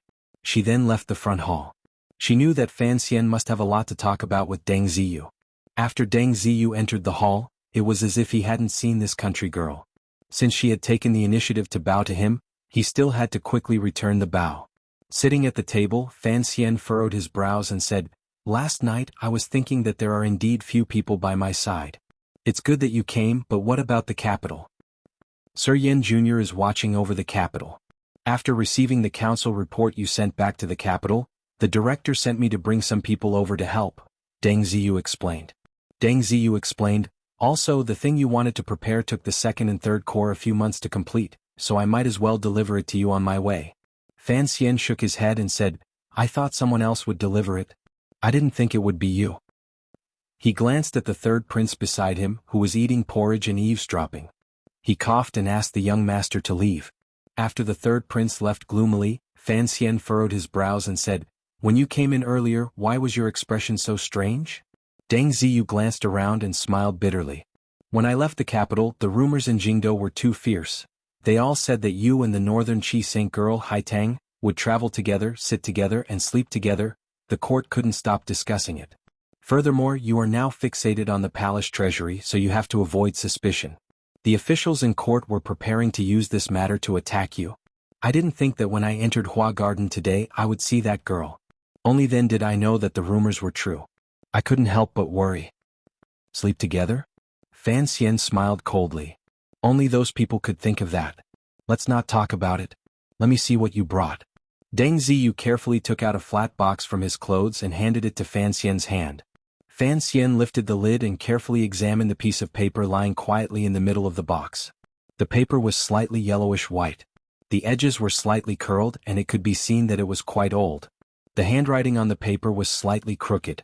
It looked like the person who wrote it was near the end of his life. "Not bad." Fan Xian furrowed his brows. "Although this will still not be of much use if this family property lawsuit is to be dragged on, we will have to rely on this." Deng Ziyu replied, "Don't worry, the 2nd and 3rd Bureau worked together and used countless pieces of the Ming family's previous master's handwriting. They also used old paper that is difficult to find today. In addition to the craftsmanship and attention to detail, no one should be able to tell it is fake. Of course the Ming family knows it is fake. The real one has long been destroyed, Fan Xian smiled and said. To pass off the fake as the genuine, there are indeed many professionals in our council. In the future, if we go into the fake antique business, I think we can make a lot of money. Send it to Xia Qifei in a moment. Tomorrow, when the court opens for trial, if this will is thrown there, the Suzhou government will probably be dumbfounded. The investigation into the Ming family continued, but it did not have any results. For one, the Ming family's efforts to wipe away traces was too deep. For another, there were countless connections in the Jiangnan officialdom that protected them. Naturally, the Suzhou government was one of the links. Although Fan Xian could not directly tear down the Suzhou government, using a secret Qinpai's will to make the Jiangnan road officials feel fear and trepidation was still a very easy thing to do. When he was the only one left in the flower hall, Fan Xian took out the 2 letters from his clothes. First, he roughly scanned them and then read them carefully. Wanner's letter basically talked about Jingdou matters. Occasionally, it would mention the situation in the palace. However, the language was a bit cryptic. One of the greatest benefits of having a wife in Jingdou was that she could help Fan Xian immediately understand which way the wind in the palace would blow. The eldest princess returned to Guangxin Palace. The second prince quietly returned to the stage. The crown prince's movements were the most secretive. The old empress dowager seemed to be dissatisfied with Fan Xian's arrogance in Jiangnan. The strangest thing was that the emperor was still calm. This goddamned emperor, what good was it for him to make the world so chaotic? Where did his confidence come from? Fan Xian sighed. His fingers gently rubbed the fragrant letter. Suddenly his longing for Wanner surged up. After not seeing her for a number of months, he knew that his wife was in Jingdou, worried about him and making plans. After he finished reading his father's letter, Fan Xian finally understood De Bao's purpose in coming to Jiangnan. In the letter, Minister Fan urged Fan Xian to find a time to send De Bao to Wuzhou. After resigning, the Prime Minister Lin Ruofu lived in seclusion in Wuzhou. It had been a long time since he had seen his son. If Fan Xian sent De Bao to Wuzhou, he could take the opportunity to visit his scheming father-in-law. This excuse was very good. Even the emperor could not oppose it. Wanli, brother Xiaojin, the wind blows through the sky bearing love and blood. I'm very happy. Thank you everyone. I don't know what to say. It seems a little pretentious to ask everyone to spend less money. I can only say, I will still write novels next year. I will still write novels the year after that. I will still write novels the year after that. I will still write novels the year after that. I will also write novels the year after that. The more I write, the better it will be. To be continued. If you want to know what happens next, please log on to www.cmfu.com. More chapters. Support the author. Support original reading.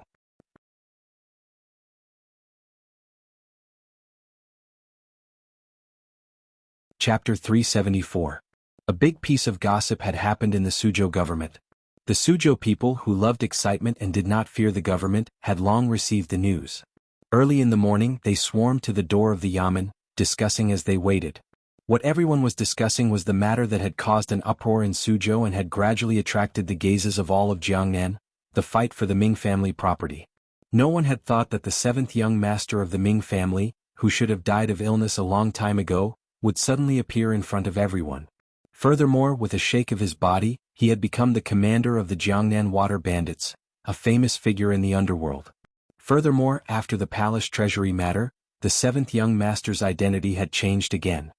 He had become a royal merchant responsible for managing the palace treasury's North Road marketing. However, no matter how his identity had changed, what attracted the most attention was still his identity as a descendant of the Ming family. Xia Qifei had entered the Suzhou government to submit a petition to fight a family property lawsuit. No one knew how the people living in Ming Garden would react. Whose hands would the Ming family property, which could rival a country's wealth, fall into? In the hearts of most people, they were actually partial to the Ming family. For one, the Ming family hid their dark side well and created a clear and bright image in the hearts of the Jiangnan gentry and people. For another, Ming Qingda was the eldest son of the eldest son of the Ming family's eldest son. Even if Xia Qifei was truly the 7th son of the Ming family, according to Qing law and the tradition since ancient times, the family property should be inherited by the legitimate eldest son. Furthermore, who could prove that Xia Qifei was truly Ming Qingqing? At this moment, the outside of the Suzhou government was lively, but inside the yamen was incomparably tense. The Suzhou government Zhizhou was half bent over the large table with a headache. He sighed weakly to the advisor beside him and said, "Tell me, what should we do today?" The Ming family was a century-old family. No one knew how many connections they had with the Jiangnan officialdom. They had long been inseparable. If something happened to the Ming family, a small half of the Jiangnan officials would probably follow them in. For an important position like the Suzhou government, the Ming family had already fed the other party full. Xia Qifei was going to enter to fight a family property lawsuit. The Suzhou Zhizhou had to consider the problem from the standpoint of Ming Qingda and the old matriarch, but behind Xia Qifei was the imperial envoy and not someone the Zhizhou dared to offend. The advisor's face was also full of fear. He anxiously paced around on the ground. Suddenly he stopped and closed the paper fan in his hand with a snap. "Sir, it's time to be an honest and upright official," the advisor said through gritted teeth, his eyebrows scrunched up into an ugly circle. The Suzhou Zhizhou panicked and said angrily, "What nonsense is this? Have I not always been an upright official?" After saying this, he thought of something. The Zhizhou suddenly became discouraged and said, "This is the Ming family's business. It is not good for me to stay out of it. After all, in the past, it was because of the old matriarch that I was able to sit in this position." The advisor knew that the old master had misunderstood his meaning and quickly went forward to say a few words. He lowered his voice and explained, "Old master, have you seen anyone from the Ming family say anything these 2 days?" The Suzhou Zhizhou paused. He thought for a moment and then said strangely, "Yes, the Ming family has never sent anyone to communicate with me." The advisor smiled sinisterly and said, "It looks like the Ming family has a card up their sleeve. They know that no matter how this case is fought and what Xia Qifei has in his hands, the Ming family's enormous family property will still only belong to the old Ming master. Since the Ming family is not worried, naturally they have the confidence to win. Why worry for them?" The Suzhou Zhizhou lowered his head slightly and asked in a very low voice, "Then according to you, what should I do?" This advisor specialized in criminal names and was extremely familiar with Qing law. With a swish, he opened his fan and proudly said, "Regardless of whether or not Xia Qifei can find the old man from back then and prove his past, even if he is truly the seventh son of the Ming family, according to Qing law, he will not have a share in this family property. Since you don't want to offend either side and the Ming family is currently protected by Qing law, then what are you worried about? Today you only need to report it to the public and judge the case according to Qing law. Presumably the imperial envoy will not be able to blame you." Who knew how many pairs of eyes were watching this case that had shocked Jiangnan? The Suzhou Zhizhou furrowed his brows and thought for a long time. He felt that this was the only way. Reporting the case to the public and deciding according to the law, he could not offend Fan Xian, and he could silently watch the Ming family succeed. He could also erect an official's reputation. It seemed to be a three-way win situation. Thinking of this, the Zhizhou finally relaxed and let out a long breath. So it is like this. Not moving is moving. At this moment, the broken drum outside the yamen began to beat. The Zhizhou furrowed his brows and cursed, "This Xia water bandit is truly impatient." Although he said this, he did not dare slight it. He tidied up his official robes, piled on a kind smile within his dignity, and walked out of the study toward the court. Arriving at the court, one could only hear a clamor outside the manor. A wave of murderous roars rose up and finally suppressed the clamor of the Suzhou people outside. The Zhizhou narrowed his eyes and looked down the hall. With some surprise, he found that Xia Qifei had come to the hall alone. He had not brought anyone else with him. It looked like the imperial envoy had not sent anyone to help Xia Qifei. "Who is below? Commoner Xia Qifei? What matter do you have to report?" Xia Qifei was silent for a moment. His mind wandered and for a moment forgot to reply. He was wearing a pure green cotton robe. The beard on his chin had been shaved cleanly, revealing his green skin. He looked full of valiance and full of vigor. The hands that were exposed outside his sleeves were trembling slightly. It looked like the matter today was indeed of great significance to the seventh young master of the Ming dynasty. The Zhizhou glanced at him with some disgust. He felt that this person standing proudly in the court was a significant challenge to his authority. Furthermore, he dared to not kneel in front of his face. He was just about to fly into a rage when he found his sleeve being tugged on by the advisor. The advisor said in a quiet voice, Fan, don't worry about small matters." The Zhizhou was startled and thought about it. What was the point in bothering about such small matters? At this moment, Xia Qifei finally opened his mouth in a heavy voice. He raised his hands and said in a clear voice, "Commoner Xia Qifei, surnamed Ming, given name Qingqing. I am the seventh son of the old Ming master of the Suzhou Ming family. Ever since I was a child, I was chased out of the family by a fierce woman and have wandered from place to place until now. I've lost my parents and lost my home. Today I have no choice but to enter the court to sue the old Ming matriarch of the Suzhou Ming family and the head of the eldest branch, Ming Qingda, for colluding with bandits, harming lives and stealing my family's property. I ask the just and upright old master to seek justice for this commoner." With these words, the entire courtyard burst into an uproar. Everyone knew that Xia Qifei had come to steal the family property, but no one had thought that the moment he opened his mouth, he would directly point out that the old Ming matriarch and Ming Qingda had once tried to harm people's lives. Each word struck the heart. Furthermore, in his words, he used fierce women and bandits without leaving any leeway. The commoners outside the yamen began to clamor. In their hearts, the old Ming matriarch was a kind old woman who had done countless good deeds over the years. How could she have anything to do with a fierce woman? In reality, these people had faintly guessed that the strange disappearance of the seventh young master of the Ming family back then probably had something to do with the old Ming matriarch and the present master of the Ming family, Ming Qingda. However, people were always willing to believe things they believed and things they had already convinced themselves of. Thus, they all responded to Ming Qingda's accusation with boos. The Suzhou Zhizhou also furrowed his brows and said with disgust, "This is a serious matter. Words cannot be careful. Where is the petition?" Xia Qifei took out the petition from his clothes and handed it with both hands to the advisor in the lower court to pass on. After the advisor handed the petition to the Zhizhou, the two of them gathered together to read it. They felt a great shock in their hearts. This petition was beautifully written and incisive. Each word pointed directly at the old Ming matriarch. Furthermore, it cleverly avoided the rules of Qing law in this area. It only focused on the old Ming master's will.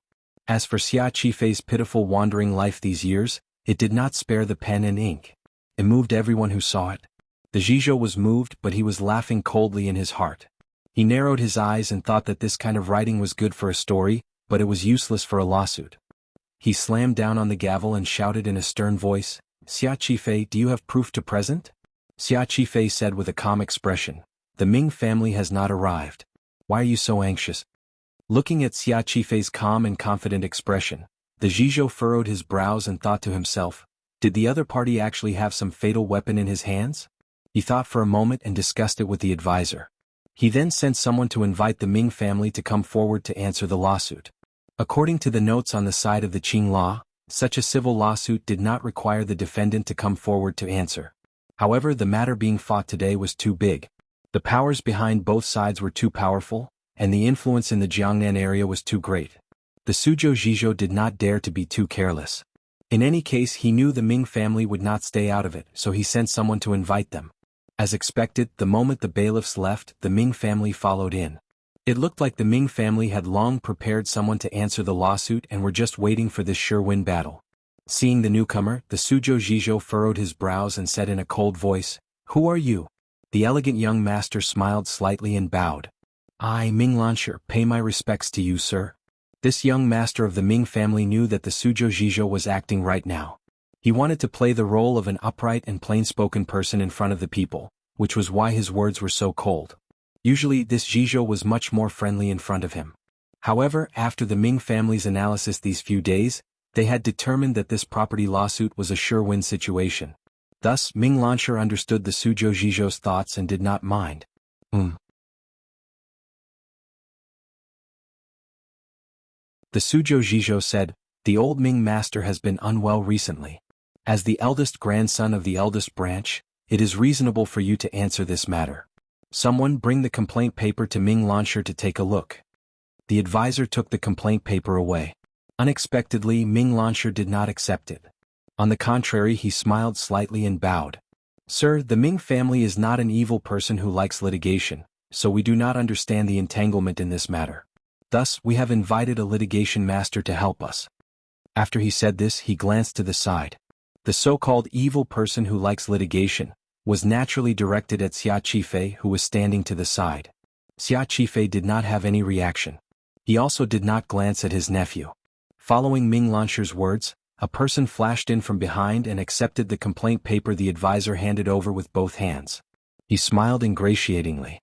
When the Suzhou Jizhou and advisor saw this person, their slightly worried hearts immediately relaxed. This litigation master was Chen Buchang. He was the most famous litigation master in the Jiangnan area, or perhaps the most infamous litigation master. He was on good terms with the provincial government. When he fought a lawsuit, he could always turn black into white, the dead into alive, and a man into a woman. He had a glib tongue and walked the world with Qing law in his hands. He had never lost. The Ming family had brought out this Chen Buchang. They also had the protection of the Qing law regarding the inheritance of the eldest son. There was no way they would lose this property lawsuit. Chen Buchang held Xia Qifei's complaint paper and looked at it closely. Involuntarily, a cold and disdainful smile appeared at the corners of his lips. He looked down on the other party and even the imperial envoy behind him. He cleared his throat and smiled frivolously. What a moving story, only, I don't know, what does Leader Xia's story have to do with the Ming family? This litigation master called Xia Qifei, Leader Xia, because he wanted to influence public opinion and let the people listening remember that this Xia Qifei was the leader of the underworld who killed people like flies on rivers and lakes. Xia Qifei's face was expressionless. It is all about the story of the Ming family these 20 years. What do you think it has to do with the Ming family? Chen Buchang suddenly laughed coldly and mockingly said, Sir Xia is truly laughable. If you say it is the Ming family story, then it is the Ming family story?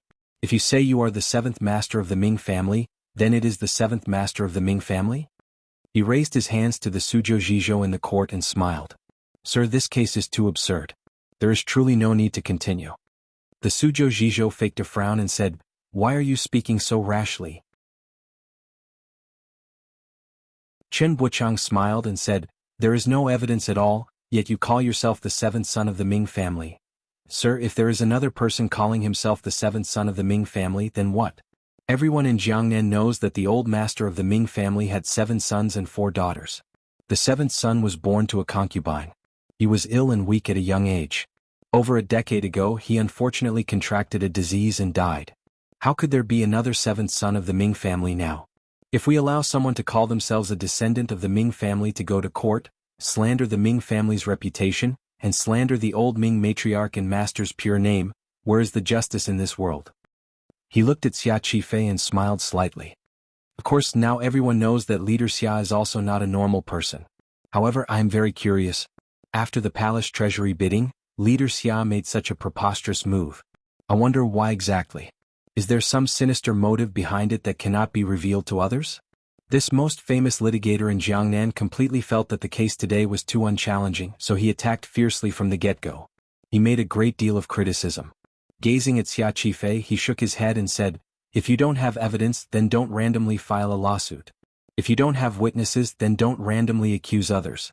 Leader Xia, today you have disgraced the Ming family's reputation. In a moment, I will definitely charge you with the crime of false accusation.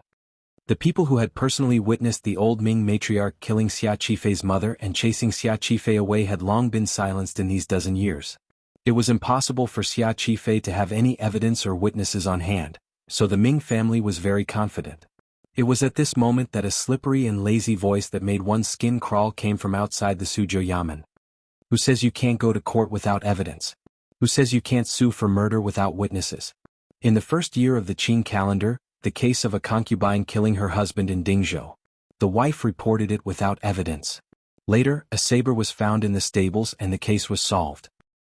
The Ministry of Justice's Spring Scroll, File 137, is an example of the king of the Song dynasty in Nanyue.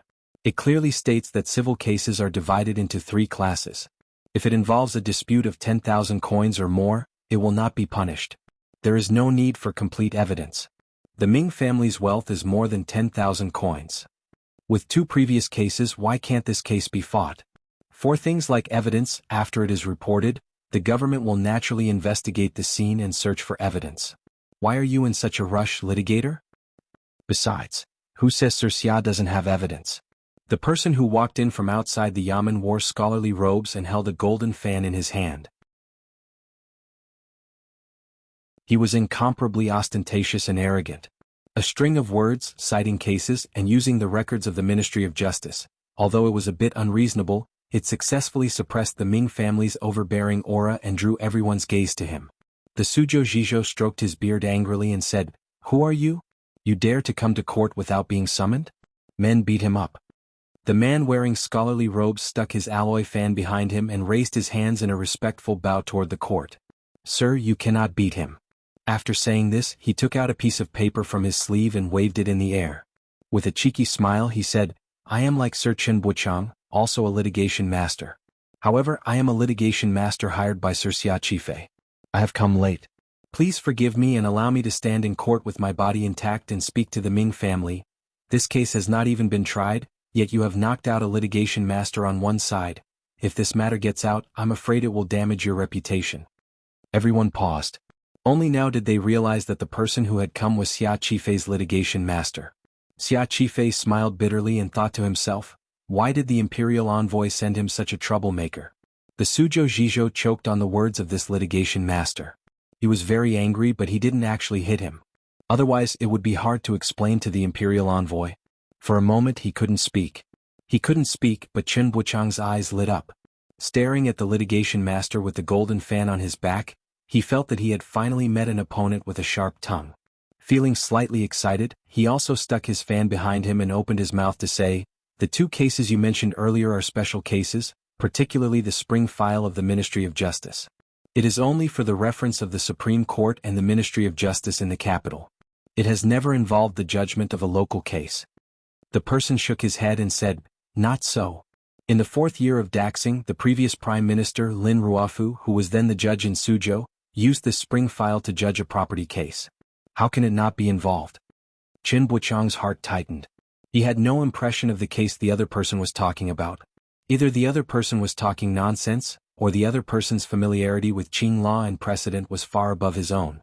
He only heard the person continue to smile slightly and say, Brother Buchang, don't say things like Qing law does not follow precedent. Whether or not precedent is used is not restricted by the Qing law. It is all up to the thoughts of the chief official. He raised his hand in an ingratiating bow toward the Suzhou Zhizhou, but the Suzhou Zhizhou was cursing in his heart. He knew that the words, up to the thoughts of the chief official, had forced him to Dong Mountain.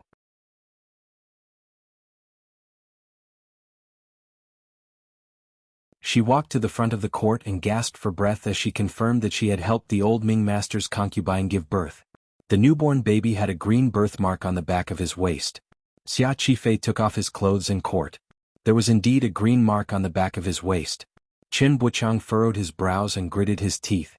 In a low voice he said to Ming Lansher, why didn't you say this yesterday? Ming Lansher's teeth made a crunching sound and he said in a low voice with great anger, this midwife is fake. The one from back then died of illness 2 years ago. Chen Buchang sighed sorrowfully. Even if they knew the midwife was fake, how could they prove it? The midwife looked confused, but in the questions and answers earlier, she had clearly remembered the location of the Ming garden. The old Ming master's appearance, the concubine's clothing, and the rooms were all correct. In the eyes of a bystander, this midwife could not be any more real. Damn, the Overwatch Council was indeed skilled at falsifying. On the last day of 2007 I am slightly moved but mostly happy. I hope everyone can sweep away the bad things of the past, such as me often making mistakes and writing methane as a disgraceful thing. Believe me, it is a typo. Please remember those beautiful and happy memories such as how I am bright and pure. Tomorrow is a new year. I wish everyone good health, good luck in everything, and a long life for the elders in your families. You're tuning in to the Han Li's Wuxia Adventures YouTube channel. We're so grateful for your support, and don't forget to subscribe to join us on this incredible journey through captivating stories. Your generosity through donations truly makes a world of difference, as it's the primary source of revenue that allows me to expand and enhance this channel for you. Thank you from the bottom of my heart for being a part of this adventure.